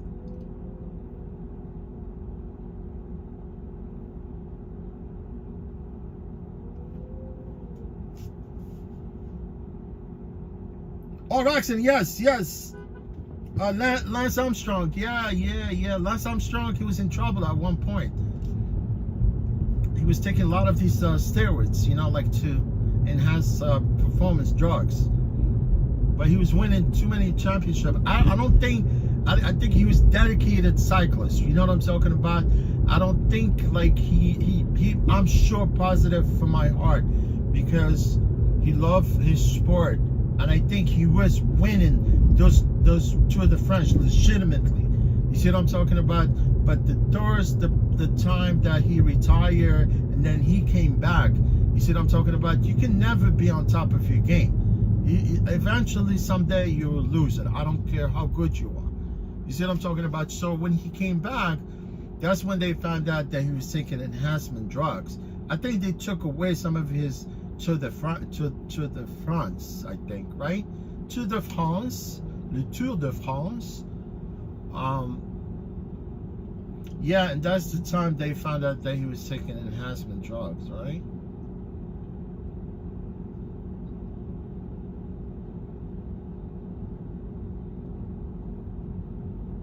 Yeah, man. Sheryl Crow, she said, every day is a winding road. It's true, man. Every freaking day, man, it's something, you know. something's going to hinder your performance. To hinder my performance, right? See, like me, man, when I broke my wrist, you know, racing dirt bikes, I backed off, man. Like sometimes I go like, okay, wait a minute, man. Do I wanna break my wrist again? Or do I want it to just go have some fun and back off? And back off of some of the jumps, you know? Because it's crazy, you know how my district, when I race, like every other 2 weeks, right, during the season, they change the track layout, right?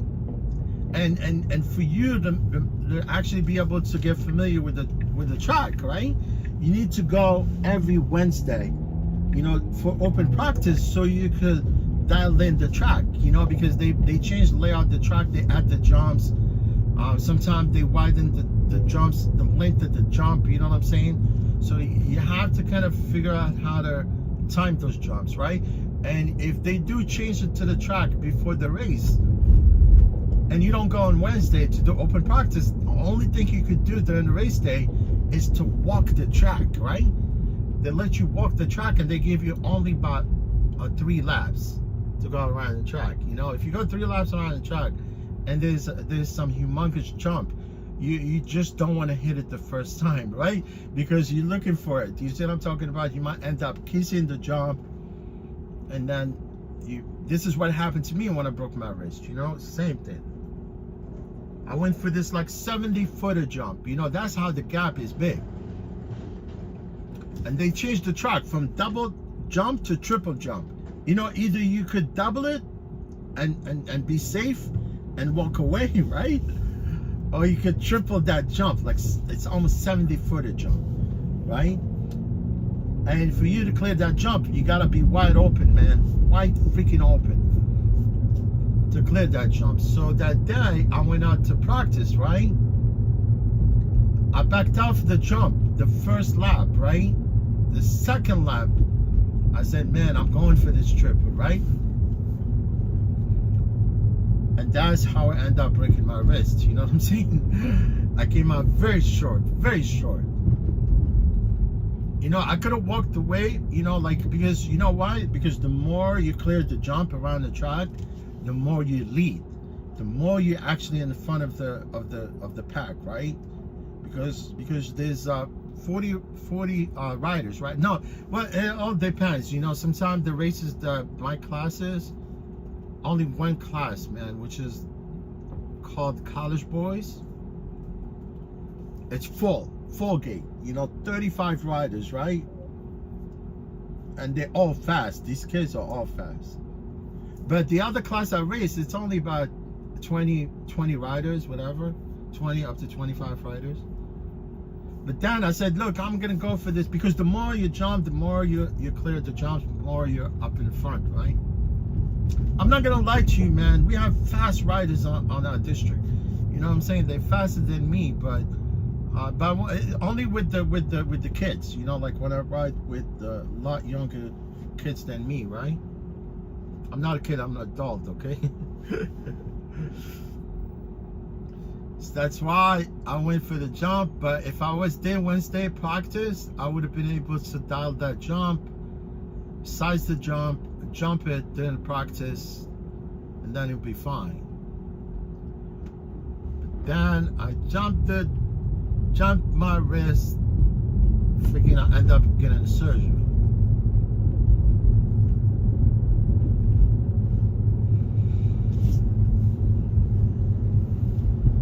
No pain, no gain.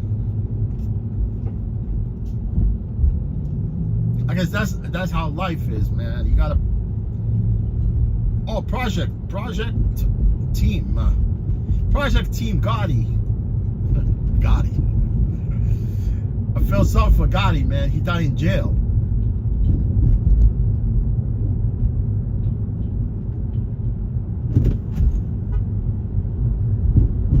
Roxanne, I'm telling you, man.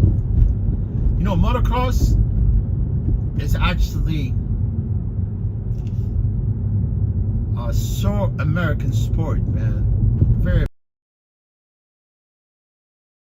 sport. You know, you're talking about, you know, we're not, you know, motocross is not at that level of NASCAR, but it's part of racing here in the States, right?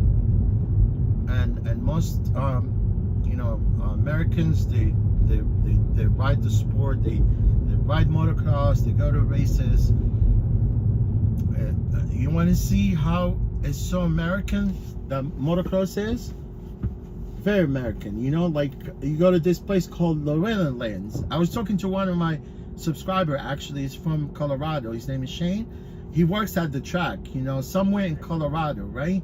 He's in Colorado Springs, right? So he works at one of the short track, right? It's called, you know, the short track. You only could see some of these late model cars, or you can see midget or sprint cars. You know, these cars are small. They go sideways around the oval. NASCAR, it's a huge, right? You got like the track is almost like 2.5 miles or whatever. Yeah, and there's a national motocross race, like it takes place every year at Loretta Lynn's ranch. You know, Loretta Lynn's, actually, she's a singer-songwriter. She died like, I think maybe 5 or 6 years ago. Her daughter actually just died recently. And that Loretta Lynn's race, it's a national race, amateur national race. It happened to be on the ranch. It's a very scenic place, and that's where the whole country, they wound up there. Most of them are rich Americans, you know, but some people, they sacrifice everything to take their kids there, right? Even people that actually don't have money, right, to take their kids there so they can race the amateur national. Because if you one of the fastest riders around the country and you go to that race and you win one of your classes there, it depends, you know, you could be an expert class or intermediate. There's no novices, there's only fast riders. And if you go there, right, because you already qualify regionally before you go to that race, because you have to have pathway to go to that race. And obviously when you go there and if you win, that's when you show your skills. That's when you're supposed to actually, because all the manufacturers are there watching all the races, and if you win some of the races, that's when you actually pick up some of the sponsors. You know what I'm saying? It's either without whether you ride, you know, because I know I used to ride Yamaha, Honda, Suzuki's. Now I ride the Austrian bike. You know, this bike is made in Austria, right? Austria, it's Germany, right? But Austria, it's a separate country. They're independent from Germany, right? Yeah, and if you ride one of those bikes and you show what you got and you win an amateur race at Lorena Lynn's, you're on your way to probably get some sponsorship, and then you end up, you know, going pro, basically. Not a lot of people, they make it as a pro, you know what I'm saying? You could go pro, but you still have to win races at a pro level, you know? That's another thing that you have to kind of continue on doing, because this sport is a very expensive sport.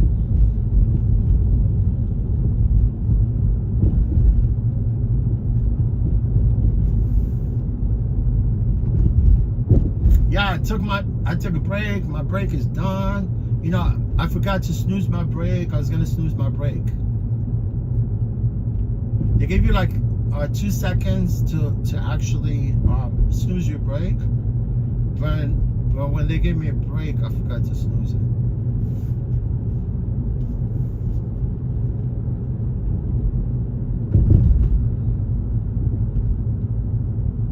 Hey, Project Dark Part, how you doing, my friend? What's going on? Are you from the States?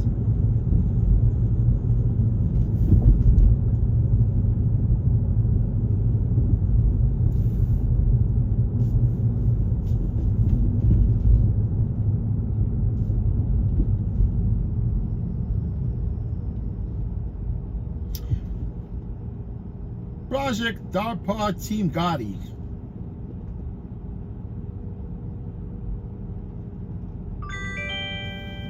Yeah, I feel sorry for Gotti, man. Those people are looking for it. Gotti.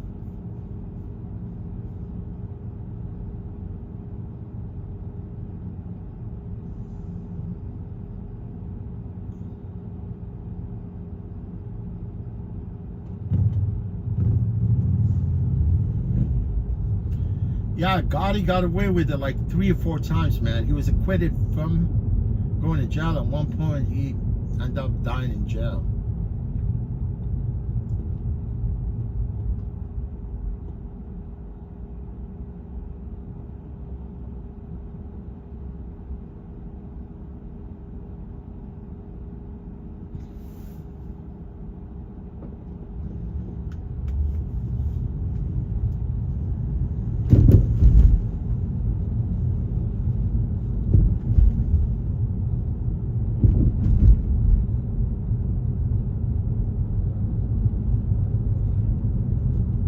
Oh, this guy's got a really nice bike, man. The guy was in front of me.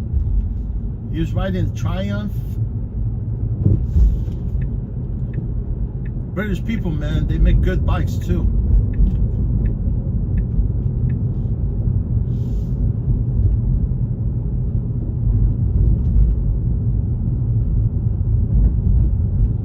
You know what I like? You know what my favorite British car is? The Defender. Man, Defender is a solid car. I'm telling you, man. You buy that Defender, you'll die with that car.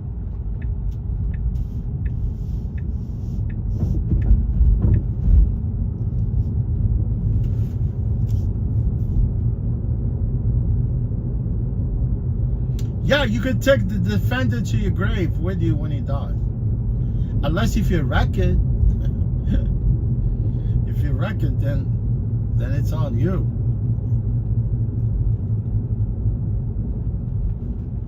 I bet you, man, if you buy the like square body, the old ones, I think you could destroy another car if you hit another car.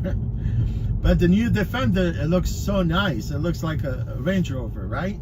I think it's made by Range Rover or Land Rover, I think. I think Defender is division of Land Rover, right? Land Rover. And man, if you have the old one and you hit a car, the car will get destroyed, and nothing would happen to your square body Defender. Square body.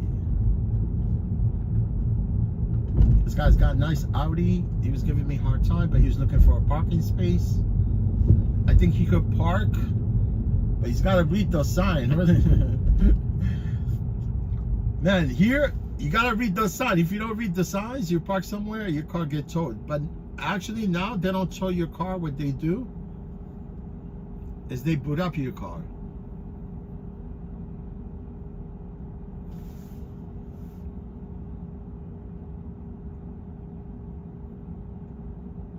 Oh, Project DARPA.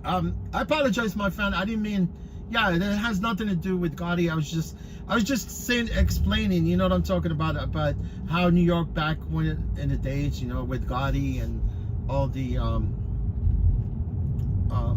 you know, the culture. It was like back in the days in New York.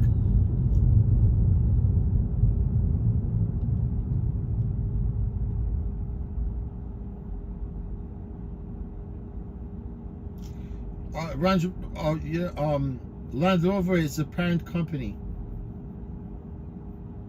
of Range Rover, right? Yeah, it's parent company. I never got into like figuring out the Defender, because Defender, it sounds like, yeah, Project DARPA. This is Central Park. Yes, it's actually Central Park. Central Park is my favorite place. Pretty much in the whole world, I could tell you. I mean, look, living in New York, this is my favorite place in the whole, you know, the city state, I think, you know. I mean, look, because it just, the park happens to be within the city itself, and honestly, there's sort of like almost escape. You see how there's all these buildings, cars, carbon monoxide, fumes, you know. And once you go through that Central Park, it's a whole different world. You know what I'm talking about? Honestly, because there's so many trees inside the park, you could breathe a lot easier in Central Park. And it's really the park been here, you know, since 1873. That's when the park actually was completed, back in 1873. But the park went through a lot of changes, you know. Although during the Great Depression, the park was deteriorating very fast, you know. And that's when I'm at one point back in, I think it was back in the early 1960s, where they created the Park and Recreation, where basically what the Park and Recreation they do is they maintain the park, right? They do maintain the park, and like that's what they do pretty much all over the city. There's another park actually. It's called Prospect Park. It was designed by the same guy that designed Central Park. I was talking a little bit earlier about who actually designed the park. The architect designer, a landscape architect designer that actually designed the park, happened to be French. It's true, honestly, because most of New Yorkers, they're kind of confused. If you ask them, you know, who actually designed the park, they tell you Frederick Law Olmsted. You know, Frederick Law Olmsted, his father was an architect, landscape designer. He was good, but his son was a lousy, right? Because I was talking about the history of the park at one point, and I was going through Central Park. I was going through Central Park earlier, and I was saying, you know, how they were at one point they decided to landscape the park, so and they had a prize winner to see who actually was gonna come up with good design for the park, and eventually they weed out all these bad designers, and they came, you know, and eventually they picked this guy. His name is Covet Vox, right? Although Frederick Law Olmsted had good design, but the city, you know, they looked at his design, didn't like it, so they went with the French guy, right? So the French architect designer, he was French, he was British, born to French parents in England. You know, back in the days, you know, in the early 1800s, back then when England actually decided to design one of the Central Park called Hyde Park. Hyde Park. Covet Vox was born to a rich family in England, lived there. I think he was born in France, right? His parents moved to England. He attended school there, private school, right? And then at one point, England was designing the Hyde Park. You know, Hyde Park is a beautiful park also. So when they designed the Hyde Park, you know, this guy, the French guy, you know, his name is Covet Vox. At a young age, you know, he was part of the Hyde Park, you know, the design. He wasn't the one that actually designed Hyde Park, but he was part of it and continued, you know, until the end when Hyde Park was designed. And then at one point, you know, at younger age, he moved here to the U.S. And back in 1854, you know, that's when city wants to design the park, and he lived here back then, right? Calvert Vox, right? So when he heard about the prize winner, you know, he decided to compete, and city went with his design, you know, so he was perfect, you know, his design was perfect. And that's how actually the park was actually, they started Landscape Park back in 1855, and it took them almost 12 years by the time they completed the Central Park. It's true. It took them that long, you know, because it was massive, you know. They have to move like some of the soil. They actually they planted almost like some 20,000 trees within Central Park, you know. Although some of the trees that you see Central Park, they were part of Central Park, and some of them, they're really nice. They call them elm trees, you know. Although some of these elm trees, they were attacked by some of this called it's a disease called the Dutch elm disease. You know, recently, that's why I was talking about one of the restaurants inside Central Park. It's called the Boathouse, right? Next to the Boathouse, there was a beautiful tree, the oldest tree, and it's known to everybody inside Central Park, right? And for some reason, it got infected recently with the Dutch elm disease, and they had to cut it off. You know, they got rid of it. So most people, they don't even know how long that tree it's been there. You see what I'm talking about? So it's really beautiful that you can see the park is here inside, you know, within the city, and it's sort of like escape. It is.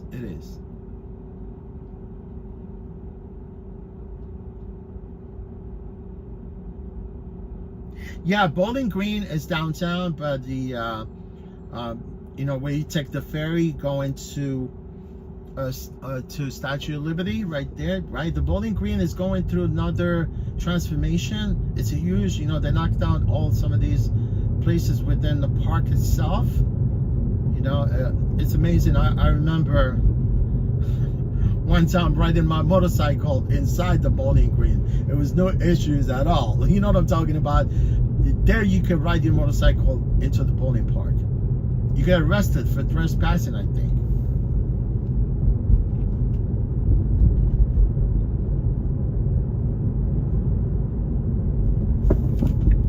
Yeah, I remember, you know, the time, because that's why I remember about Bowling Green, because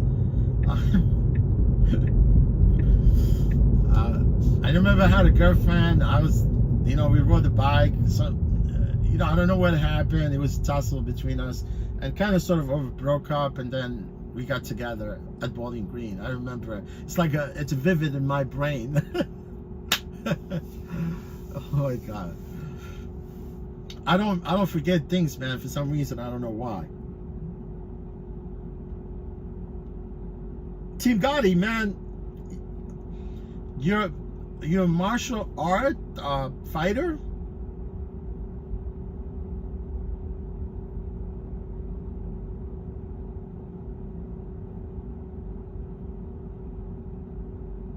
Are you in Pittsburgh, Pennsylvania, right?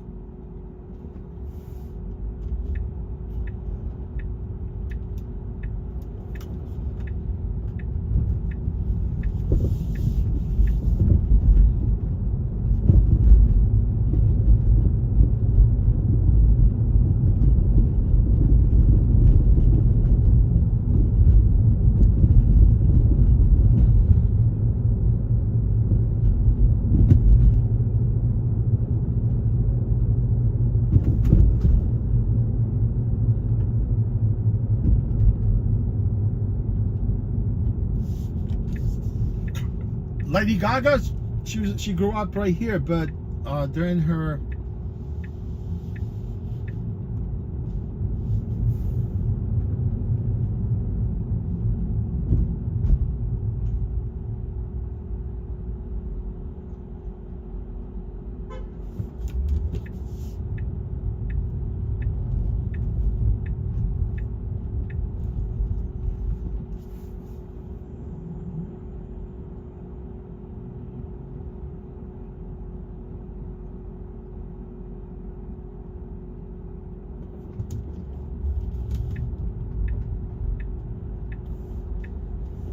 yeah, I was saying Lady Gaga because I like Lady Gaga, you know.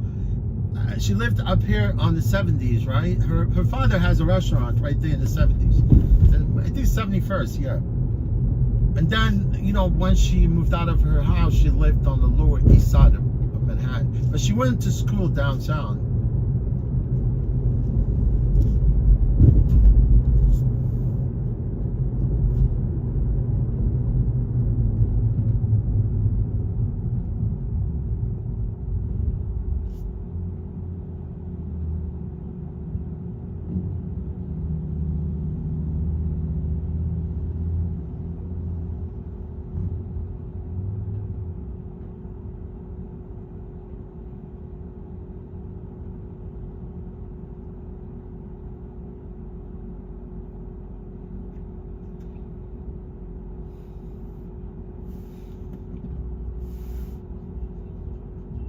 Yeah, I got a trip, man, but I looked at it very quick, right?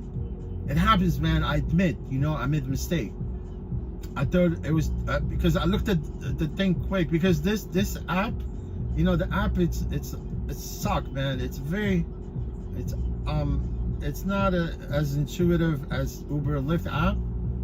They still need to work on the app, but obviously, at one point, right? I thought the trip was on 72nd, right? And then I messed up.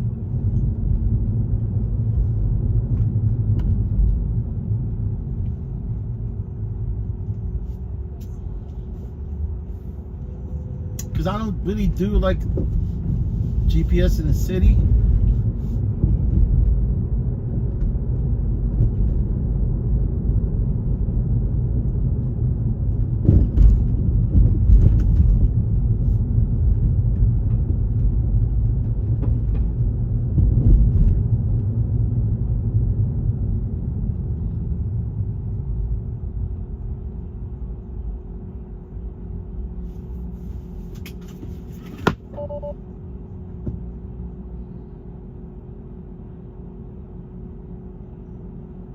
Oh, Team Gotti, you definitely from New York, yeah.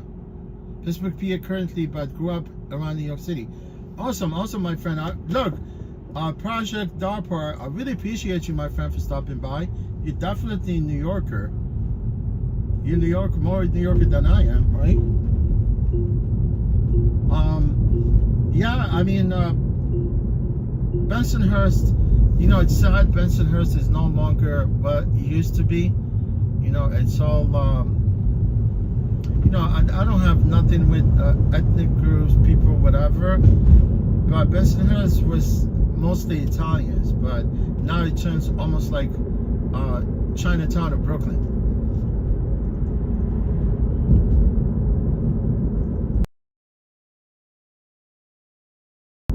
And you actually, at one point, you lived on Upper West Side, yeah. Yeah, I love Upper West Side, you know. Anyway, within Upper West Side, you know, like from here, like from the lower part of Manhattan all the way to Cloisters. You know where the Cloisters are?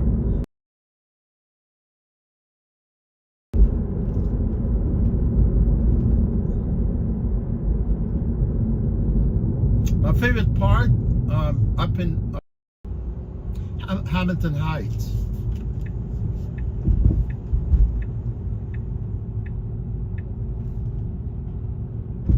Where Convent Avenue is, you know, where they filmed the movie called,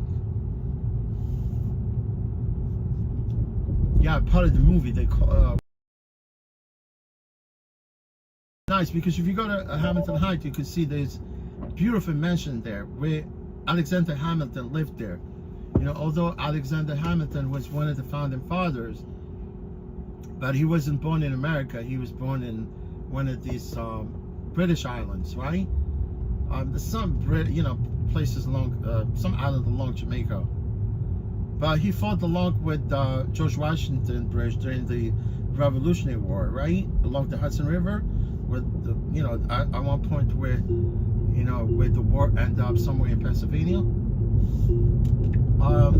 Yeah, it's beautiful up there, man. Like, definitely Hamilton Heights. It's really nice.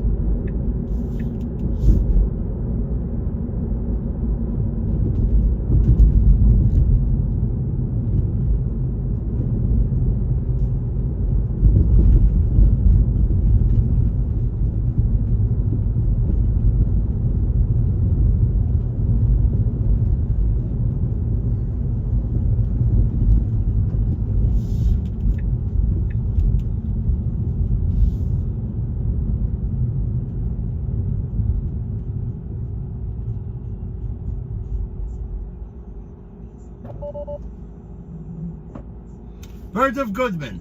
It's crazy. Bird of Goodman for man. I think women, yeah. Bird of Goodman women. Bird of Goodman men. It's crazy. Look at the department store, man.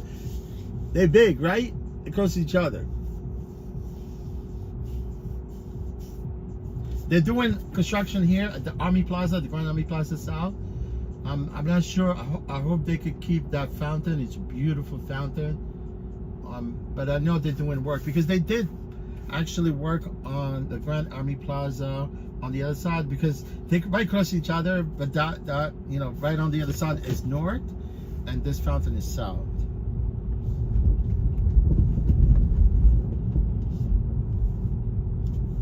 bird of good, man. All right, I got you. Because this guy is going all over the place. And I'm going to get him.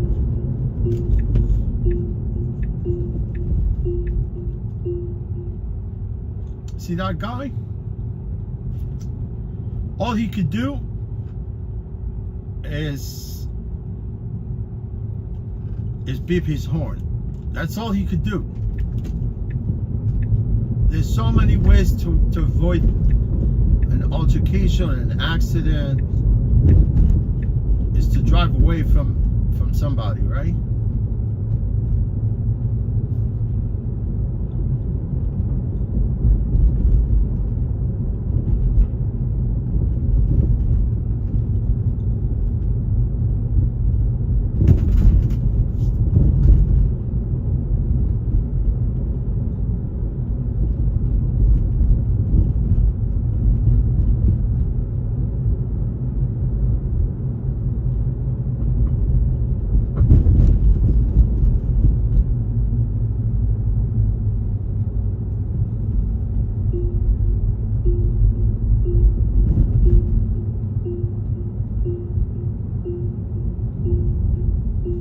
Saks Fifth Avenue, Rockefeller Center.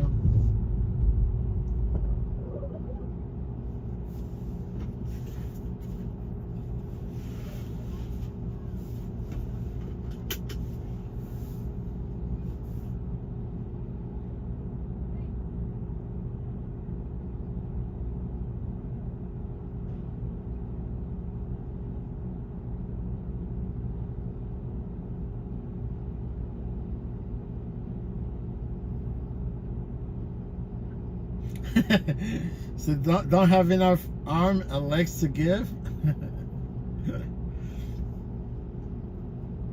Yeah, man, New York. You know, you can't just like say I'm gonna live in New York without, you know, like sort of any plans or whatever. But it takes a lot, man, to actually be able to live here, because the cost of living, it's horrendous, man. It's crazy.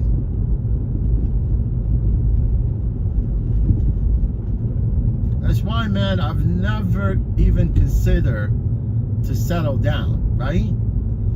Look, I don't want to bring someone to this life not being able to take care of them, right? This is the problem with parenting, right? People that say, "Oh, I'm gonna have kids," you know.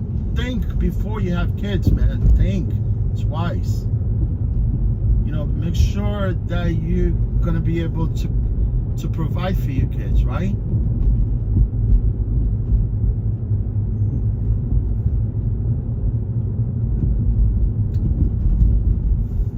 I see some people with bagpipes. I like bagpipes, man.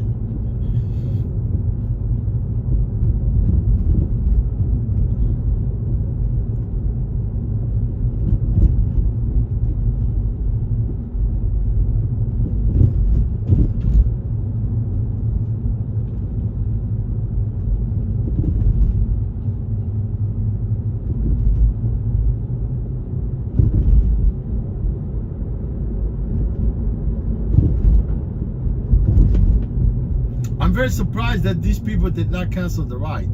But I know they're tourists. I know that for a fact.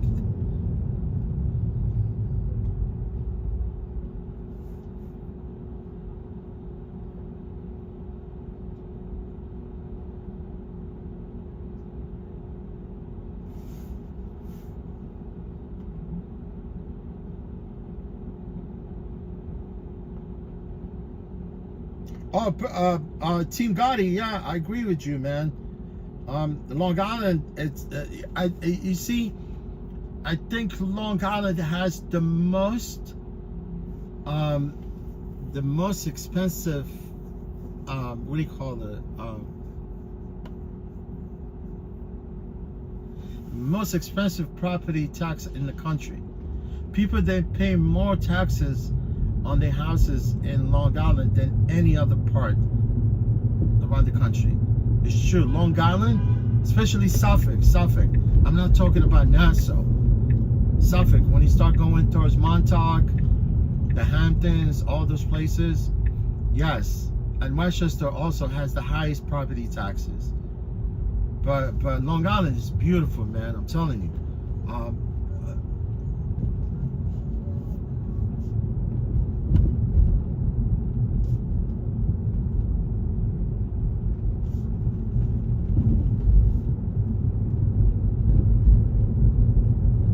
You know, they claim that women that lives on Long Island are the healthiest women in the lower 48.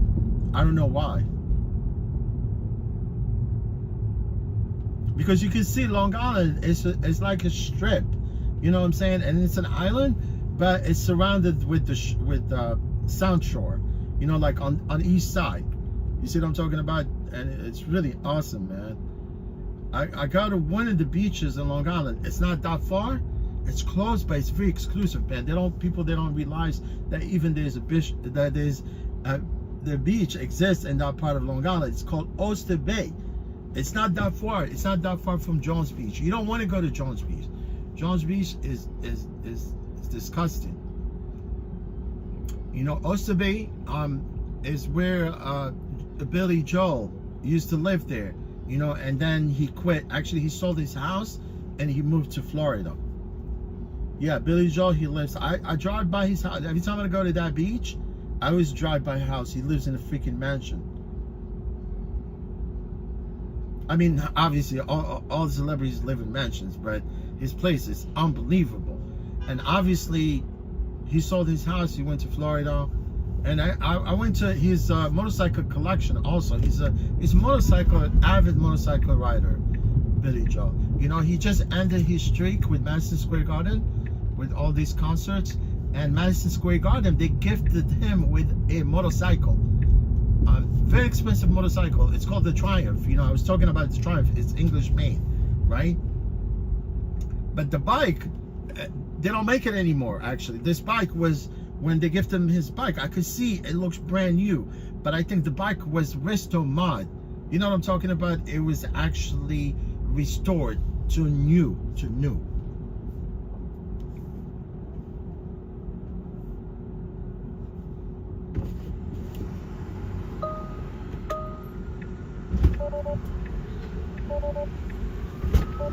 Oh, you want to sit here? No, do you mind if I just put this Oh, here? no problem. Do you want to leave it there? Actually, If I'm gonna sit in, room. you can leave it here if you I got want. it. It's up to you. It's okay. I'll take it. No, sir. How you doing Good, today? how are you?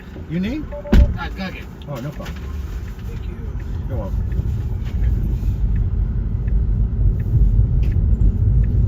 You want me to see what the fare difference between here?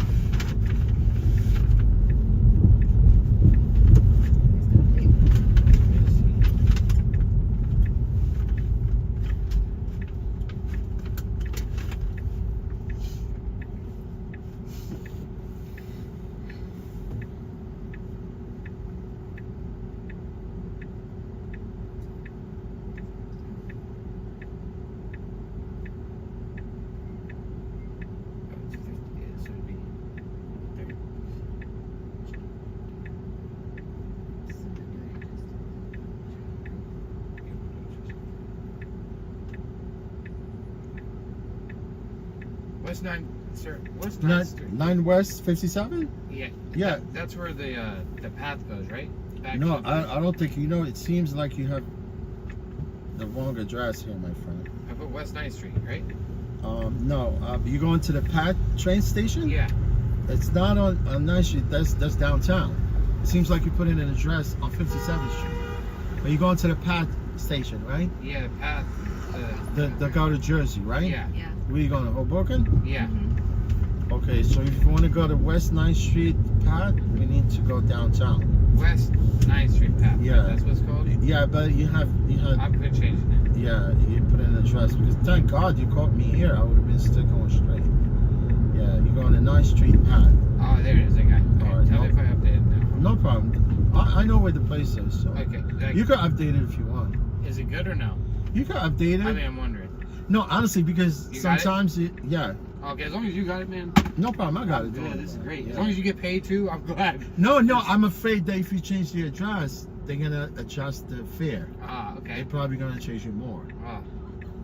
Well, I want to make sure it's fair for you too. No, I don't. Trust me. I drive for Uber and Lyft. I have my own vehicle, Sure. so I'm a independent contractor. So I get paid based on the fare, right? Uh-huh. But here, I'm an employee. I'm on a minimum wage. They don't pay us enough anyway. So Ah, you see what I'm saying? Because this company, they hire drivers as employees. ah. Yeah, we on the minimum wage. It's interesting. You said that.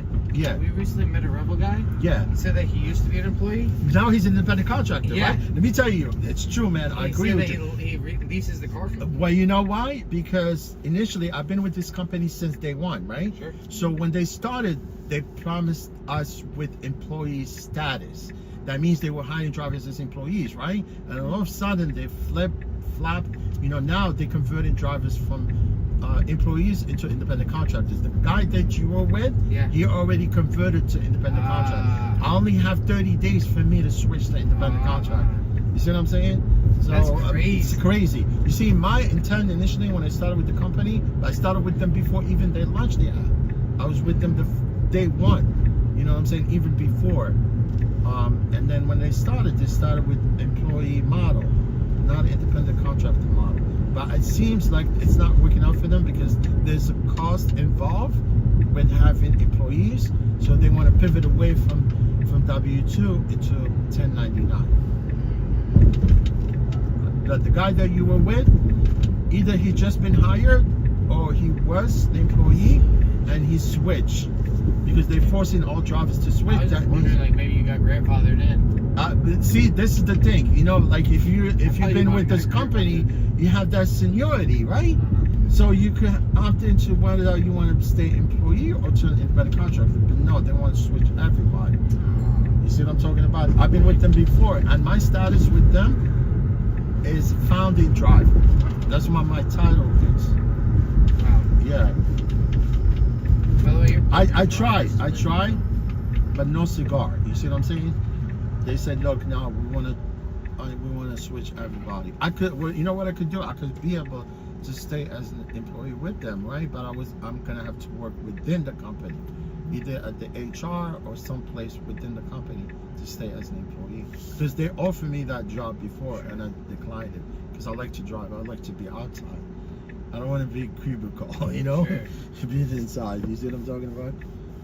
It is what it is. So yeah. is that camera on the very front yours? No, yeah, just to monitor the whole that's thing. for you, yeah, though? yeah, for me. You just record it? Yeah, I just keep it for my, just in case. And the top one is their camera. They put Yeah, that's theirs. Yeah. It shows from inside and outside.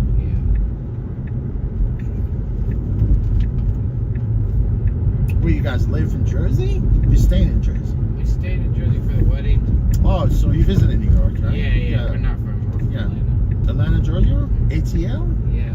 Yes. Atlanta, baby. I was there. You know when? Oh, yeah? Back during the Olympics. Oh, dude. It's the truth. Yeah, when the Brave won the World Series. Yeah. Okay. That was back then, man. I stayed in Buckhead. Oh, that's where we live. Oh, you do? Yeah. It's nice. I heard Buckhead changed a little bit. It has. Yeah. If you're on back to it's okay. Yeah, it's nice. Yeah, I've been to Underground. That's great. Underground has changed. Changed, right? It's It's crazy going on. desolate there. Yeah, It's bad now. people shooting each other. I mean, Atlanta's still a great city. No, definitely. Yeah, I mean, it's the same thing. Like people, they go to Atlanta, they think that's Atlanta. No, you go to places where the real country Like, my is. wife's from Baltimore. Okay, That's Maryland.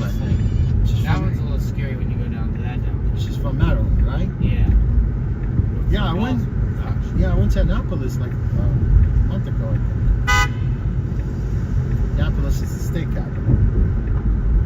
Yeah. I've never been there. I only know Baltimore because my wife and my sister lives there. I just can't do cold weather. We're moving to Boston next year. To Boston? Yeah. It's even colder. I know. Yeah, Boston is. Tell me about it. I'm telling you, Massachusetts, it's cold. Anywhere along the northern eastern part of the country, it's cold. I'm nervous. It's my first time ever. I lived in Illinois once Yeah. for like 11 months. Well, you know, Midwest, it's like either cold or hot. There's no Yeah. in between. Correct. And there it was like the mildest winter, but I still almost died. And so now I'm worried about, but it's again, it's for 1 year. Hopefully. See what happens. Glad I asked you. Oh, no problem, man. It happens. You know, it happens today with some people also visiting New York. I mean, I don't blame visitors. I mean, it happens, and sometimes people they even wrong, they request wrong addresses, you know, and they blame you for it. They take it out on you. They think you're the one that went to the wrong pickup. But sometimes people they just randomly pick up an address, you know, because when you launch your app, sometimes that pin can be anywhere within the map. Sometimes people, especially on the weekend, people they launch their app, talking to their friend, they kind of, you know, and then they move the thing with their fingers and think it lands on the wrong address and they request a car. So What's the local WMO can I need half an hour? Just Can you tell? I know you just tell.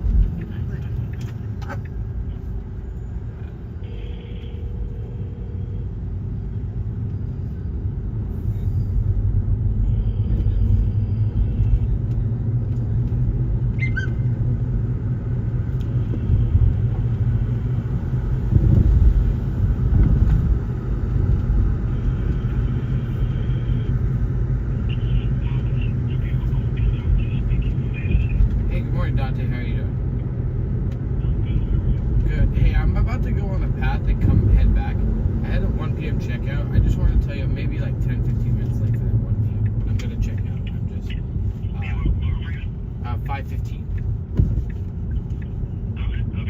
I just want to let you. Yeah, I'm on my way back. My luggage is all packed up. I just need to change real quick, and then everything's out.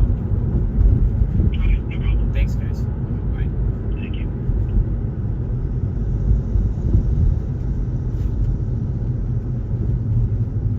Just tell her when you get. Just tell her once we get to the path. Because once he takes us to the 9th Street. oh, this is the path. Oh, right here. Yeah, this is the fuck yeah, entrance. right here to the right. Yeah, no problem. Oh man, yeah, he's right. He took us right here. Yes, sir. You guys enjoy your stay? Yeah, thank you, sir. Oh, you're You have welcome. a great day. Take care, my pleasure. Thank you. So glad I talked to him. Thanks, sir. No problem, man. Yeah, there were like he picked up 9 West, which is really famous build. I mean, it's not a famous building. It just happened to be right there on 50. It's actually on 57. It used to be. It has like a big sign. It's 9.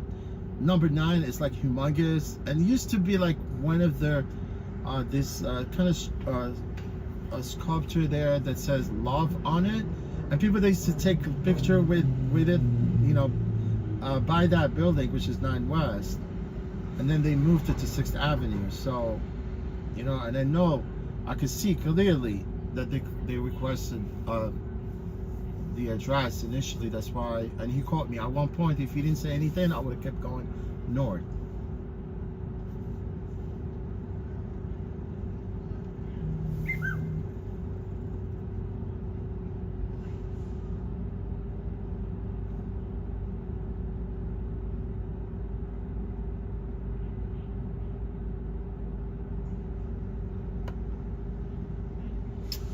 Team Gotti,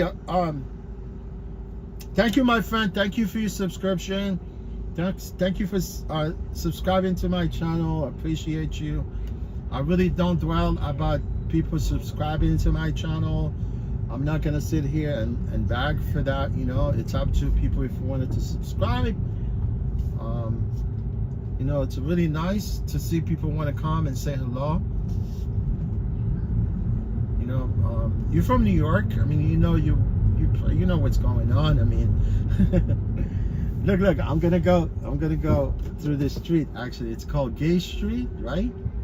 And it's only like a little over right here.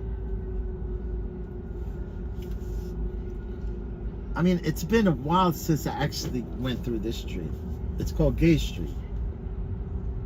Because you know how it is.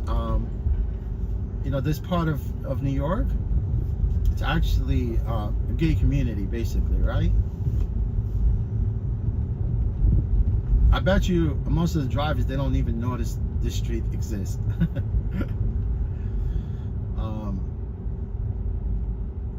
Yeah, it's called Gay Street. I think this actually my 5th or 6th times driving through this street. I walked it, but obviously I've never, you know, I decided to drive through here.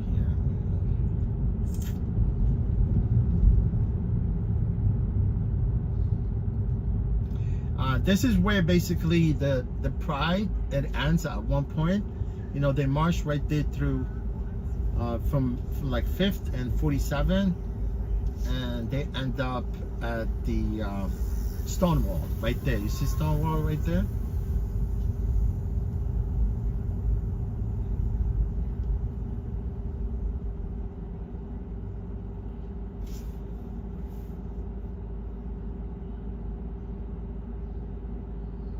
Oh, Jeff Fleur, you know, yeah, I spoke to you yesterday. Raouf, what's going on, my man?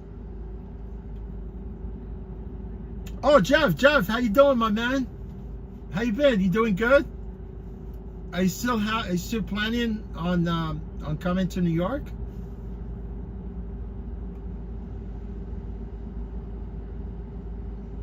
Right, Jeff, I got you, my friend. Jeff.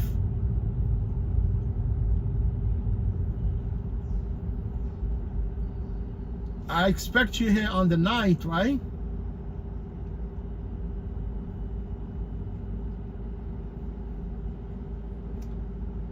I'm glad you're doing good, Jeff.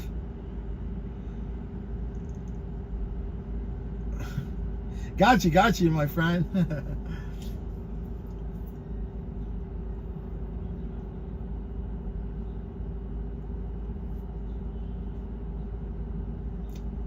Jeff, I hope you're having a good day, my friend, today.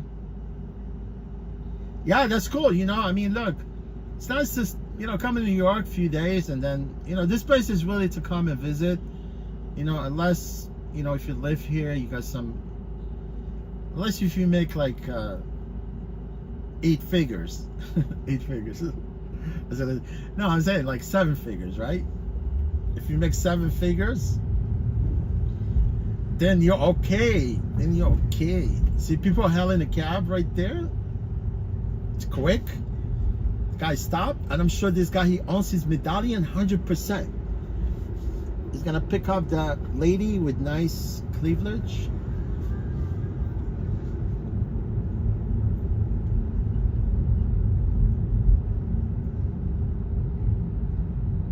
Yeah, Jeff, I got you, my friend.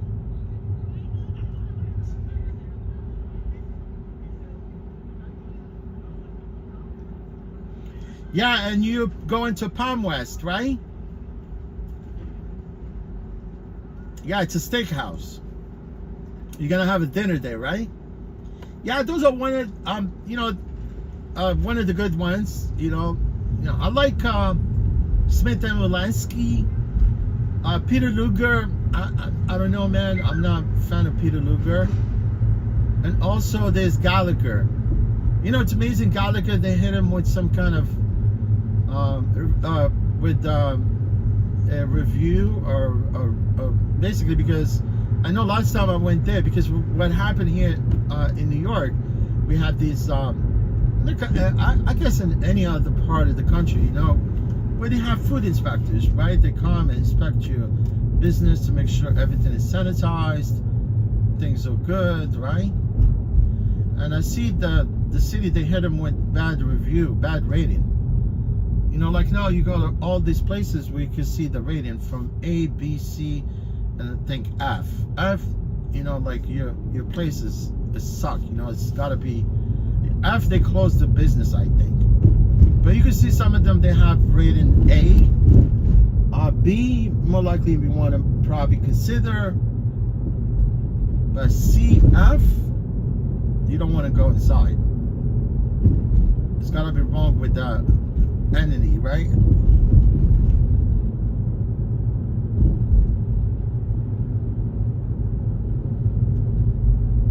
Oh, it's actually closed, right? Oh, so you stay in Midtown. Are you staying actually Midtown?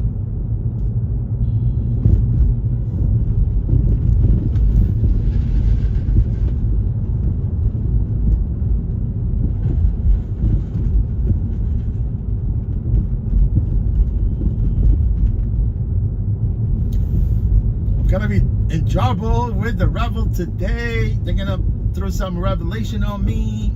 I've been missing a lot of trips, and also it sucked. The app does not really send like a like sound notification, so there's no way for me to catch those trips. You know, unless if I'm looking at the app and the phone. You know, I have to be constantly. I mean, I've did everything I can, you know, to rectify the problem with the app.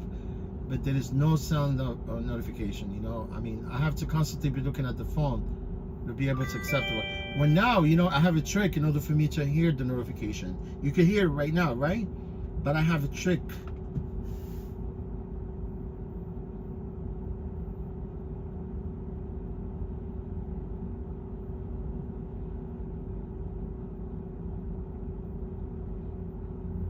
No, see this trip, people are requesting me from uptown to come drive all the way here to go to Jersey City. This don't work, man. You know, the algorithm of this app, it does not make no sense.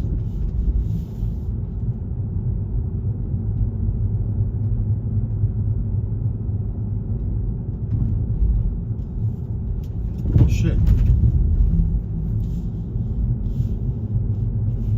Yeah, Jeff, count on me, man. I always come through for people, man. Every time.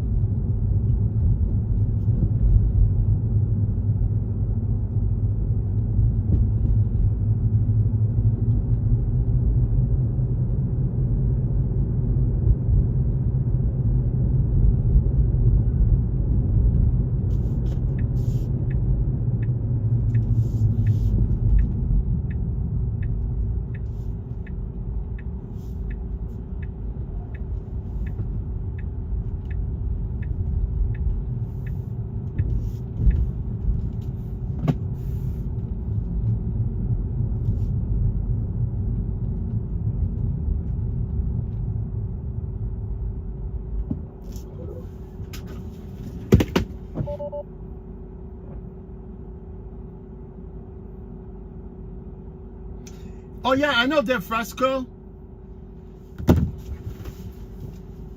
I heard Sardi's is actually good too.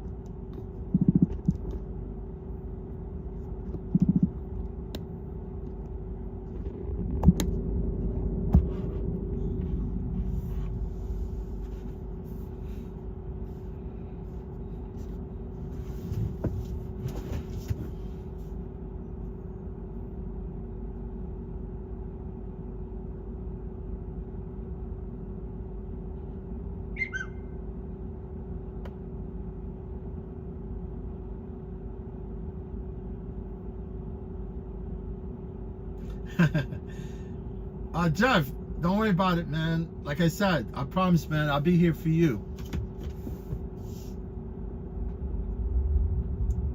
I'll be, you know, whenever you need me during those 2 days, I'm gonna be, you know, I'm gonna be out of your service, my friend. Trust me, my friend. I thank my parents, you know, they taught me family values.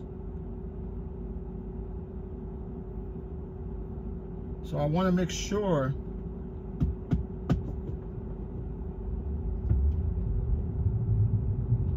we take care of you. New York hospitality. They say Southern hospitality. We got New York hospitality. You might not find New York hospitality here, but there's nice people in New York, you know.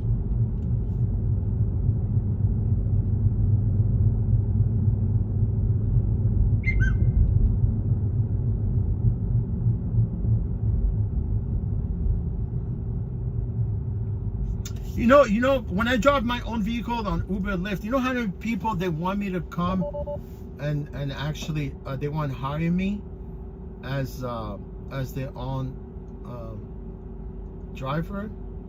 You know, people they bag me sometime in the car, and you know, I don't want to be given like you know, like business cards, because I do have business cards. I don't want to be having too many people and then only one person, you know what I'm talking about? Because I want to be there for people when they want me. If somebody's going to call me, right? Because you're going to have excessive people calling you. left and right, I mean, who are you gonna service? You see what I'm talking about? I have 2-3 people. They know already. Whenever they call me, they actually set all the they call me ahead of time, so that way I could like sort of make sure they're all in my calendar, right? So I could service each one of them. But I can't be like just people calling you randomly and you cannot service them, right? That's I mean, the only way you could do that, man, if you have like a bunch of cars, like a fleet, then you could be able to, people call you and then you'd be there for them, to render service. But no, man, I mean, you already gave me out of the head of the ball game, to that you wanted to be able to be picked up. I'll be there for you, I promise.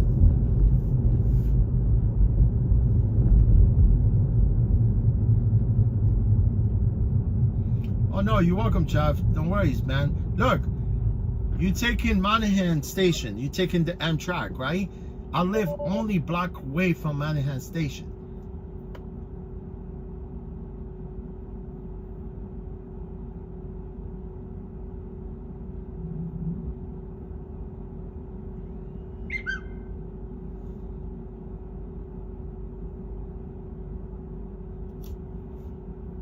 Oh yeah, no problem, Jeff. Like honestly, enjoy your weekend, enjoy your Labor Day weekend. You know what I'm talking about? We stay in touch, my friend. Don't worry about it. I mean, I really kind of didn't think like one day somebody, like from YouTube, that's they're gonna meet someday. I mean, look, Jeff. Honestly, man, I used to stream sometimes, and really I used to get anybody on my stream, right? But it's nice to see people come along and they wanted to say hello and everything like that. I mean, I'm for meeting good people,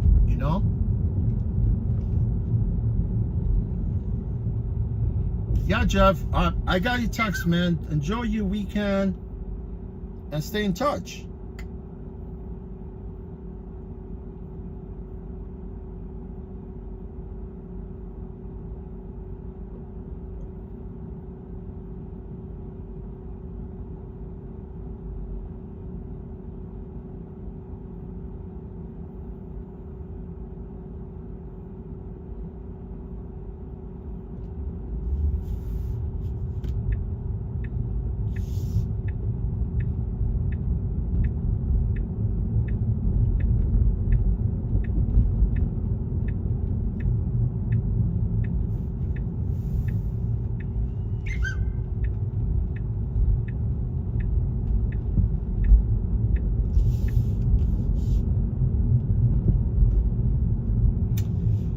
Yes, yes.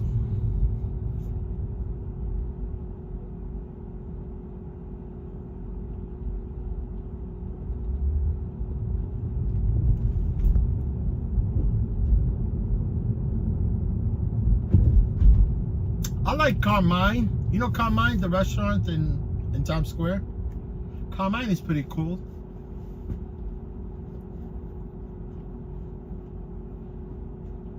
But they have little, like if you go to Southeast, they have beautiful menu. But you're looking about $85 a plate.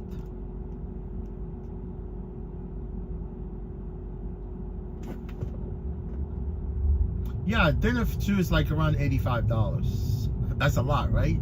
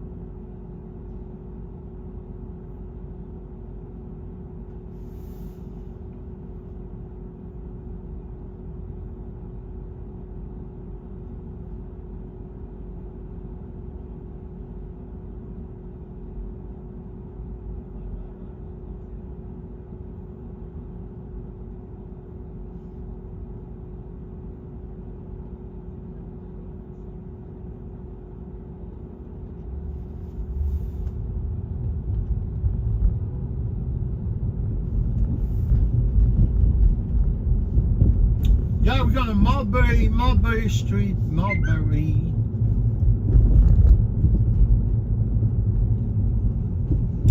Mulberry, blueberry.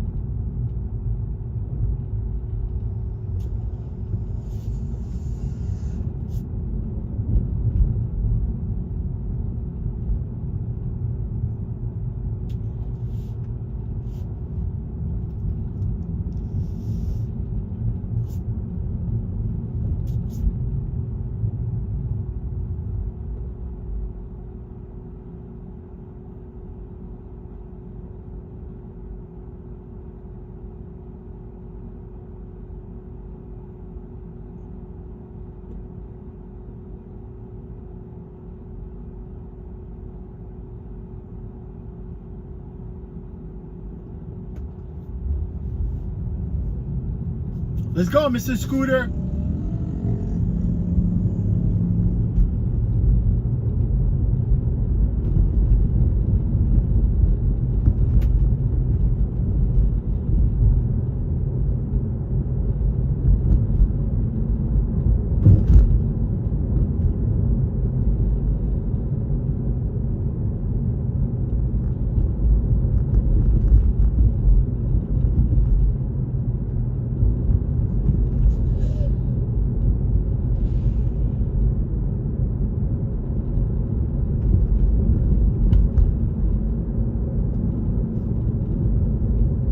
Man, I hope this street is not closed for vehicle traffic.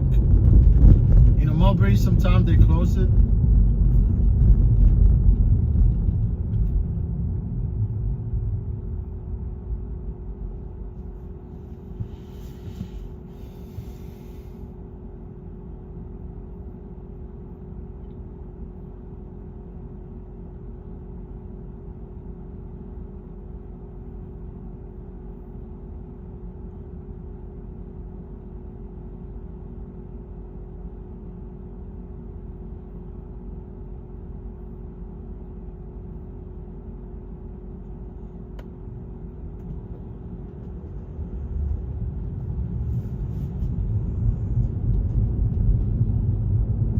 You know, I have a client, man. He comes here every couple months, right?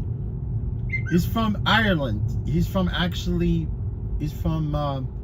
Shannon, right? This place in Ireland. It's really nice.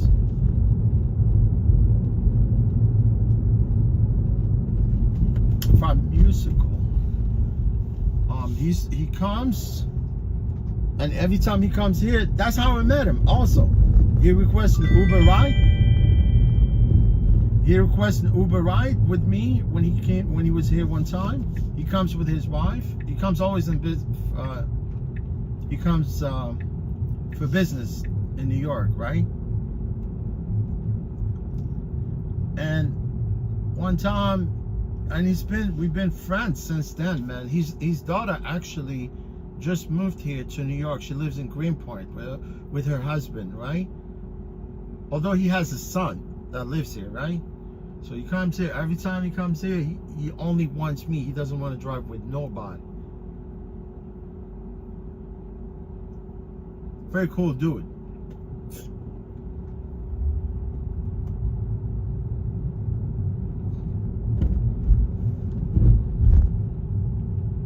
See, I was only 2 minutes away from this pickup, and they cancel. And they cancel, right? And they cancel. I'm assuming it's the same people that requested me, right? I tell you why. You remember what I said, guys? Remember what I said when I was approaching, was gonna come here, right? I was thinking more likely this street is blocked off. Let me see. No, it's open. Usually it's blocked off. Oh, it's blocked off that way. Because eventually they're gonna have San Gennaro's, you know, and this part of Brooklyn, I mean, as part of Mulberry, it will be closed off.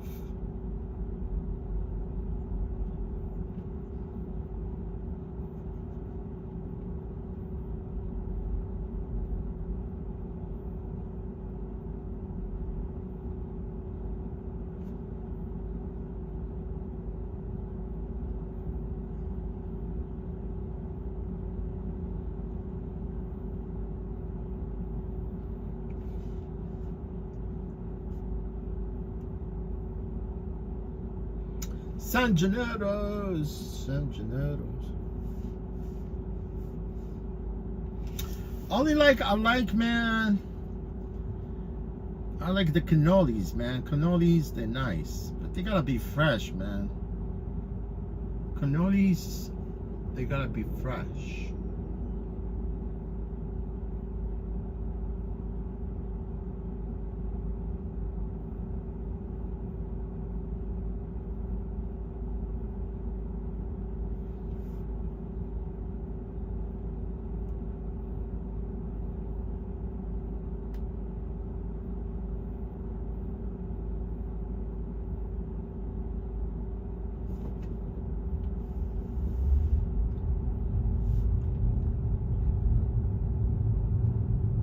Yeah, this place eventually is gonna be off and limited to only pedestrians. You know, it's sad, man. Little Italy used to run right there from Canal all the way to Prince, I think. Yeah. And it's sad that, you know, at one point you know, when Mayor Giuliani became a mayor, right? You know, that's how messed up Giuliani is. That guy is a creep. You know, during 9/11, they call him mayors. What is it? Something they were calling him, but he was an a-hole, obviously. When he came in, you know, because Giuliani is Italian. He is Italian. He's his third generation Italian, right? So when he came, he went after the mafia, because most of some of these restaurants and some of these Italian places along Little Italy, they weren't actually there for business. They were basically just like a decoys, and they're running all these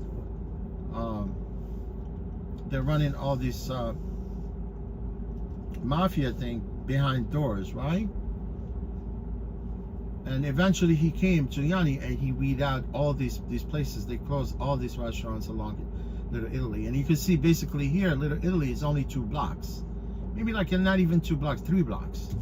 It was actually all the way down here, all the way to the end. You see how they have all the ribbons and everything right there on top? Because they're setting up this for San Gennaro's.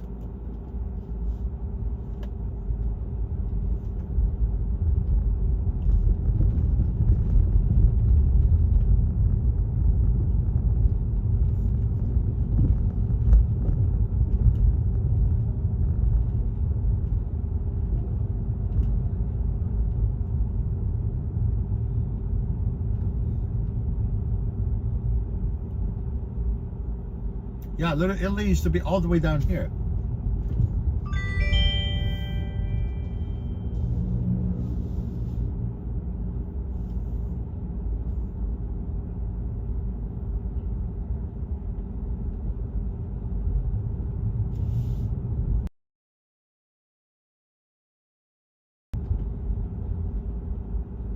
Man, I'm missing too many rides, but I took this one, obviously.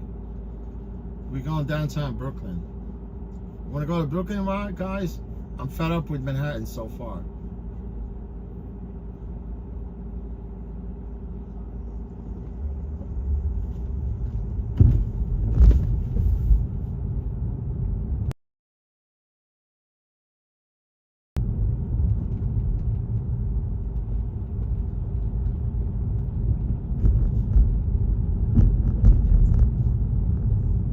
Let's go to Brooklyn. Brooklyn in the house.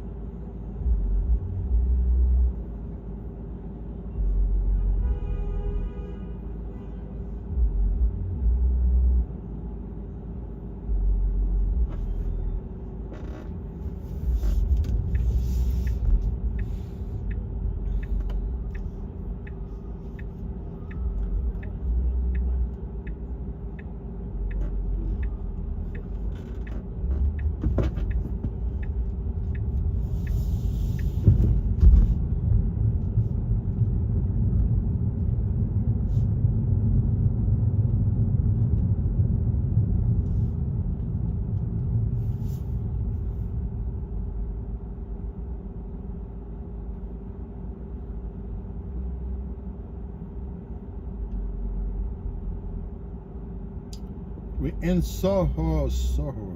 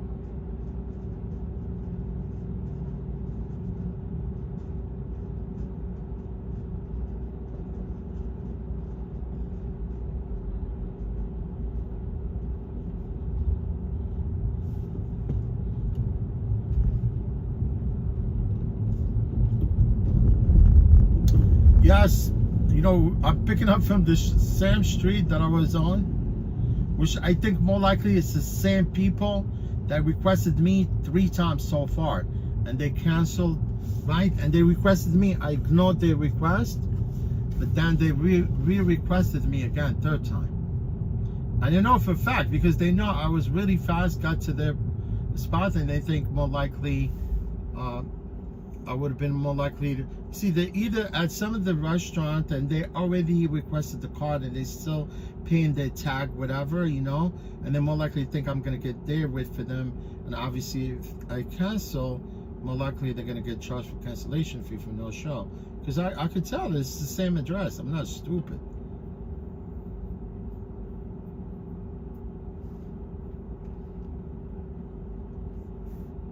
And it makes sense, you know, because this block you cannot stop nowhere. You know what I'm saying? I want to make sure that they're there. They better be waiting outside.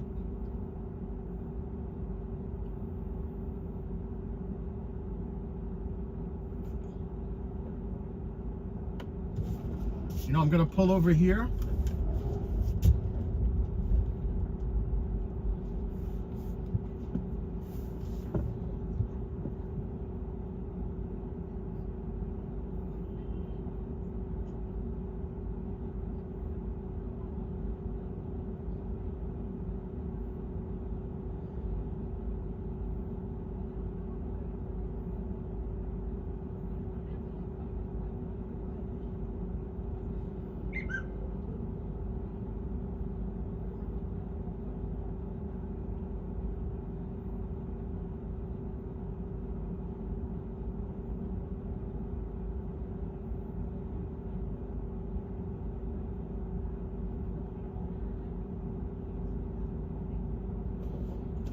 See, I had to text him some, are you outside? And then they say yes.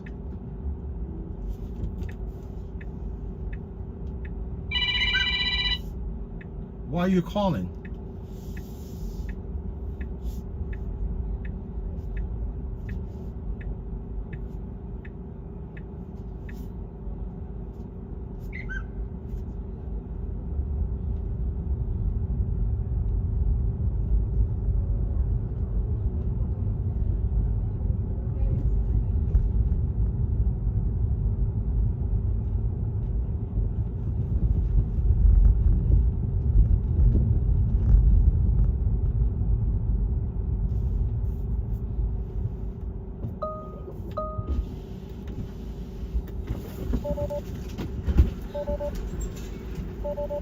Hi, hi. Your name is Nicole? Yeah. All right, no problem.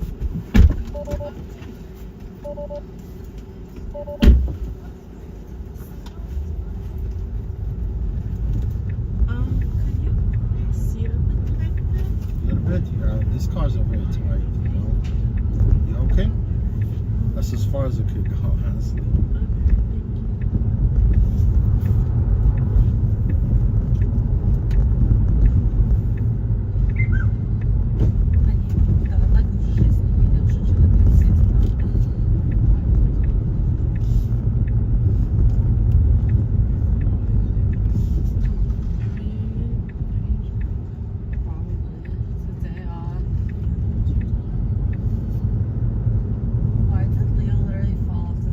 I was about to ask you, have you talked to him? Have you been talking Dude, to he like hit me up randomly. Like I've talked to him throughout the year. That's why I'm like I don't understand. Like he never hits me up when he's here or anything. Like just all the time. Like I've spoken to him throughout the year. Like I don't. Like he never like. Well, now that Rika's back in Europe. I know, but he wasn't because she left already. I think. Yeah, she left. So I was invited to go to the wedding. So fucking weird. No.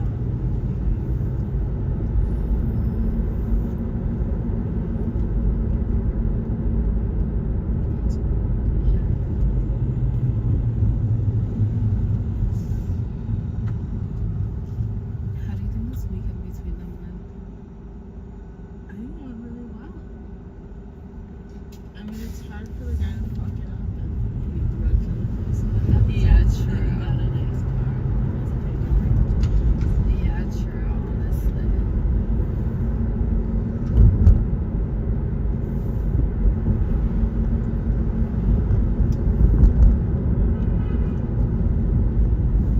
I think she's super into Yeah. it. Yeah, I mean, it's such a step up from the other guys. Like, good for her. She fucking did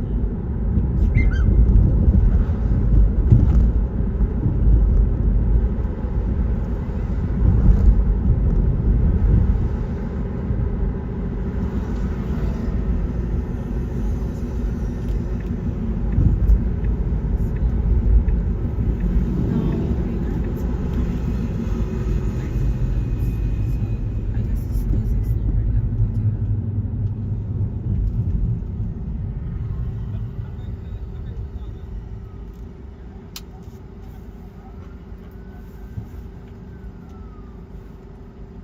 He turned on music. Music? Yeah. They actually removed the music from the cars. Wow, that's terrible. It's sure, I'm telling you. Sorry for you. Because it's not sorry for me. I could care less about music, honestly. You know what? Because these cars have like what do you call it? The music, like premium, like cloud premium music. So they if you don't pay it, they shut it off. Although, like the Rebel at one point, they decided to remove the music from here because drivers they're not paying attention.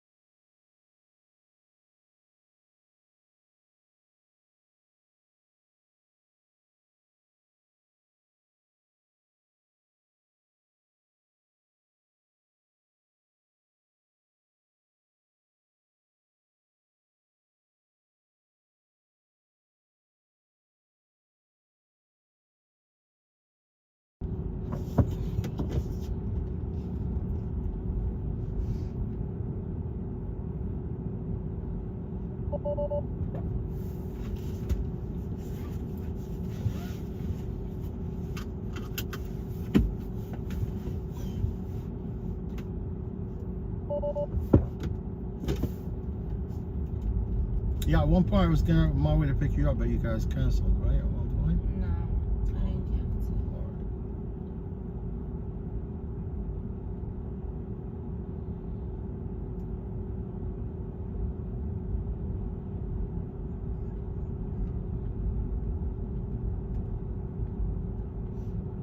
Yeah, this is your drop off right here. It's 55. Yeah, perfect. Thank you so much. You're welcome. Okay, good day. Thank you. You too.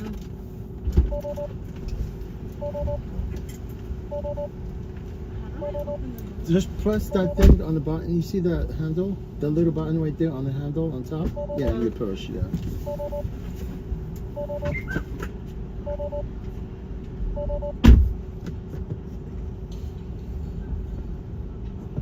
Yeah, man, look, I know I told her you cancel because initially she said the music, right? Because I didn't want to turn the music, you know, because of copyright, right? So that's why I mute the stream. But I could clearly, she canceled on me because she lied, right? Because the address was the same address that was initially where I was going to, right? And then when I turned around, they re-requested me again from the same address. Can't be that someone is re-requesting me from the same address. You get my point?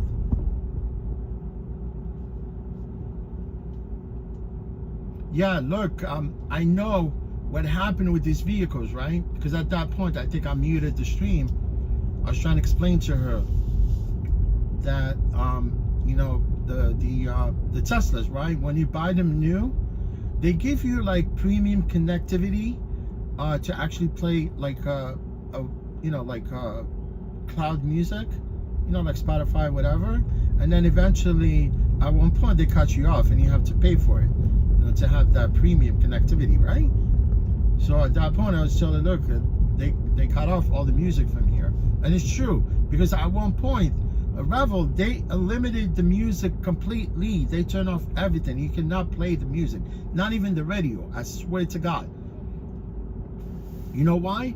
Because the sound system in the Tesla, I admit, it's very cool. You know, it sounds really nice. And you have to think loud, and you're driving, you're more likely gonna miss all the trip requests because you know, you're not gonna hear the you know, like the notifications, obviously, because you're playing loud music. So that's why they decided to remove all the music at one point, and people started complaining, right? And they turned back the radio, only the radio, but the premium connectivity is off. You have to subscribe to it, and if you want to play it, maybe you wanted to actually tether to Wi-Fi. You know, I could play the premium music right here in this car, but I need to use my hotspot.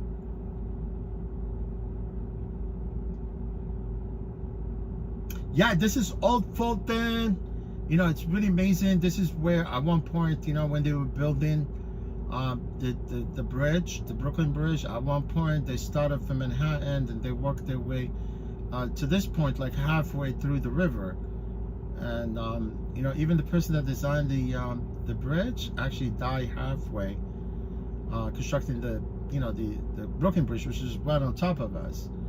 Brooklyn Bridge is really landmark. I don't think you know, they've been working on the bridge forever instead of actually just rebuilding it from scratch. But and right there across the street, you know, it's amazing. You see what it says, Brooklyn Ice Cream Factory. It was a gas station there. It was a gas station. You know, Banana Rama. It's a music. Actually, it's they did actually one of the music video there. It's pretty cool. And right there, if you go by the pier, you have a really nice view of the lower part of Manhattan. You know, this is all these buildings are.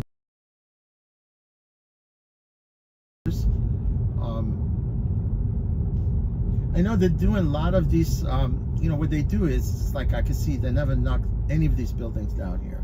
I mean, all they do is they do like gut rehab. They refurbish the whole. There's some of the buildings here, right, and they put them back on the market. See, there's a nice restaurant. There's a nice pizza place right here. This is one of the Juliana's, you know, because there's another pizza place in Manhattan. It's called John's Pizza. And you can see a lot of people here that come here, wait online to actually, they don't sell slice, it's all pie.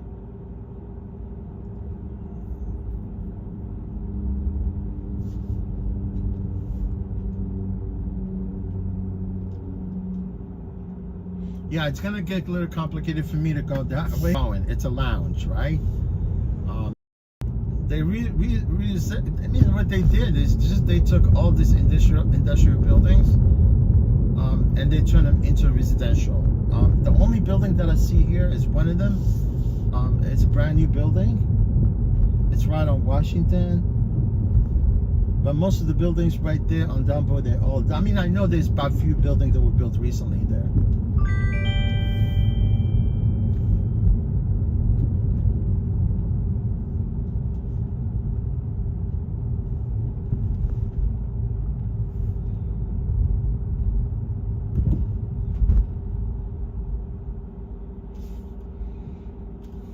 You know, the best way, man, is to turn here.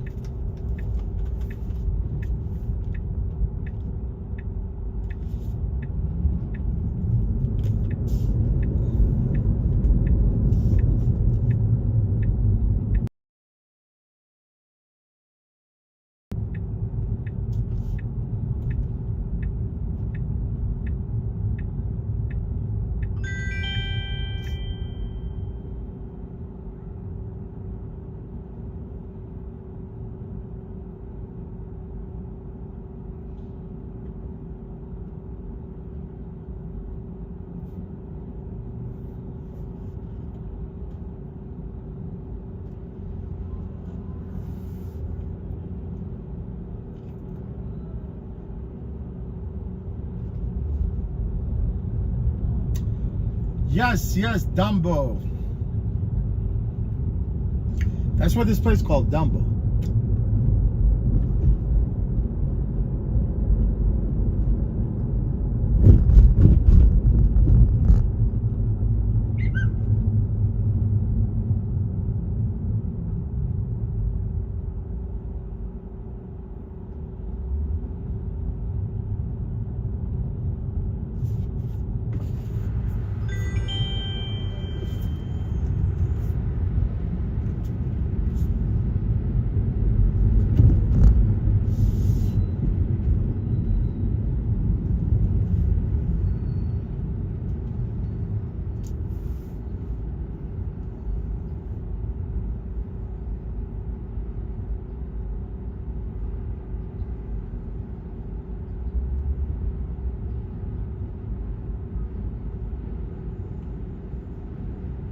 I'm not gonna lie to you, man. This girl, she's a liar.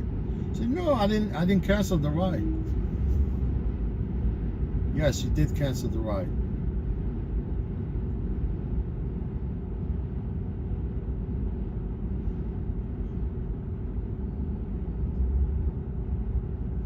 She thinks she's slick, right?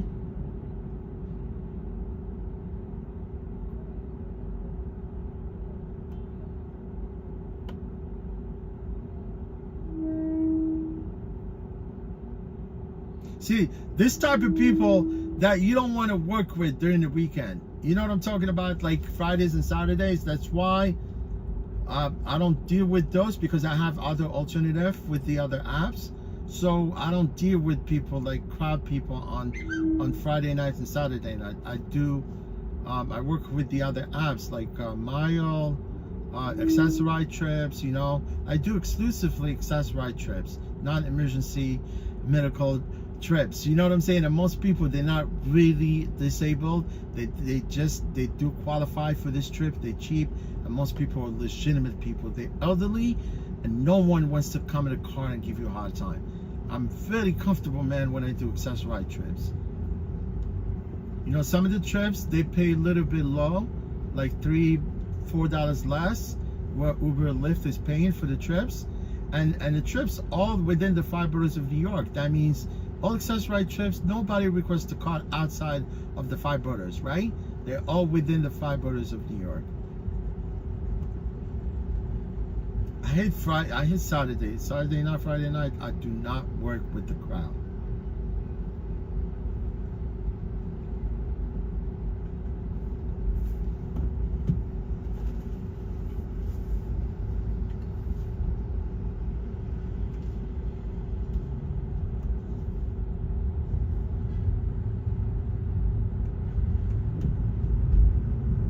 Yeah, they're just gonna hit you with copyright music, so I turned off the thing, but I was able to turn the radio on. You know, some of the cars completely, they don't even have a radio. I don't even play like radio. I mean, as much as like, you know, you want to listen to music while, you know, you drive.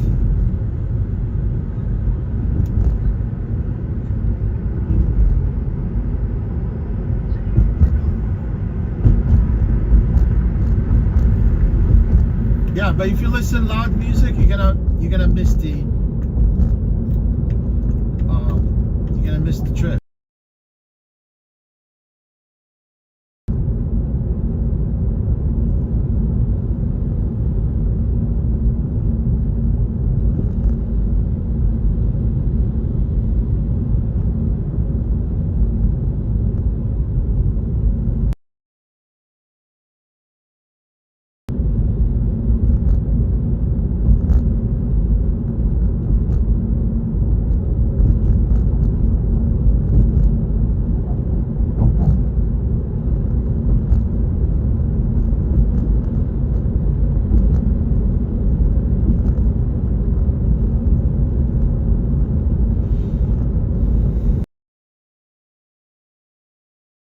Yes, copyright, my friend. Greenocky, or just you're actually from North Carolina, or you moved to Maryland, I think, right? Or you moved to Virginia?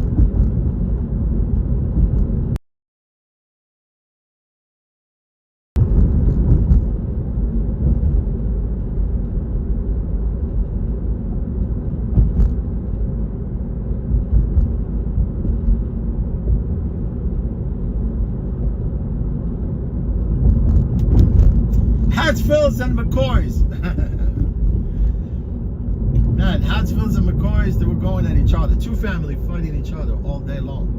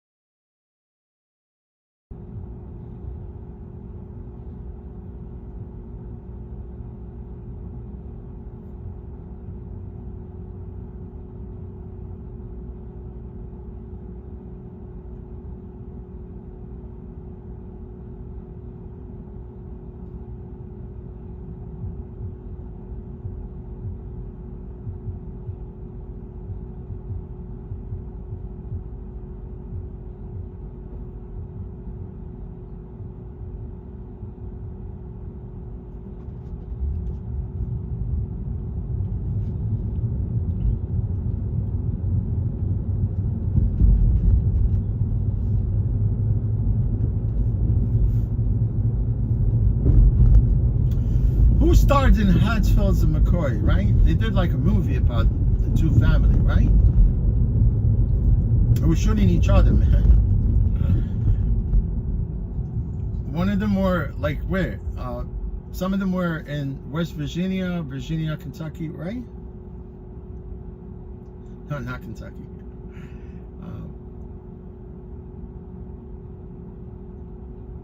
Yes, we are the Supreme Court, state Supreme Court, not the highest court in land.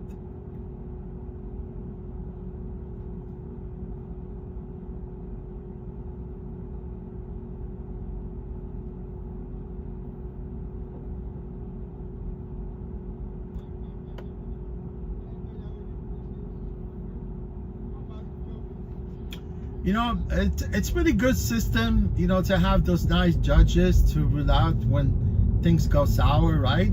But they're not always perfect, those 9 judges, right? On top, on the highest court. You know, I mean, yeah, things go through the 3 branches of government, right? And it's a good system, you know. If the thing goes to executive and it has nowhere to go, it's got to judicial, right? And it will fight it in lower court, but once it goes to Supreme Court, it's a different ballgame. It all depends on those judges, man.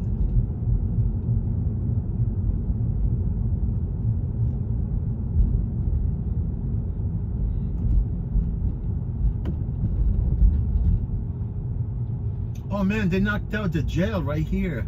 You know, this place actually, it's called the it's downtown, basically, where they process all inmate from Rikers Island.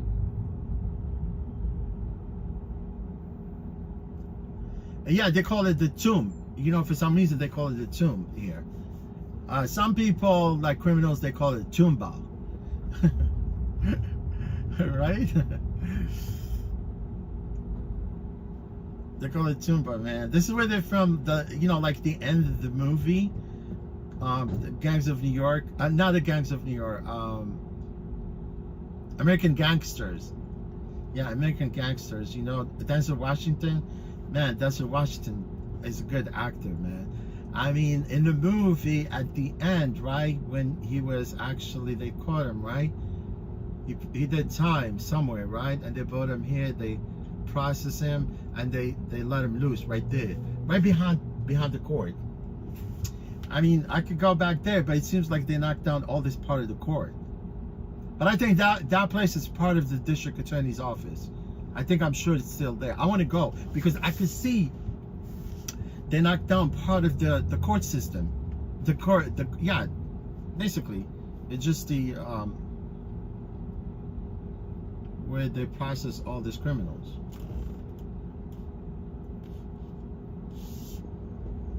I'm gonna go here and I'm gonna turn on Hester.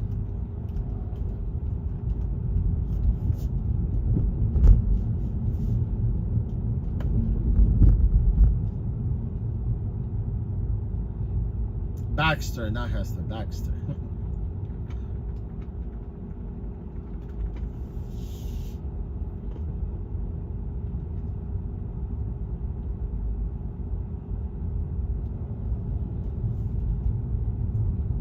Yeah, this is the DA, but you can see actually they knocked down this part of court.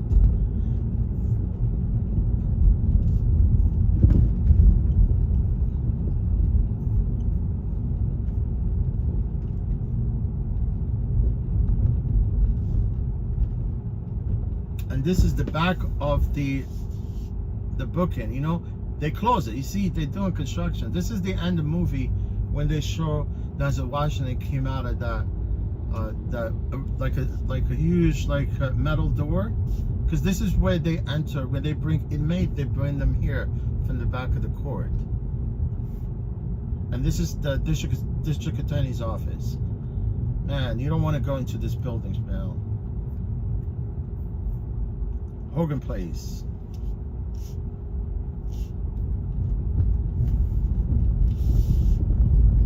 This is the entrance of the DA's office right there.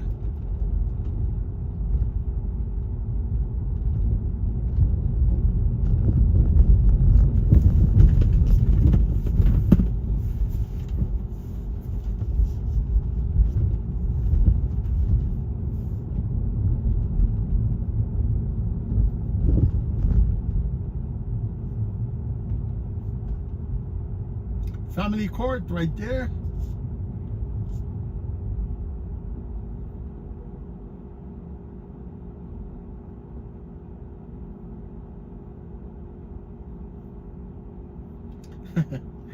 I'm gonna stop again on the date, right? I'm gonna stop on a date, man. See, if you live in New York, you're always confused, man. You don't know what date it is. You don't know what today's date. You know, you're always on constant move, man. Yeah, someone just reminded me, right? It's the second, not third. I'm a day ahead of everybody. Oh my God. I definitely can correct that. The only thing is you cannot correct it from YouTube. You have to go to YouTube Studio to correct some of these description and title. It can be done. It's not a problem.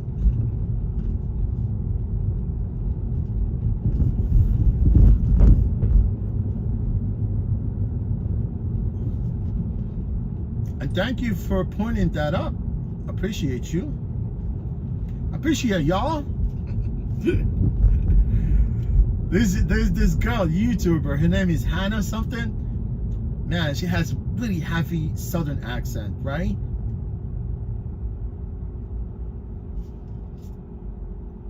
And it's kind of weird, man. She's living with her dad, and they do like outdoor stuff, like hunting.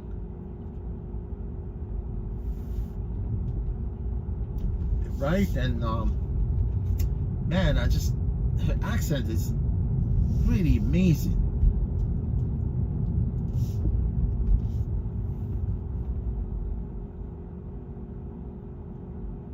And also, she's very pretty, man.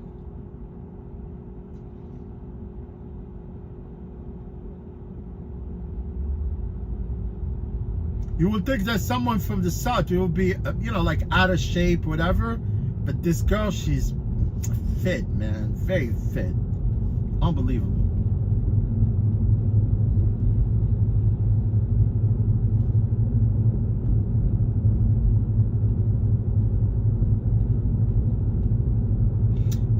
What did you think about this, y'all? I'm going to fishing, y'all. I'm going to catfish in the river. Catfish, man. I don't know what's the deal. I hate catfish, man. As you know, as much as I love fish, I don't know what's wrong with the catfish.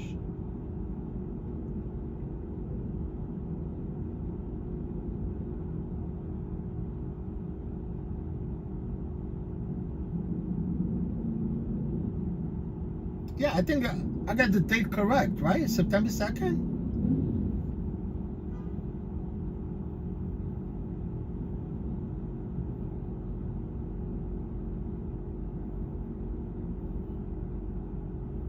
No, I could see Kurt TV. He said something about Monday, September 2nd. I thought maybe I made a mistake on my date, you know? How about today's date, right? But it's correct. Because I do make a mistake on these titles sometimes, especially like live stream titles.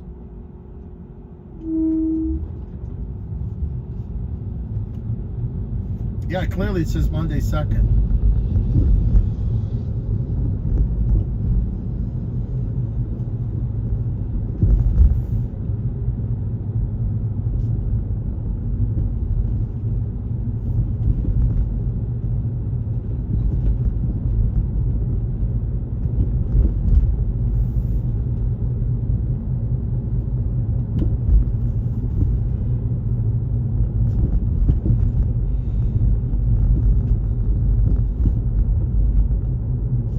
Yeah, man, like the last passengers, freaking annoying, man. They come in the car, turn the music, aux cables, Bluetooth, all that bullshit. They think we don't provide those things. We only provide rides. You know what I'm talking about? I'm sorry, man. I know some people, some viewers right here, they do probably, they have nothing, you know, they don't know anything about rideshare. Maybe they're here to just, you know, enjoy the, you know, the sightseeing, you know. But honestly, some passengers are very rude and disrespectful sometimes. They come in a car, they think they're on you, you know, Bluetooth. Literally, you know, they want to connect to your car, and it's not that easy, man. When you get there, you pick up person, the first thing you want to do, you want to get in the car, say hello, and be quiet. right? You want to go from A to B. Yeah, it's definitely okay for you to request things because that's your bill of right. But you know, by getting in the car, it's my environment, right? I could decide what I want to do in my vehicle. You know, whether I want to play music, or if you ask me to play music, if I'm not in the mood to play music, I could say no, I don't want to play music, right? But no, if you say no, I'm not playing music, they take it out on you and they leave the car. You know what they do? They low rate you, you know, and they don't know the consequences of low rating drivers, nor they know exactly by submitting a false complaint about a driver. You see what I'm talking about? You know, connecting to my Bluetooth, pairing Bluetooth to my phone. It's not a joke, man. You can't be doing it while you drive, right? You want to sit still, you know, like look, you know, for whatever your wireless thing, you know, look for the, you know, whatever and connect. It's just the whole process.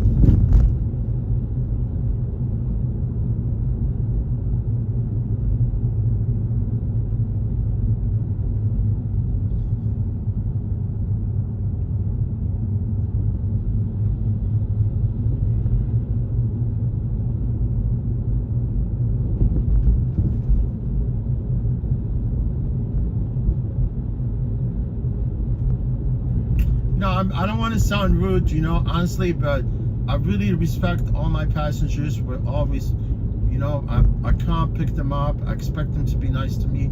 Like, I want to be nice to them also, but they do have to understand, you know, that this is just a brief moment in the car. Like these girls, right? They get in the car right over the bridge. It was only not even 10-minute ride. I didn't know where they were going because I know, you know, the address. So turn the music, turn that, this and that.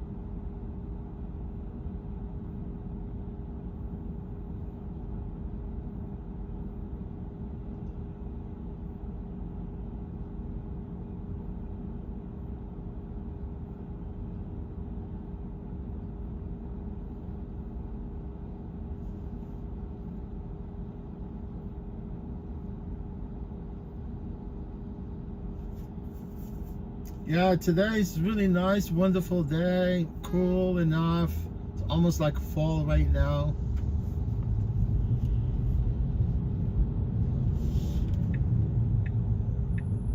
School, they're gonna start in a few days.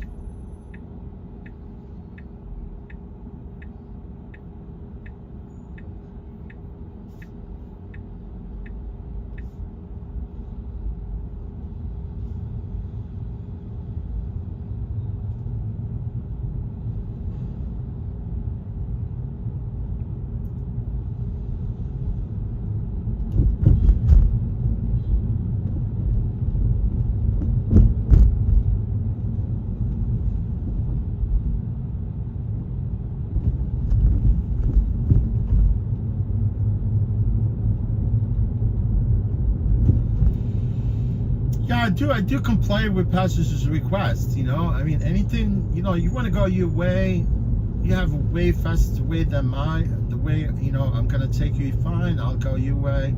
You know, like for instance, when they came in about the music, the only reason why I did not want it to actually turn the music because of the copyright, right? And then eventually I realized that I was able to actually mute the stream, right? You know, sometimes I forgot about muting the stream, you know. I forgot, but, you know, I have that option to mute the stream, right? You know, I streamed with some other streaming apps, right? And I think some of them, they don't have the option to mute the live stream. I mean, I know I used to stream with the Streamlabs. It's called Streamlabs, right? Not StreamYard. And they don't have that option to mute it. I don't know if it's there. I've never even tried it or looked for the mute button. But then, you know, I said, okay, well, like at that point, because I know that this car does not have connectivity, right? And I know some of the cars, they don't even have radio, right? So you know, I realized that I could be able to actually play radio, but I did play radio for them. I swear, when I muted the stream, I played the radio because I don't want to get copyright music.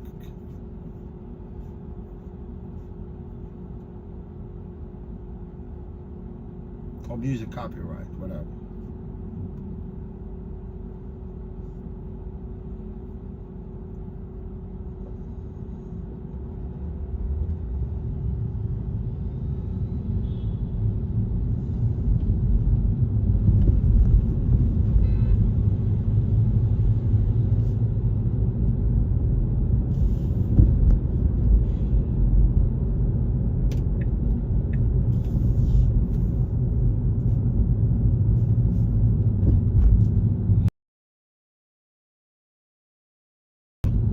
Like I said, you know, it's amazing. You know, when I stream, time flies quick.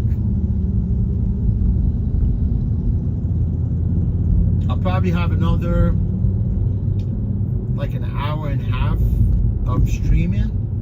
Hope you guys enjoyed the rest of the stream until sometime of the like 3:15 maybe. Now it's actually 10 to 2.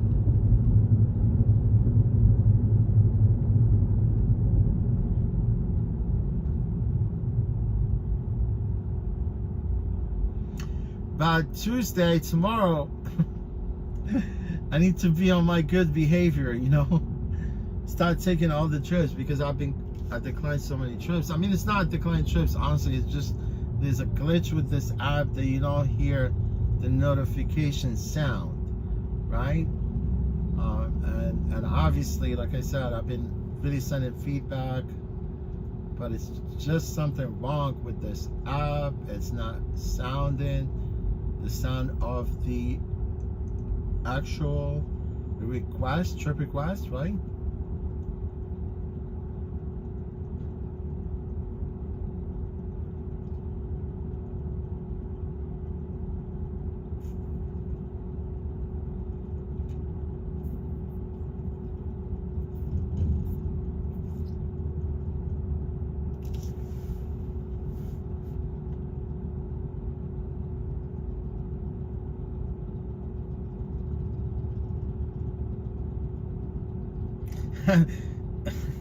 I just see Jeff. He's scared. Jeff, let's go to Brooklyn cheesecake. Yeah, no, you know cheesecake. Juniors. You know where Juniors is? Man, they got best cheesecake on the planet. Juniors actually, they just celebrated their almost like 75th anniversary of making cheesecakes. Man, they got. I mean, honestly, man. Their cheesecake, it's worth $10. It's really nice portion and it's really delicious. I'm telling you the truth. Unbelievable. I mean, they already open up. I mean, they've always been in Brooklyn, but then they open up a couple of places along what do you call it? In Times Square. You know, they have Juniors in Times Square, and they have actually 2 locations in Times Square. And honestly, I would want to buy anything like, because they have a menu, you know, you could order sandwiches. They do make like this Reuben sandwiches, I think. I don't know. I've never eaten that. You know, it's mixed sauerkraut, pastrami, corned beef, whatever. It's disgusting. But the thing is it's just the cheesecake. It's unbelievable.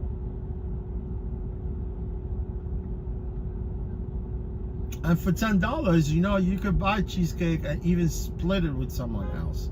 That's how that portion is so big. U.S. Open, right there. See that card? It says, that's my nightmare. It's U.S. Open. I don't want to go to U.S. Open. I don't want to be taking anybody to U.S. Open.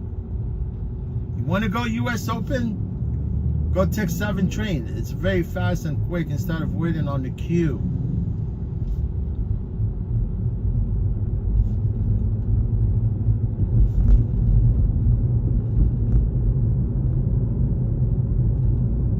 I'm saying vehicle queue, all right? Not human being queue, right? You get to U.S. Open Arthur Ashe, right? Arthur Ashe Stadium, and then if you drive, you gotta wait along the expressway, like you're waiting for, like there's a shortage of gas or something. You get my point? Remember when we had like a shortage of gas? It was blackout or something like that. I think it was all over the country, right? I think in New York, yeah, we had like the blackouts where people were lining up for gas. It was like Armageddon, you know?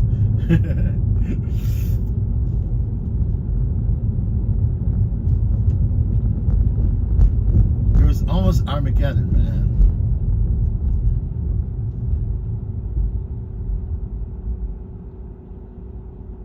Let me see, man. I gotta look ahead of me right now because, oh no, there's no street fair today.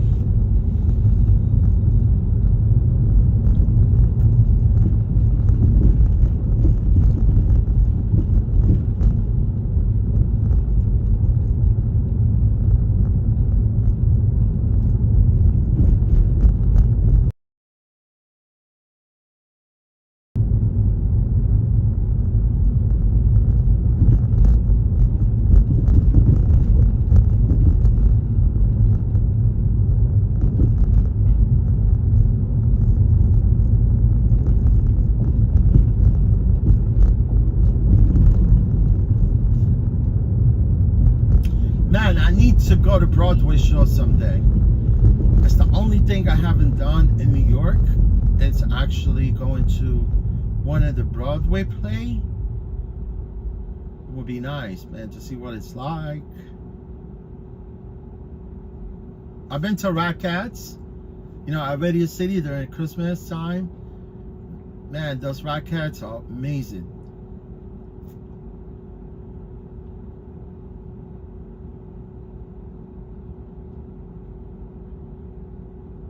I don't know how those girls they dance with those high heels. I don't get it.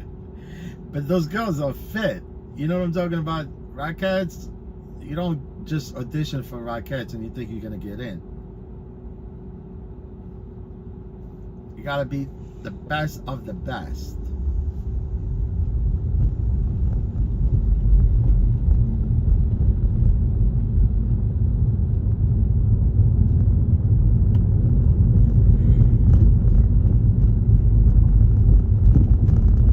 You know, like SNL, Saturday Night Live, you could get in for free, man. But you know what? You gotta camp outside the NBC studio. It's right there at Rockefeller Center. Where people, they come, they sleep overnight. Like from Friday morning, I think from Thursday morning, they come, they sit there, they camp, they sleep on the sidewalk, you know, just to get a ticket, right? And even if you get a ticket for Saturday Night Live, right? You're not guaranteed you're gonna get into that show, right? Saturday Night Live, it's only for celebrities, right? People that come watch the show. But if you're an outsider, you know, you just want to come to the show, you could get a ticket, but it's not guaranteed that you're gonna get into SNL, right? You have to, like, if somebody doesn't show up, or, you know, people they're back, you know, they don't show up, whatever, and there's an empty seat, then they will let you in with that free ticket. I mean, it's nice to be part of the audience there, you know, but it's free to watch on TV, right? I literally don't want to be like sitting there, you know, camping outside.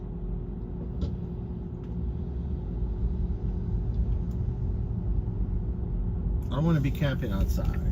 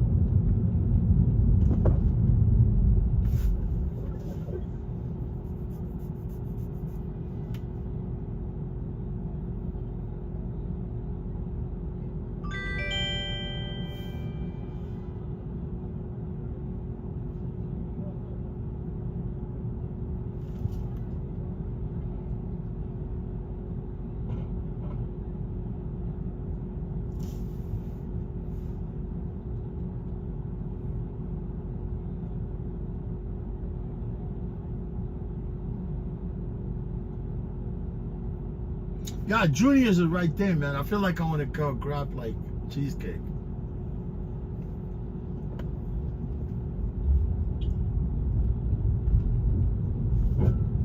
It's next to Lion King's.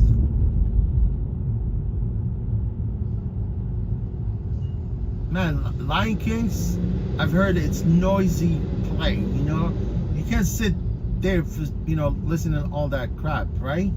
But the kids, they like to go there. Parents, they take their kids to Lion King. I would want to go to Lion King, you know?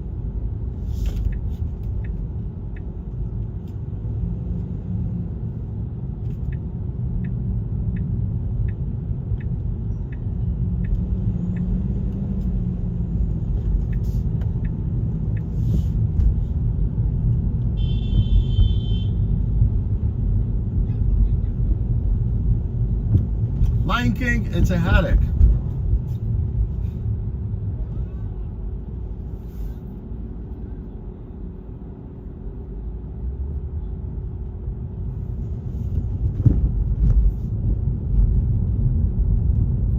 say it's Aladdin. Aladdin, it's kind of really nice. You know, I mean, Aladdin, it's all kind of dancing also.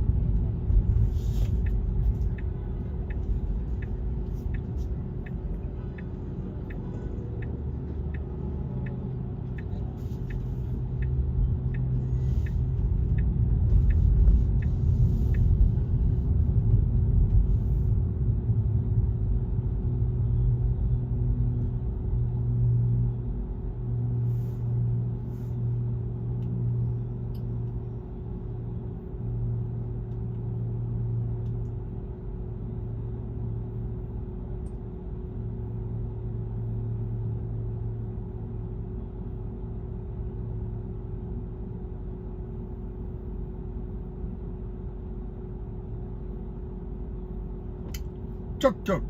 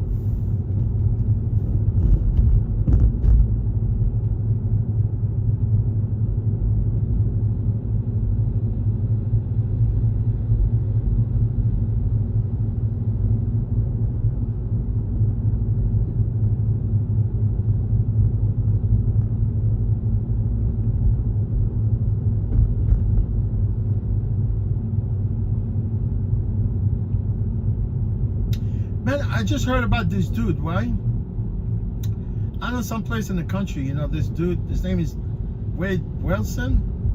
Very vicious dude, man. He's got scary tattoos on his face. Man, I think it was 2 years ago. I really did not hear about this until, you know, until they sentenced him to the death penalty. You know, they sentenced him to death. Very vicious, this dude, man. Scary. Literally, he went to this bar, met this girl, right? And then, for some reason, I think she was dating him, obviously, right? And he went and choked her right there. In her place, I think, whatever. And then he took off. Took off with her car, right? And then he took off with her car, and then he stopped somewhere, and this girl approached him to ask him direction or something like that. I'm not sure. And then she ended up going, I don't know if she was hitchhiking. I'm not sure if that was the case. And then she gets into his car, right? And for some reason, she found out that he was crazy. She wants to get away. Then he ran her over. It's crazy, man. Run over, killed her, right? Took off, and then they caught him, right? Unbelievable. Like, obviously, that was, I don't know how long that was, you know, because I didn't catch this case, you know, for some reason, until I heard about it recently.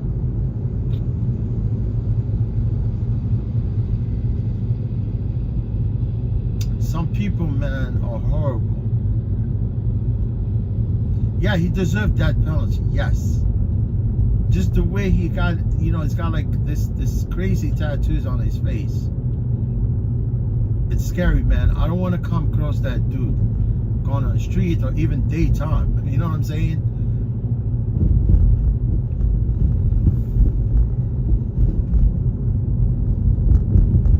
And some people, they commit heinous crimes, and they deserve to die. I'm telling you.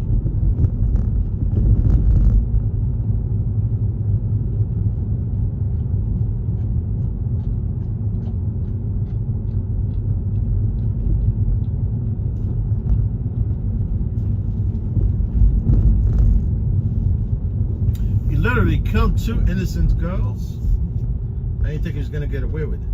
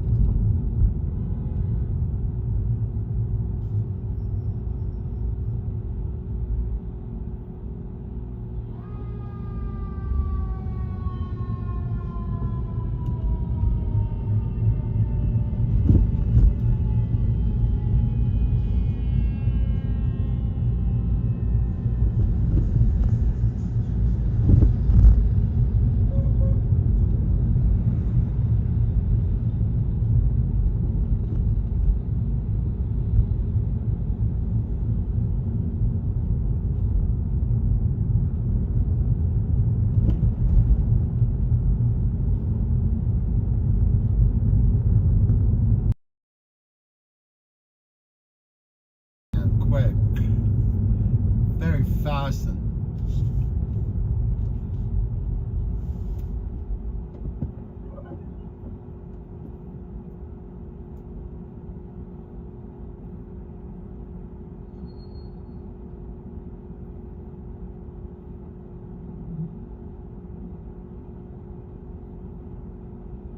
before you know it, Christmas, Thanksgiving, and running to 2025. 2025.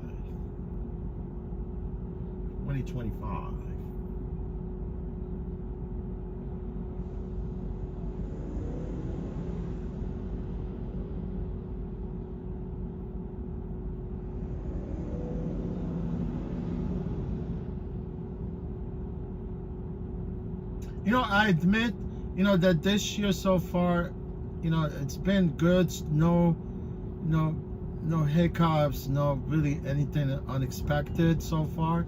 But you never know. It's still a few months left, you know, in 2024.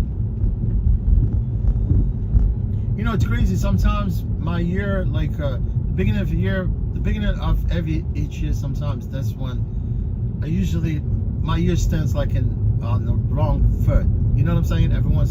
Every other year, but this year from the beginning to now, you know, everything's going smooth.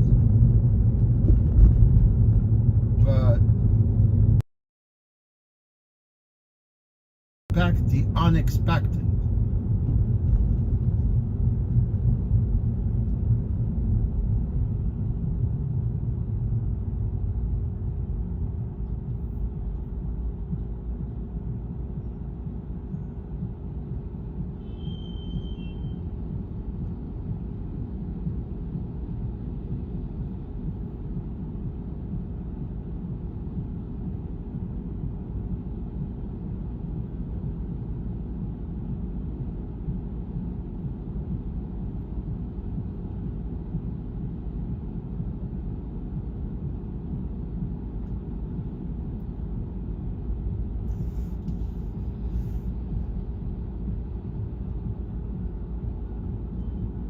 Jonathan C, how you doing, my friend?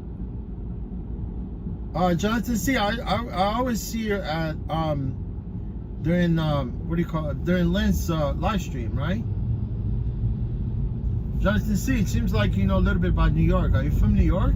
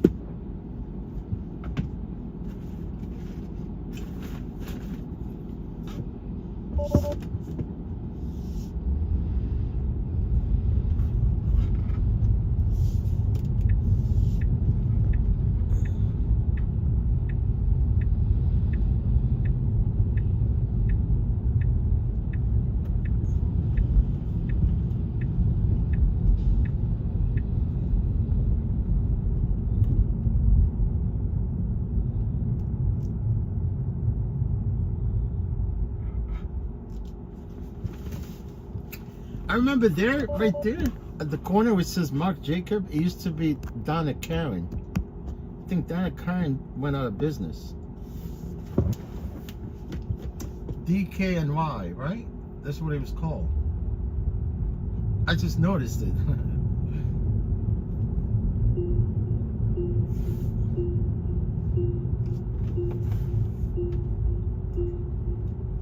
What's going on, Jonathan? How you been, my friend?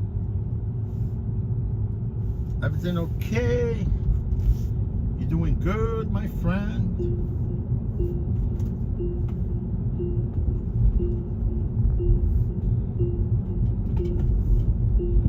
Man, I have this Android. I had it for a year. It's got a strong battery, man. It's always full. It really drops below like 60%. It's always, and I had the phone all this like almost what? How long I've been streaming right now? Maybe for like 5 hours.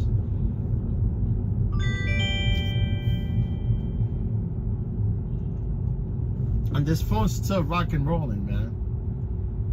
Yeah, man, let's go take this trip. You know why? Because I've been like honestly, only my worst nightmare is to be going to JFK or yeah, you know what? This pickup actually is from Queens. I can, you know, I know I could tell because usually at the end of my shift they usually like give you a trip going to Brooklyn. Because like some of the people that were here before, you know, they see it. Usually at the end of my trip, I'm always going towards the depot to drop the car off, right? So I like at this time at the end of the shift, most of my trips will be going outbound. You know what I'm saying? Like going to, oh man, that girl, she's got, yeah, so this trip is gonna be picked up in Queens and going to LaGuardia. It's just right along Long Island City over the 59th Street Bridge.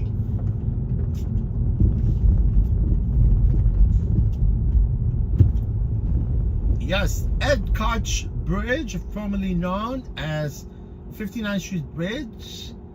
I call it 59th Street Bridge. I call it Queens Bridge.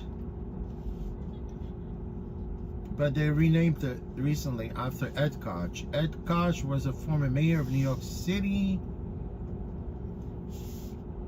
He actually died recently. No, a long time ago. Maybe like 10, 12 years ago.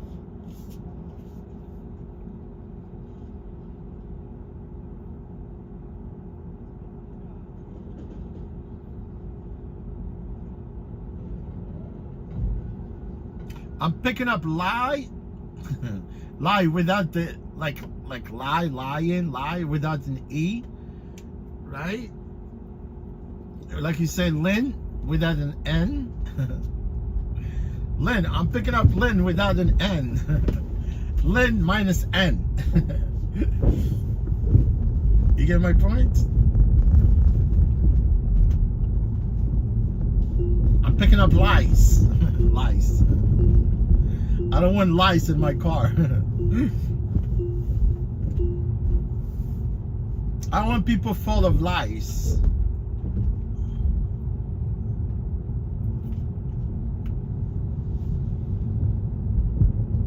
Like people when they bring dogs, man, they could be full of lice, right? Like bed bugs and things like that. And they spread all that germ inside.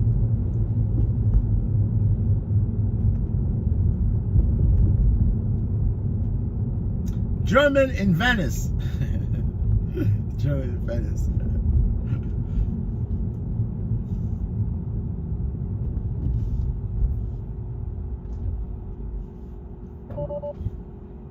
I hit this car I'm driving today.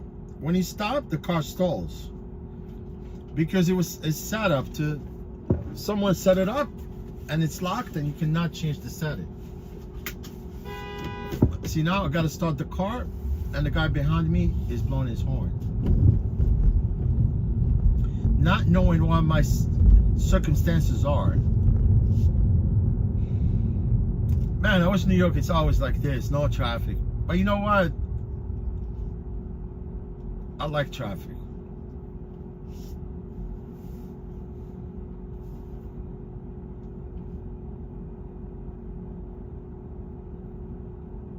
I'm in traffic all day long, all day. People, they get pissed off. They get in the car, they see traffic, they get nervous. I need to get nervous because I'm the driver, right?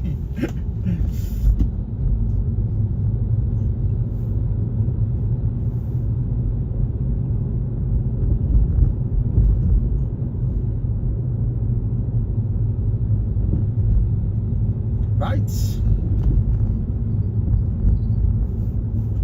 I'm the reckless driver. I need to be aware of what's going on.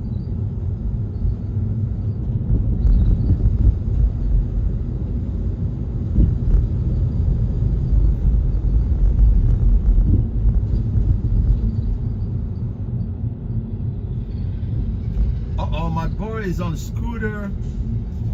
It's called Flywind.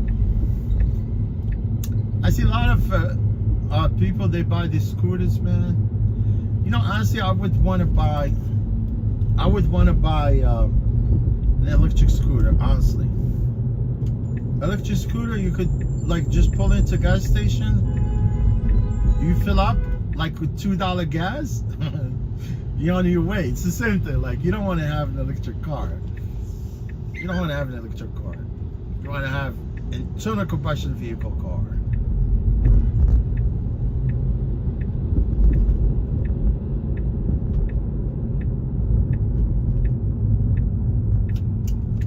And you know what, man? Because of these excessive scooters, electric scooters, there's so many fires in New York, and most of them, I could tell that, and it's true, man. When FDNY they investigated the fires, they found out it's actually lithium-ion batteries. Those are the ones that actually catching on fire. You know, I cannot emphasize enough, man. If you buy an electric scooter, you know, make sure you buy a battery charger that trickle your battery. You know what I'm talking about? And you know, when you charge it with that type of charger, it will trickle until it actually charges the whole battery, right? And it quits. You see what I'm talking about? But the guys that the battery they're using, it literally batteries that could, you know, like the charger, because that's what most people do. You know, especially like delivery guys, they're clueless. You know, they put the battery on charge and they go overnight and they go to sleep, and that thing gets hot and it catches on fire. You know, lithium-ion battery, you cannot stop the fire, man. When it catches fire, you cannot. There's no way. Even with extinguisher, if I have an extinguisher, still you won't be able to actually put out that fire.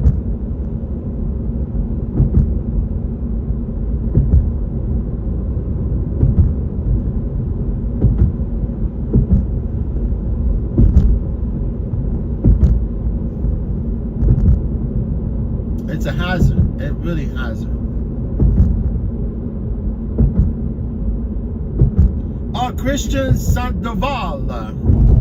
Christian, how are you, my friend? Nice to meet you. Your name sounds like from Eastern Europe. Your last name, right? I can tell.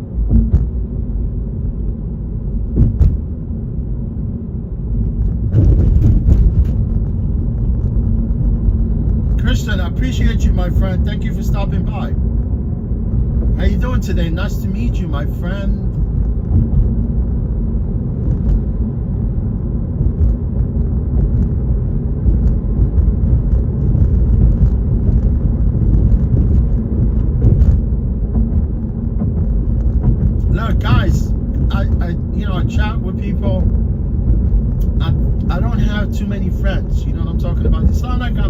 friendly person, I am. You see what I'm talking about? But it's hard to come by, you know, with good friendship. You know what I'm talking about? Because, like, I've never really had a friend where they could come through for you. You know what I'm saying? When you need friends, it's amazing, man. They just walk away. They don't want to know you. Oh, you said yes? Oh, Christian, no problem, man. Come to New York, man. I'll give you a ride. I promise.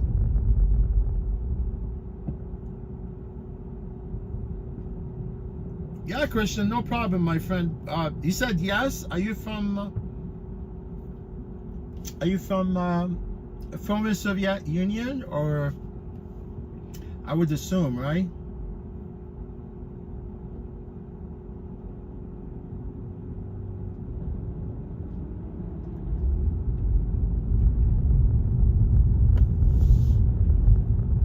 Hit me up, my friend. Just leave me a message on one of my, you know, like one of my streams or my lousy videos that I was uploading for so long and got nowhere with my videos.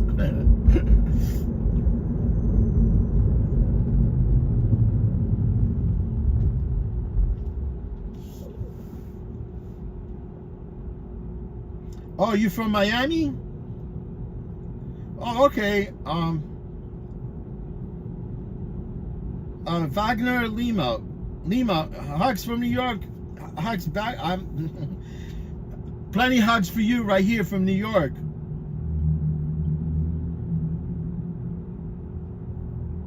Back at you with bunch of hugs right there.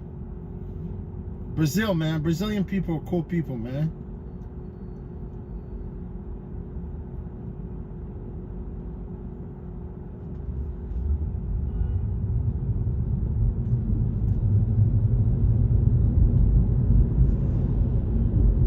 You know, there's a judge in Brazil. He shut down Twitter, X, formerly Twitter. I'm not sure what the problem, but the judge decided to ban X now in Brazil. I think it's Brazil, right? I think X is down in Brazil.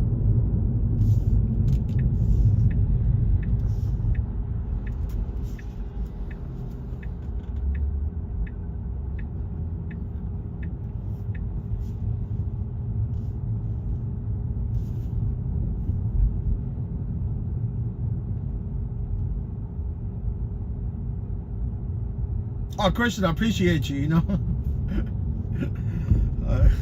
I appreciate you, my friend. You want to be my friend? You know, I'm a friendly person, man. I am, I swear to God. But I just never had luck with friends. You know, you help friends sometimes, they turn around and they just stab you, right?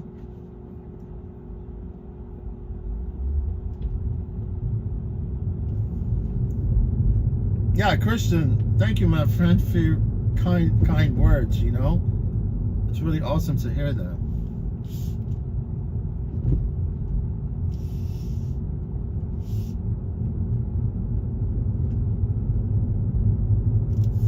Yes, we're picking up at this hotel. Yeah, Christian, Lima, I really appreciate you. I just have to, I'm going to stop talking because I'm picking up this passenger here. They're going to the airport, and I really appreciate you guys for coming by, you know. You can stick with me for a little bit today because I've been streaming like all morning. So basically, I'll be streaming for another 40 minutes. Hi, how are you today? I'm good. All right, your name? Lee? All right, no problem.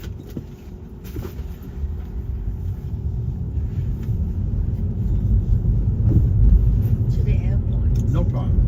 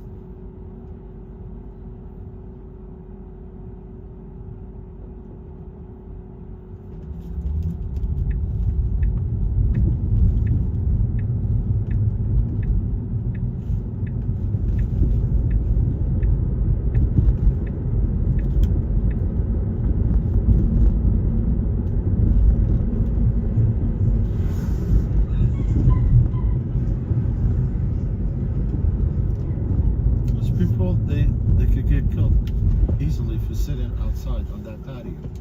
Oh, what is it? Look, that turn is a blind turn, right? So Uh-huh. there's a restaurant and they have patio outside, right? Uh-huh. And they're sitting right there eating right on the sidewalk. Uh-huh.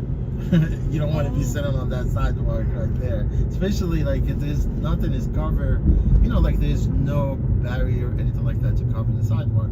If the Right. car is Yeah, careening out of yeah. nowhere, True, it will end up, true. you know, yeah. dangerous.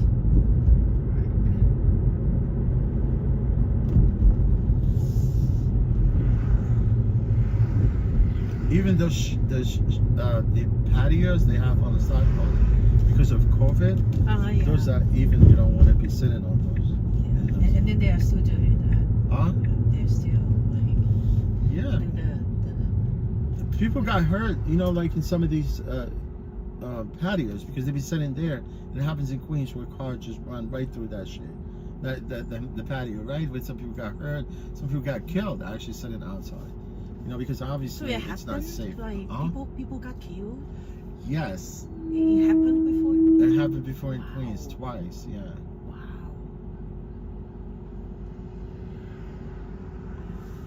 I wouldn't sit outside. You don't want to be sitting outside, right? Right.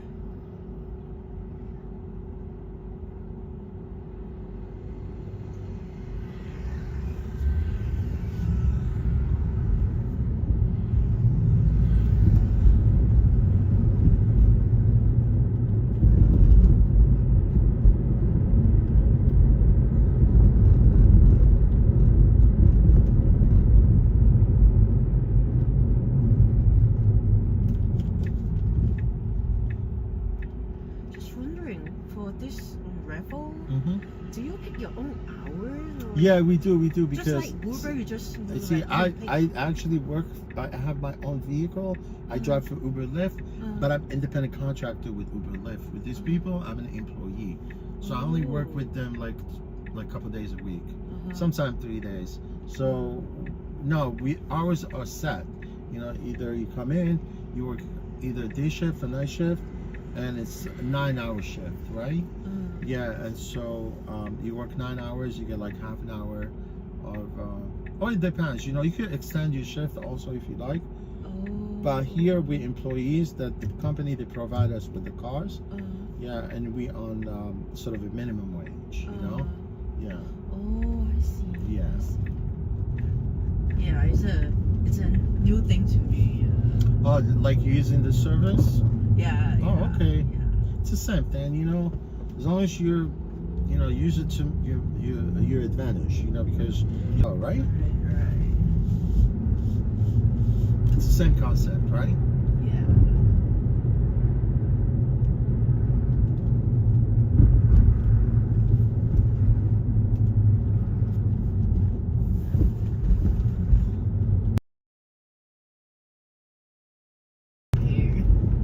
Which one's cheaper? Cheaper, yeah. Well, I guess because of Ravel, they always give like some sort of discount, but the trips are a little cheaper than Uber Lyft, I guess.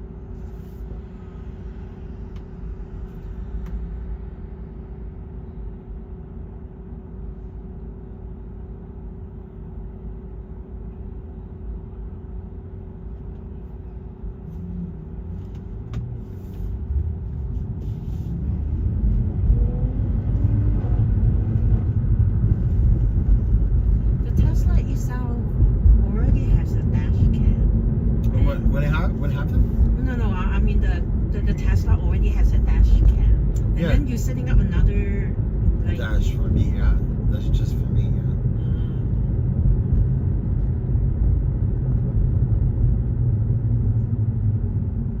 Like to protect yourself. Exactly, right. So you have some kind of backup, right? Yeah, that's true. Yeah, this one from inside is the company. So they can show it's actually recorded from the inside and outside.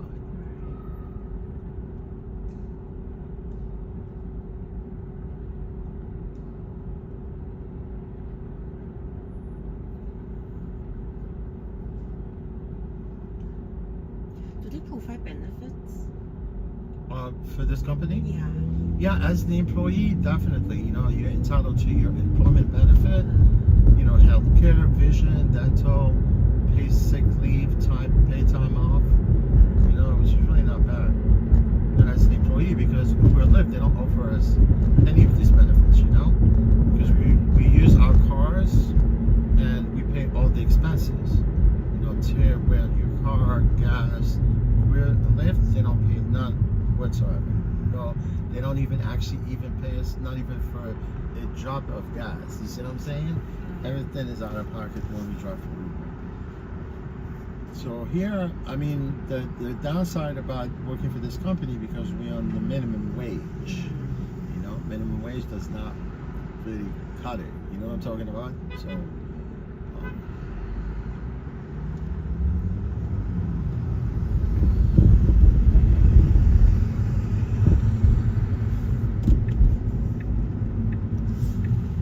And you live in the States, or you just visiting? I'm from San Fran. Oh, you're from San Francisco? Yeah. Nice, yeah. I lived in San Francisco back in the 90s. Oh, Yeah, I lived in Fort Mason. Mason. Do you know Fort Mason? Fort Mason. It's right by Fisherman Wharf. Like if you go to Fisherman Wharf. Oh. Yeah. Right. Yeah. And then you moved here. No, I just lived there for about maybe a year and a half. Oh. Yeah. You are from here. Yeah, I'm from New York, but I became homesick and back. Yeah, no, I mean honestly, the only thing is because I know a friend of mine moved there back then, so I kind of went and visit there, and I actually wound up living there for about a year and a half, and then I came back to New York.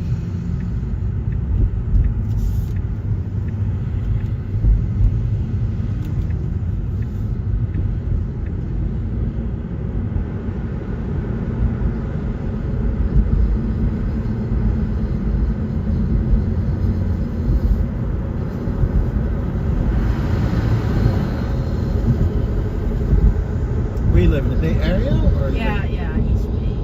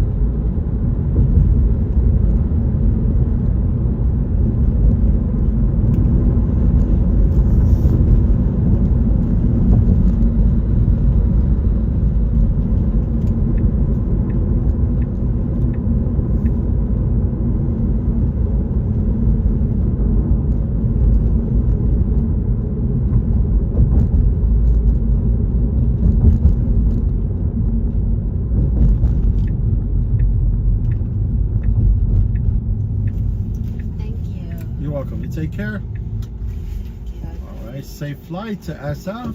Thank you. I got lucky people.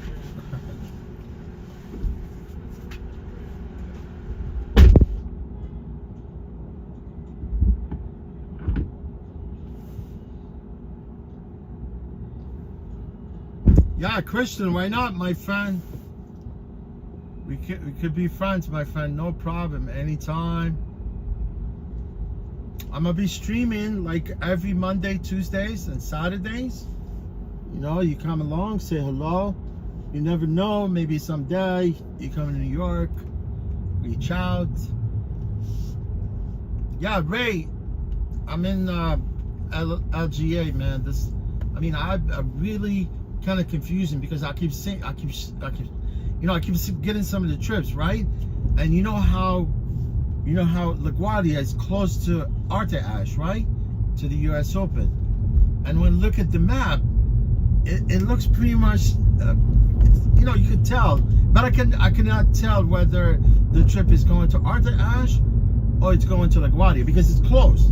Because Arthur Ashe is only 10 minutes from here. Not even 10 minutes. 5 minutes. If there's no traffic on Grand Central, it's only 5 minutes. So I'm paying attention, man. And I think I'll probably miss a couple trips. They probably will go into LaGuardia.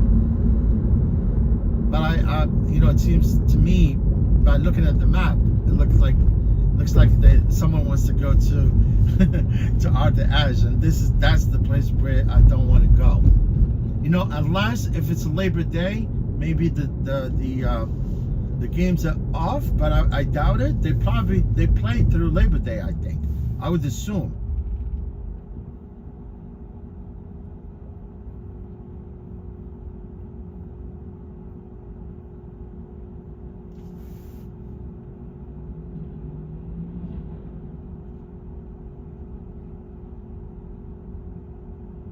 Yeah, Christian, I know you said something in 2 weeks. You're going to be coming to...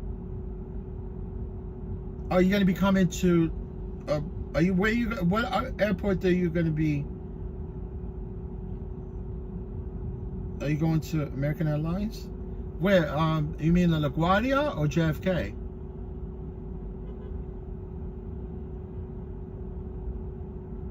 Are you going to... Is your flight going to land LaGuardia or JFK?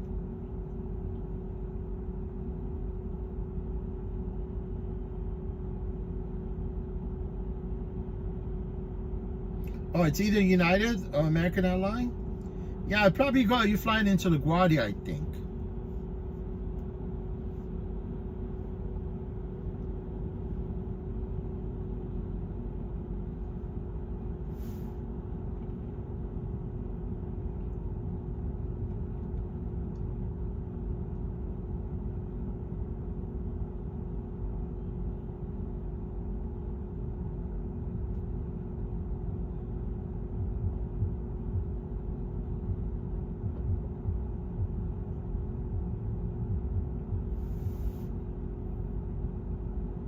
Are you going to JFK? Just actually really let me know, because Monday, Tuesdays, and Saturdays I work for this company, and I do exclusively my ride is only with Revel. You know what I'm saying?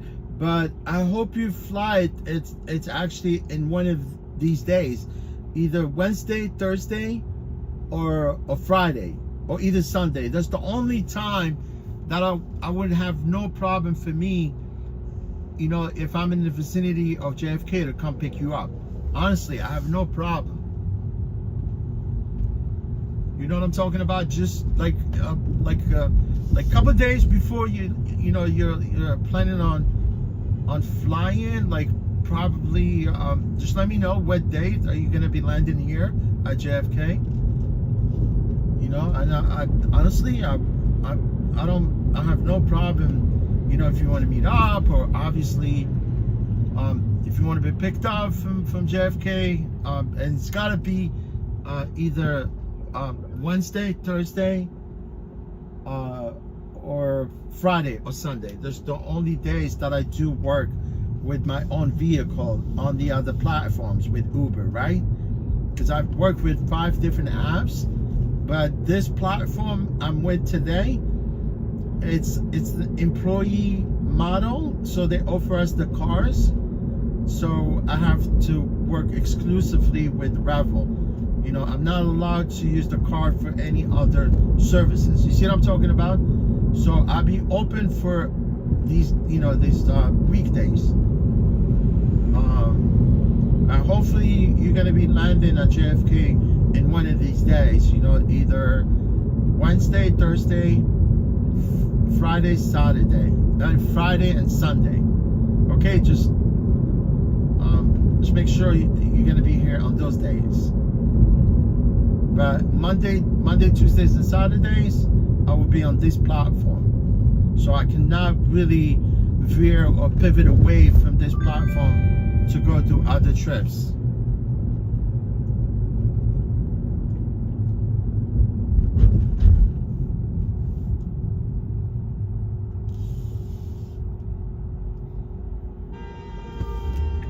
Oh, it's just quiet.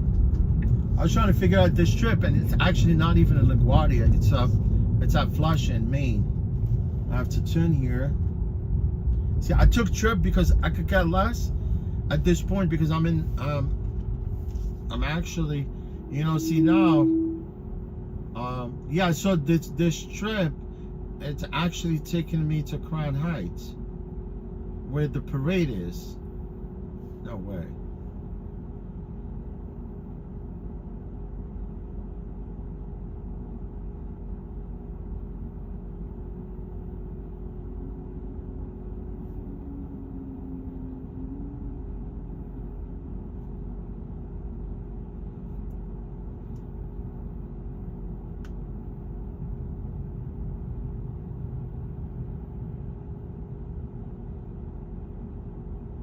Okay, this trip, it's okay, you know, because today I really don't want to go near any of these places, like Brooklyn, which there's a parade there, right? And there's another, and also out there Ash Stadium, US Open. These are the places I don't want to actually even go near.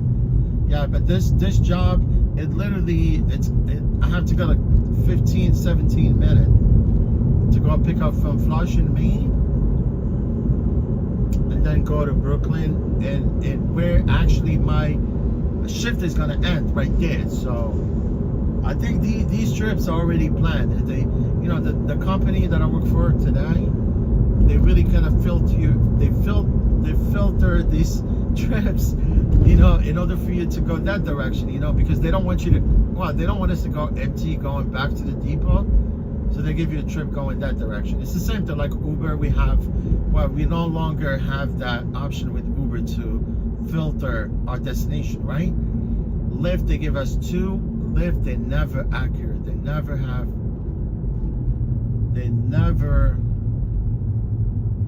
give you an accurate you know, destination filter. It's always off. But here they literally gave me the trip to go pick up, which is really kind of stupid, you know, pick up to go all the way to Maine, Flushing, and then pick up from there. And I know how I'm gonna go there. It's simple, bro. From there, take the Van Wyck, get on the Jackie Robinson Parkway, and then we need to get off at either Bushwick or East New York or Pennsylvania. I'm telling you, this is how this freaking GPS, because I already GPS before GPS show me the way I go, right? Because I know I could lay out this, you know, like my direction from the pickup to the drop off.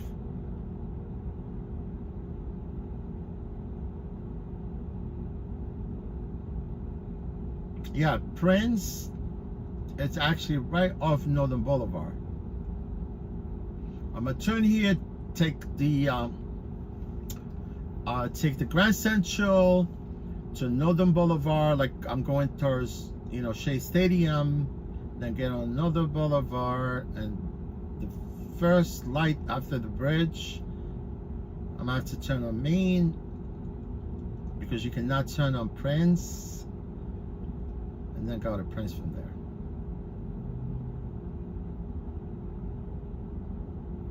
And from there, you get back on the bridge, you go to the Van Wyck, going south, you get on the Jackie Robinson, all the way to Brooklyn.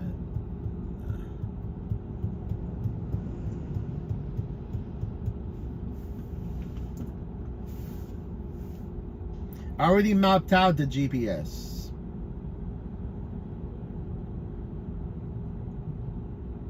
Christian, no problem, my friend. I promise, man. If you come to New York, just leave me a message on one of my one of these live stream, and I have some of the videos on my YouTube channel. Just leave a comment there, and we could, you know, hook up or meet up, or obviously if you want to be picked up from JFK, I'm glad to do so. Honestly, I will. Mark my words, man, because I'm very, very on point.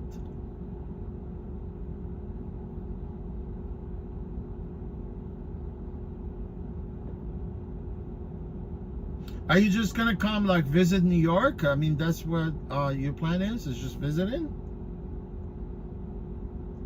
Are you coming back? You'll be right back?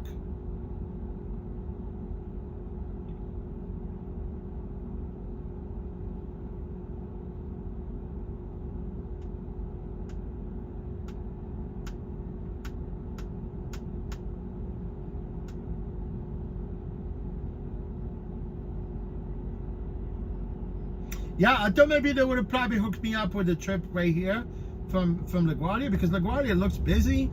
You know, I see people landing here, but obviously the pickup is from there, from Flushing, Main Street, right?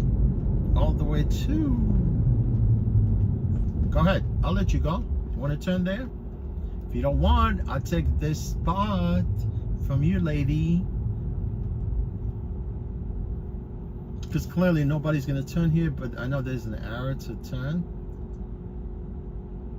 But it's going to be very tight.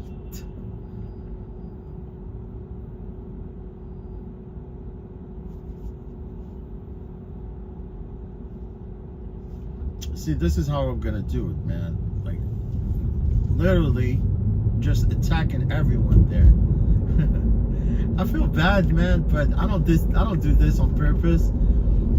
I really don't do this on purpose. You know, honestly, if I'm in like a different state, I could be probably lost myself, you know?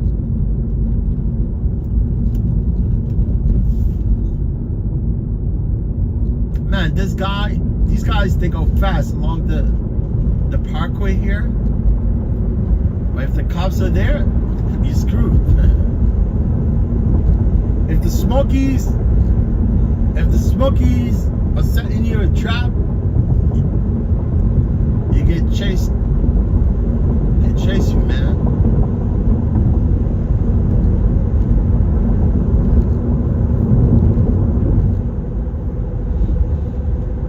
You know, this guy I'm driving today has got something really wrong mechanical. There's got like a mechanical issue. I'm not sure what it is. I could tell. And every time I drive a car that has a mechanical issue, what I do is I jot it down. You know, I take the license plate and I add it to all these cars, because I have a note, you know, like a note in my phone, like a notebook, right? And I can put down all these. I put down all these cars that I don't want to be driving.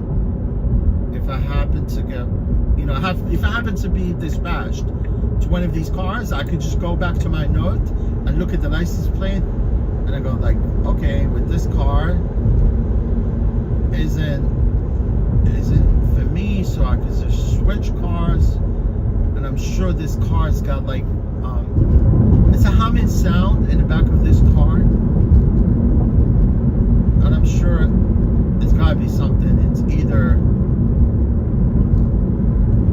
this car needs wheel alignment, or maybe it was hit in the back.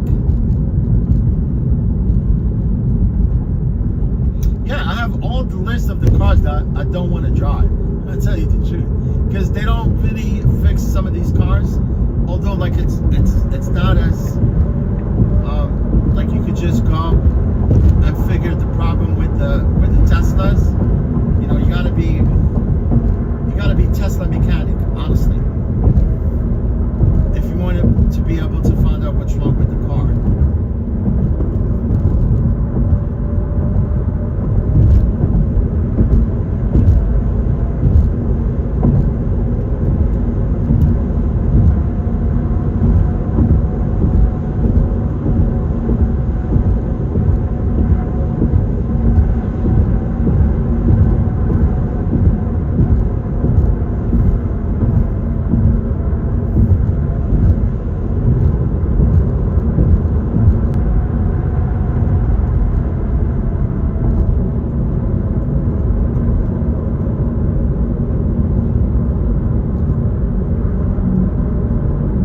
Yeah, this car is unstable, man, I tell you.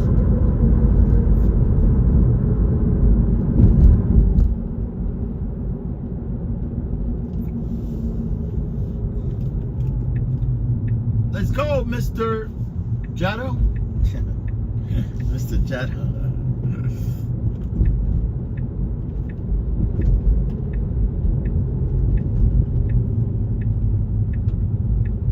I'm a Jado. I'm a jet.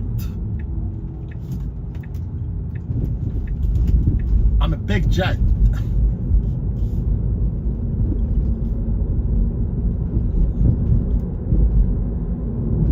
Yeah, I could have taken a Northern Boulevard exit, but there's some shit going on. Either maybe. Yeah, because people, they come in the stadium out to Ash, and they instead of going to take the traditional exit, like the normal exit, they come here a little bit farther north, you know, to exit here, so they could go back. And yeah, if you're smart enough, she's smart. Yeah, you might want to avoid that exit, you know, at Arthur Ashe, and you could drive like the way I came, but you go in the back of Arthur Ashe. It's a lot easier and fast. I mean, even though sometimes if someone wants to take me there to the stadium, I'm gonna have to go my way. It will be fast drop off, but the pickup, it will be a nightmare.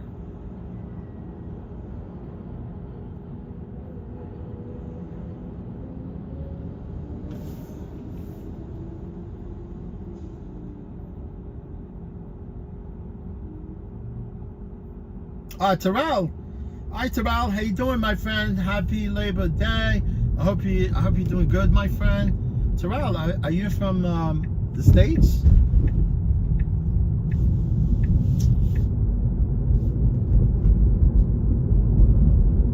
Terrell, I really appreciate you, my friend, for stopping by. It's really a beautiful day today, Labor Day.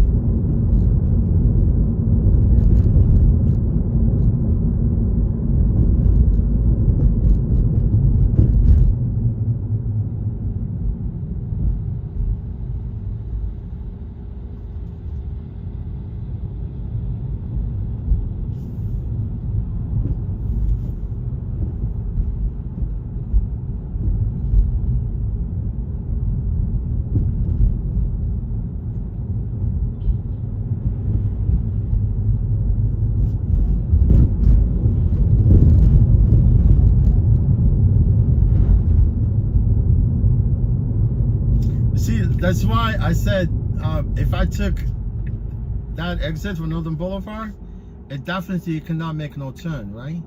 You cannot make turns, right? Because, for instance, right off that bridge, man, and you have to go all the way to Maine.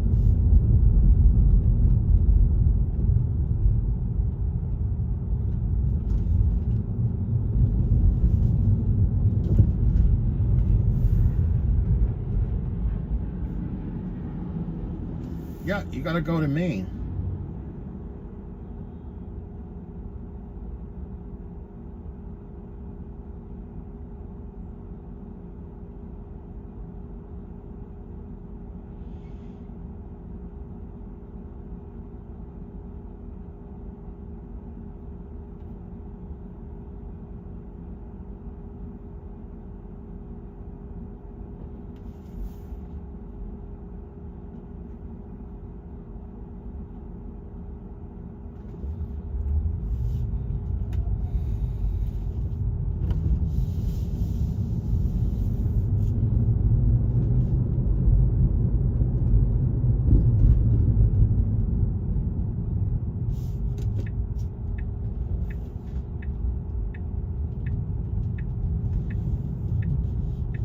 You got a bunch of Chinese mafia here, man.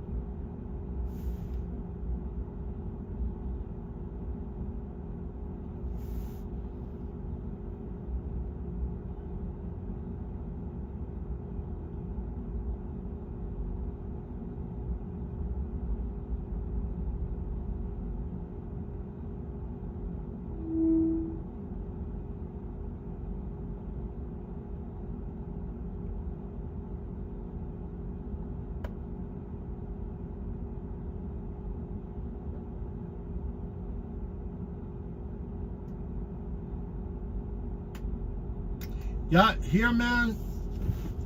Flushing, it's very busy here, man. Very busy.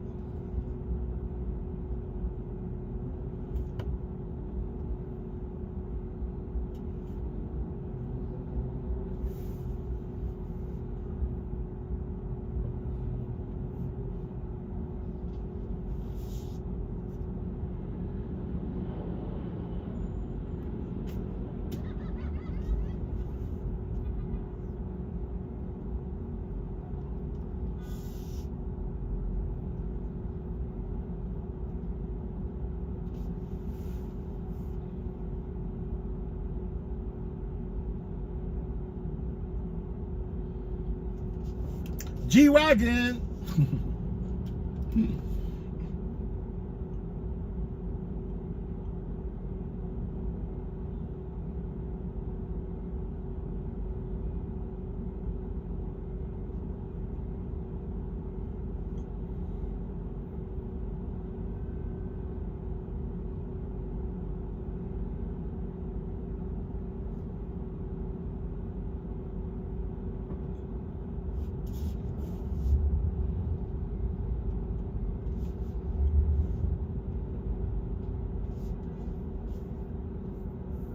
Man, you want to eat Chinese food? You come right here. And Korean food also.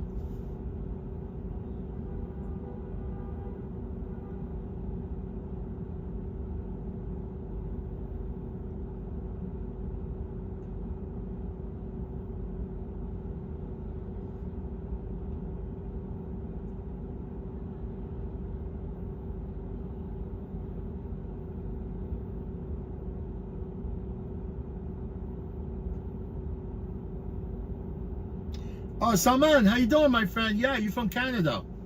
Look, here in New York City, we can't work more than 10 hours. With it's a rule that we have here. That means you have to be, you cannot work more than 10 hours. You work more than 10 hours, they kick you out of the platform. Yeah, they kick you out of the Hi, for platform. Robbie. All right, no problem. How's it going? How you doing today? Doing good. Yeah, there's so much traffic. I know, it's crazy. It said No, you at were least here, it's but- good that you walked Yeah, over to yeah. the car. Yeah, no problem. It's really crazy out. Yeah. And it will be even crazier once we get to Brooklyn. You know why? Because there's the parade. And But at least you're like a few blocks away from the parade. Which I is, know. hopefully there will be no closures there. Unless, if there is, then you guys gonna have to walk the rest. I was driving It's around. up to you. Yeah. I just don't want to go even near there, honestly, the whole day. But obviously, it's the end of my shift, and it's taking me back to the depot in Brooklyn. Yeah, because the depot is in Bedford-Stuyvesant. Okay. You guys live in Brooklyn? I just moved to Crown Heights Alright. yesterday. All right, you see, yeah. You can see- So I've been driving a U-Haul today through the parade traffic, Yeah. and then I had to drop it off here. It was a nightmare. It was No, I really see what bad. you- So, but we are like, the road closures start like a couple blocks ahead of us, so we should be okay. That's what I meant. Yeah, I know. Yeah. It's I know it's Sunmark. Yeah. Whoa, I've never. So this must be a new Tesla. I'm seeing like it pick up all of these people. This one? Yeah, on this like this little. Oh map. yeah, you mean about the infrared cameras around the Yeah, car? yeah, yeah. No, no. I mean all the cars are the same. They all have they all pick up people around the car. But it's kind of messy a little bit. I don't know why the software they keep updating the software for the worse. Huh. Yeah. It's flimsy. You know, you can't see most because for some reason some of the cars. That's what it. All of them. I mean, I've been seeing some of these software that've been updating cars recently, which I don't know. I don't understand. I mean, if something, it's new layout of this software today with this car. Yeah, I mean, I assume that they're just like they're trying to like segue into making the cars fucking drive themselves. It's Yeah, gonna I take mean- them a while. Autonomous vehicle. I mean, I know there's full driving software with these cars, but you have to pay 10 grand to use it, and you use it on your own risk. Something happened to you, you cannot sue nobody. Yeah, it was crazy. One time I saw I was driving on like California highway, right? I saw this Tesla driving by, and there's Yeah. this old man in it, and he was fully like falling asleep, That's eyes crazy. closed, head against the back, and the car was just driving itself Was on the freeway? on the freeway. Yeah, they do it. People, they do it. Yeah. So stupid. And I'm like, this is this old man. Like, you're not supposed to like just let the car drive itself. I think there's like, it's not like legally. I'm saying, my friends, that's on your own risk. If anything happened to you, die, you cannot sue Tesla. Yeah. Yeah, I just don't know why anyone. I just don't think I would ever do it anywhere. But Unless the problem is you know, Tesla also has got this. You see this the rear view mirror. See this camera right there? okay. Yeah. It's actually, I don't think it's on. It's on when you have full self-driving software, and they pretty much it's surveillance. I mean, basically they want you to make sure that while you're driving off with full self-driving software, you're aware, you know, and you wake. You know what I'm talking about? So they give you like few strikes. I mean, if you do actually drive while you're asleep or something that might catch you, then more likely they will take that full self-driving away from your car. That's for anyone, or that's just if. Just for people that Okay. actually buying the software. Oh, okay. It's something consent that you have to use. Huh. That's interesting.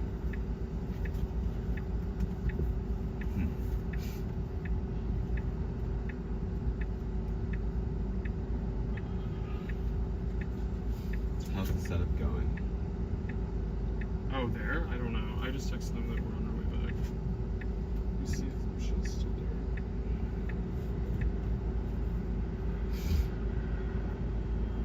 I mean, Paolo would have met up with them like a little bit ago. They might be like at the parade now. Was that what they said? Well, someone's got to let us in.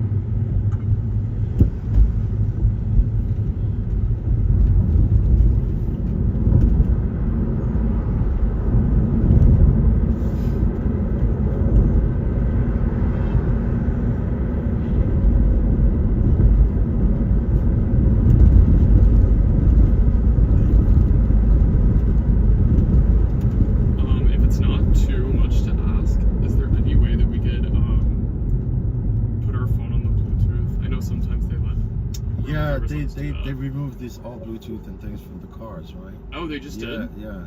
Oh, that's so weird. Yeah, they lock off everything. I mean, honestly, we used to play radio. We can't even play radio here. Wait, See, so you just have to be in you see- silence? Yeah, so premium connectivity required. Connect to Wi-Fi if you want to use the music. Oh. Yeah, they cut off everything because guys, they made, like listening to music very loud. They miss all these trip notifications and stuff. So Oh my god, so that must have just yeah, they happened. even locked the car here. Like we cannot drive the car past 70 miles an hour. God, okay. Whatever. That sucks, yeah. So you just have to drive around in silence all day? My friend, honestly, I could care less about music. When Yeah, I guess maybe. Yeah.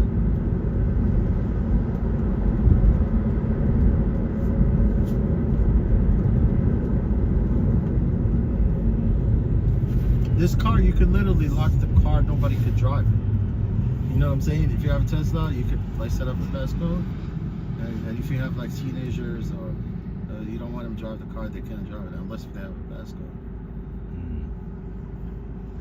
I wonder if all cars are gonna kind of be like digitized and. They're all like that, most of it, but Tesla, it's very difficult to jailbreak. You know what I'm saying? I don't think you can even steal Tesla. They even removed the key fobs because the key fobs are like credit card. They removed them from the car. They integrated the start button into the vehicle. It's really kind of crazy. I know it can be done. It definitely can be done because they have the app developers.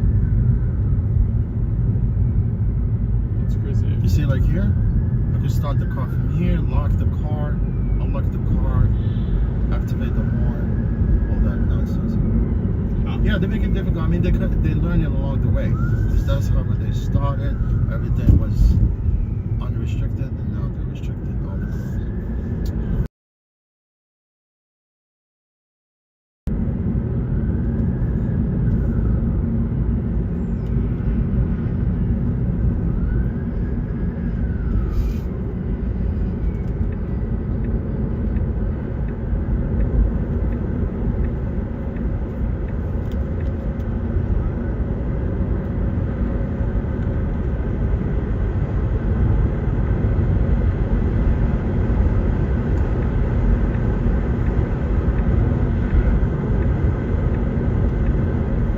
You could play music through your phone. I don't mind.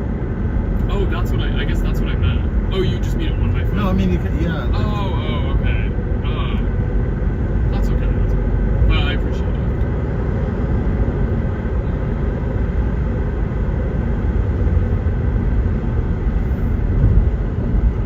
See, these people, they're getting killed on scooters. Just yesterday, 2 people got killed on scooters. Because what happened, they followed GPS and they wound up on these freeways. And they're supposed to be on these freeways. Oh, jeez. Yeah. Oh my god. How do they know? Because most of them are the new migrants. They're using scooters for food delivery apps. And if the apps tells you, I've seen like regular bikes on the freeways. Like on West Side Highway sometime in New York or FDR Drive sometime. Yeah, It's right along. Because GPS tells them to go down and they follow the GPS. Wow.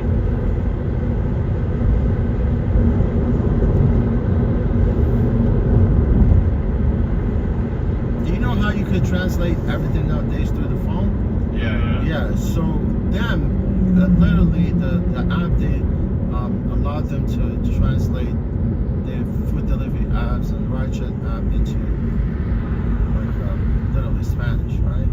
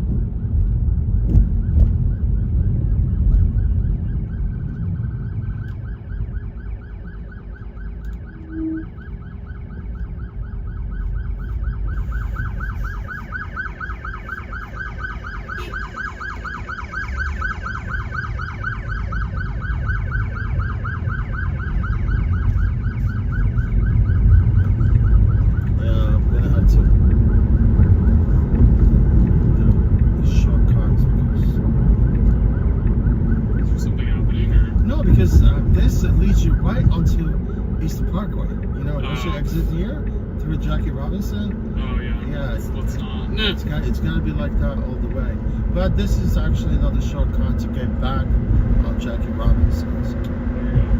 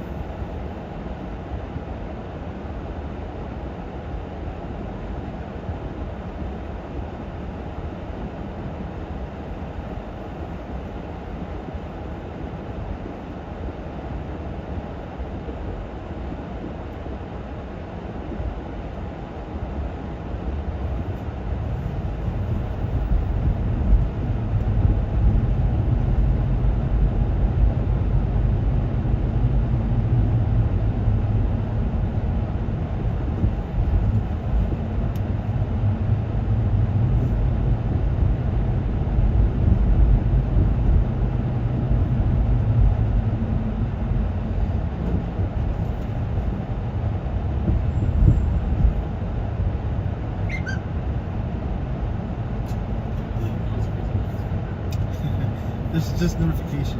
Oh, Yeah. That sound like chirping. Yeah.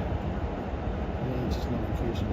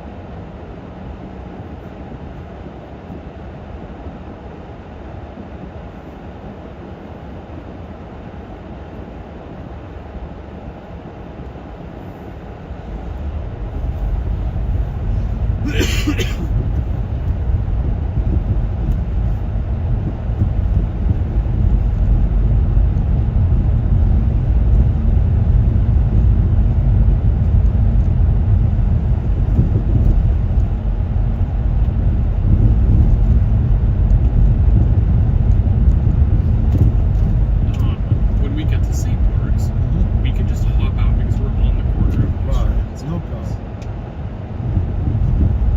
That makes it easier because I know I can St. Mark's is the opposite. Yeah, I need to drive back this way after I drop you off.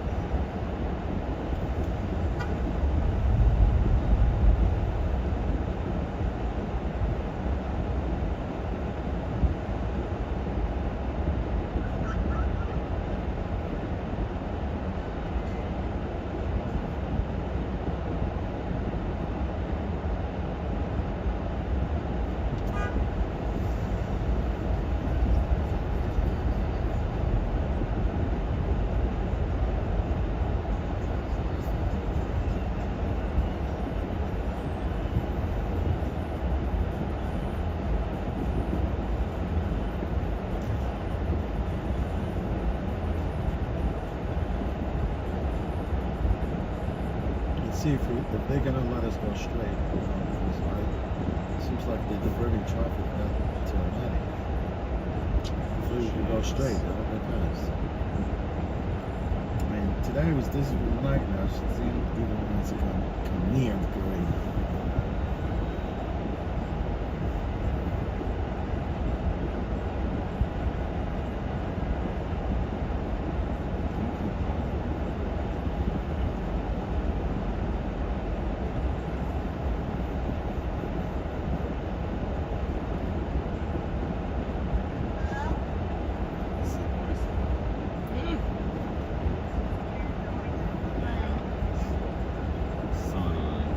I forgot that that's her voicemail. That used to get me every time I would call her.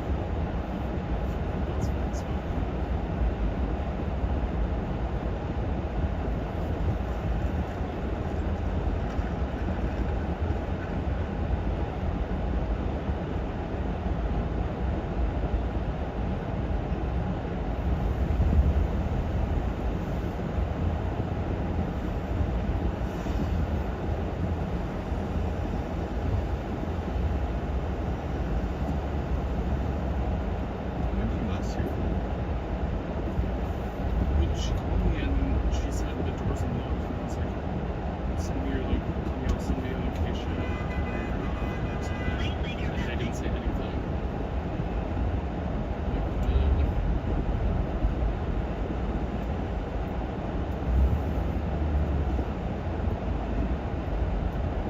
Can we not go forward?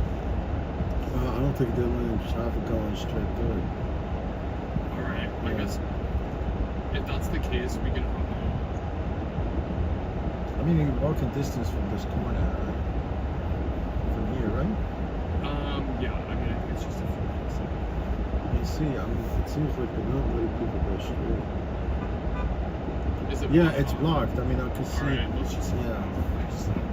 It's good for you guys? Yeah, this is fine. This is fine. I just don't want you to get stuck with me, you know? No, you're Yeah. totally fine. No Yeah. problem. Yeah. Thanks so much. No problem, anytime. Respect for everyone. Yeah. Have a nice rest of Have the a day, good man. day. Yeah. Take care. Enjoy your weekend. Will do. You too. All right, I appreciate you.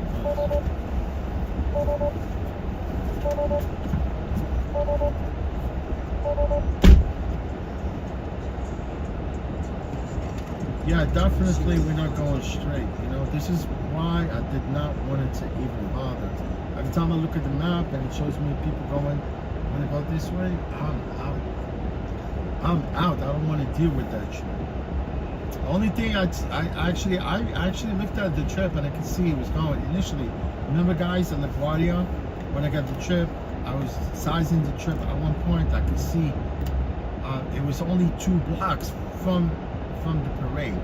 At this point, you cannot actually even go straight. You see, they're blocking that part of the road, and they don't want no one to go to drive towards the parade. It's a big parade. It's on a huge scale. You know, and there's no other parade like this parade here. The Caribbean parade. It's called Juve or something like that.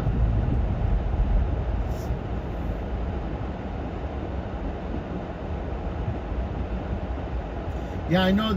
For some reason, you know, I was going at one point. I mean, I could see the stream was actually buffering at one point, and it got even worse. You know, when I was on that winding, you know, like interstate. I mean, it's not interstate. It's like a parkway, right? It's called Jackie Robinson. Because I initially knew which way I was gonna go. And I already mapped the GPS before I put, when I got the trip initially the first time, right? Because I knew I was going that way, but I did a little shortcut because I didn't want to go all the way around, But then I got to the parkway, and then the phone stopped buffers, and I could see it. And it's usually on that parkway there's no service for some reason, and it's all graveyard. It's true. That stretch right there where it was like winding turns and stuff like that, it's all basically it's all cemetery basically, most of it.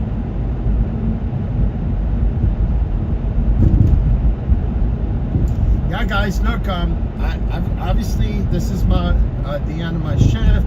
My shift ended already, so I'm glad you guys probably were like, I'm really happy the fact that you guys were here throughout the whole stream. People come, say hello.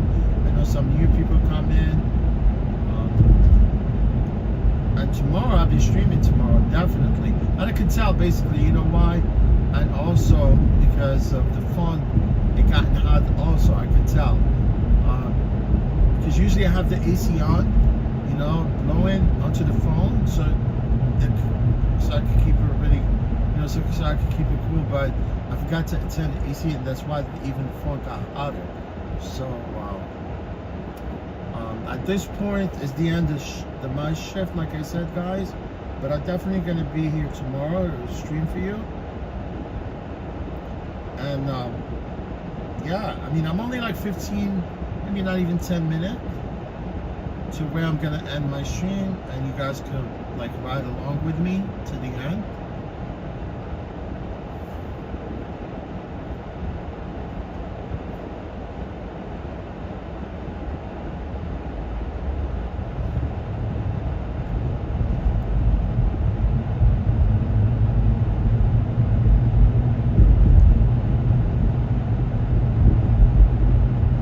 Man, look at this car.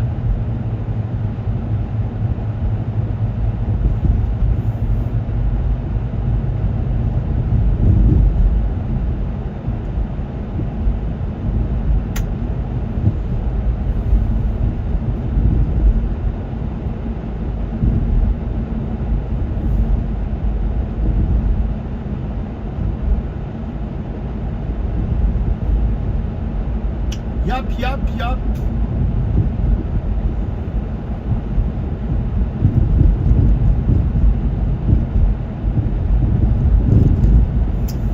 This car is off the list, man. I'm not gonna be driving this car no more. I mean, this is the first time I found out about that car is something wrong with it. It's really not stable. I think it's been a rear end accident, and it's something wrong with the rear end of this car. I know that, and even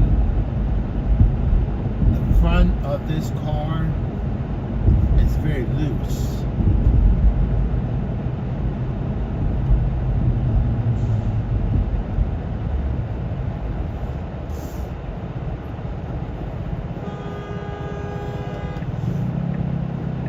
Yeah, you guys like to. Let me see. I think this is the best way for me. Go from here, take Willoughby to Marcy. You guys like to beep your horns all day long.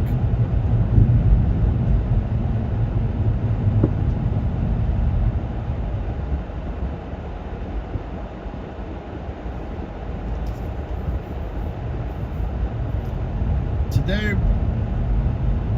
was smooth, no hiccups so far, and I'm gonna drop my car. I'm gonna drop this car off, and I go pick up my car, and I'm still gonna continue doing trips tonight with my own vehicle until probably like midnight.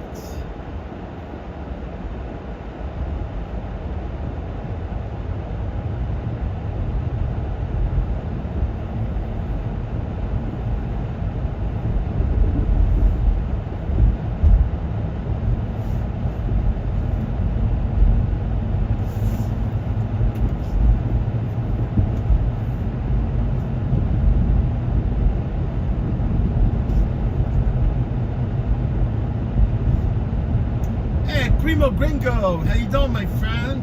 Hi everyone from Algeria. I love Algeria, man.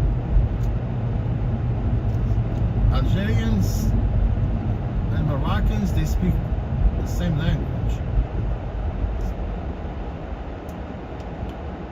You know, nobody understands like Algerian, Moroccan dialect. Only these two countries, they could converse with each other. It's true, man. Gringo, how you doing, my friend? Gringo, welcome to the channel, my friend. How's everything going in Algeria? Because Algeria and Morocco, they're rivals, you know? But that's all politics, I mean, you know?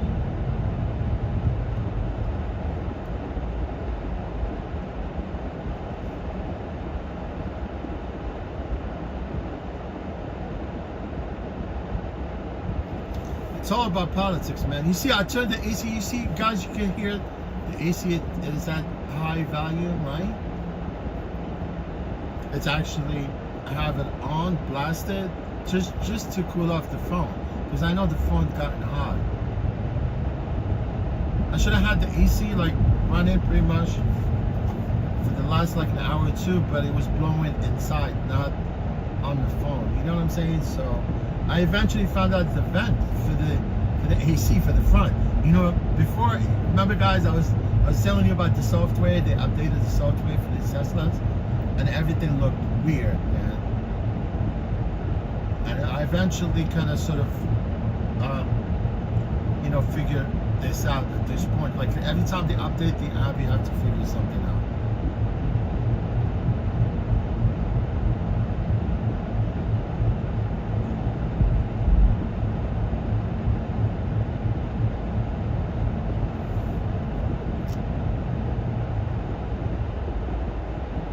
Yes, Gringo. You get my point, my friend? Right? Yeah, French and Yeah, French is the second language. But it's amazing now. English, it's universal, man. Everybody speaks English. You know what I'm talking about? Like you go to any country.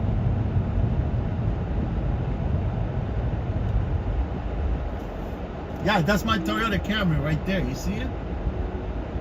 I don't care, guys. You can pick up my license plate if you want. It's actually my car right there. It's a Toyota Camry right there. It's TLC plated.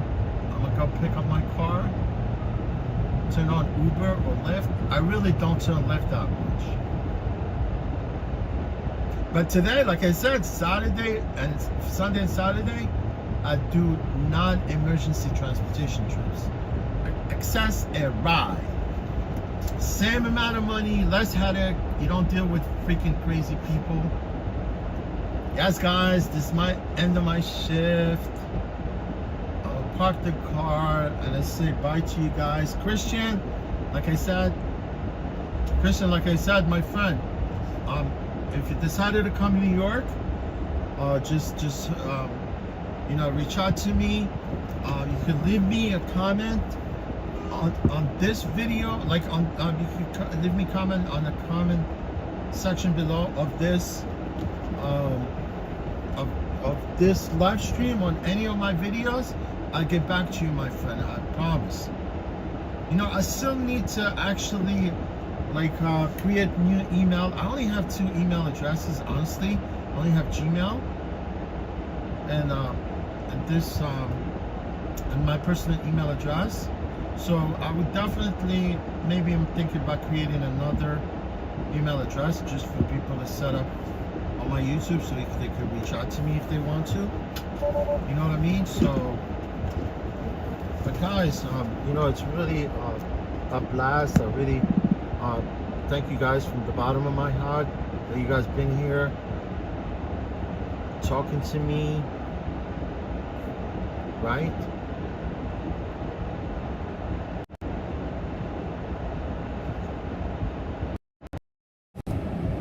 Guys, I'm here for you guys tomorrow. I'll be actually streaming for you tomorrow. Yes, I'll be streaming for you. Yeah, excuse all the, you know, this interface of the Tesla. It's really kind of a weird setup here. You know, if I had my Camry, it's really kind of wide open because the dashboard and everything. It's really good setup with my car. When I used to stream with my car during the pandemic, it was easy setup, but here everything's kind of far away. I can't even actually reach the phone because it's all the way there. But yeah, guys, I really appreciate you for being here. You know, I'm grateful for you guys. You know, honestly, and I really thank you. I want to thank all of you, you know, for being here. Christian, Christian, if you decide to come to New York, make sure, my friend, you're gonna land on these days. You know, either Wednesday, Thursday, or Saturday, because that's the, and look, again, it will be, that's the only time that I'm because I work on this platform on Monday, Tuesdays, and Saturdays, so I cannot, you know, I only drive exclusively for this company, and I cannot use their cars to actually use it for my personal use, right? But Wednesday, Thursday, Friday, and Sunday, I'm open, you know, for anything. And if you want to be picked up from JFK, I'm for it, man. You know, it's not a big deal for me, you know. And if you decide to come to New York, just hit me up, you know, we can meet up. I eventually gonna meet someone that actually just subscribed to my, one of the guys that subscribed to my channel not that long ago, he's actually from, it's either he's from Virginia or North Carolina, I assume, that's what he says. But he's gonna be in New York for a couple of days, so he wanted me to, you know, just give him a ride from, because he's here on business. He's gonna be here on business. So I told him to, so he's gonna, because obviously he's taking a train from Virginia to New York, and the train station is only 1 block away from where I live, so I should have no problem picking him up, taking him wherever he wants to go. You know, like I said, because I do have my personal client, I only have like 3 or 4 of them, so I kind of devote all my time to those clients because I don't want to have more people calling me. I'm not going to be able to actually run the service, right? Because I'm only one person. I cannot have, you know, unless if you have a fleet, I could actually you know, dispatch all my cars to my own client, but I only work on my own. So guys, really, this is the end of my shift today. Christian, like I said, plenty hugs right here from New York. Like I said, Gringo, thank you for stopping by. I really appreciate you, my friend. I'm gonna be streaming for you definitely tomorrow morning. I'm gonna start my stream very early for you if you guys want to come and chime. I know you guys all have things to do, right? It's kind of fun for me to come here and be able to, you know, at least take you on sightseeing around New York. You know, some people are from the States, some people that have never been to New York, obviously, but that's how we do our things here in New York. You know, it's all like every day. Oh, I gotta unlock the thing for him. So actually, yeah, he's gonna. Yeah, I open up the port for him to plug in the car to charge it. Guys, I really appreciate you for being here, and thank you again. And I hope you guys enjoyed the stream. Unless, you know, actually at the end of the stream, the phone was kind of buffering a little bit, but that's part of the stream. You know, it's not like you're sitting at home or streaming, you know, because you have strong signal, you have internet. Here you're traveling all over, so the more places you go where there's no cell towers, the more likely your phone is gonna buffer and lag, right? And also, like I said, when the phone gets hot, that's when things start to go downhill from there. But for the past 3 days, you know, the weather was cool, and I could see I had really kind of sort of almost like flawless stream, right? But that's how it is, you know. Sometimes if it lags or if it buffers, you just have to be patient, I think, right? All right, guys, so like I said, I'm here, guys, for you. If anyone wants to message me, you know, you can always leave a comment in my comment section below of one of my videos, or either on this live stream, the last one, right? Christian, take care. Gringo, a lot of people were here.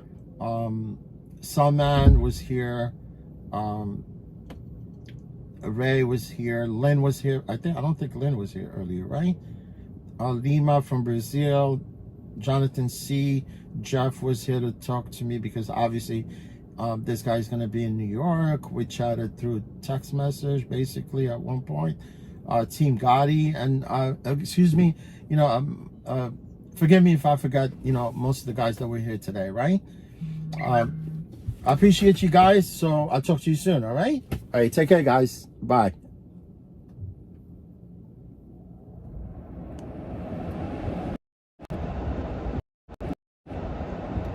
Guys, I appreciate you. Thank you so much. Stay safe, stay healthy, guys, and I'll talk to you soon tomorrow, right? All right, take care, guys. Bye.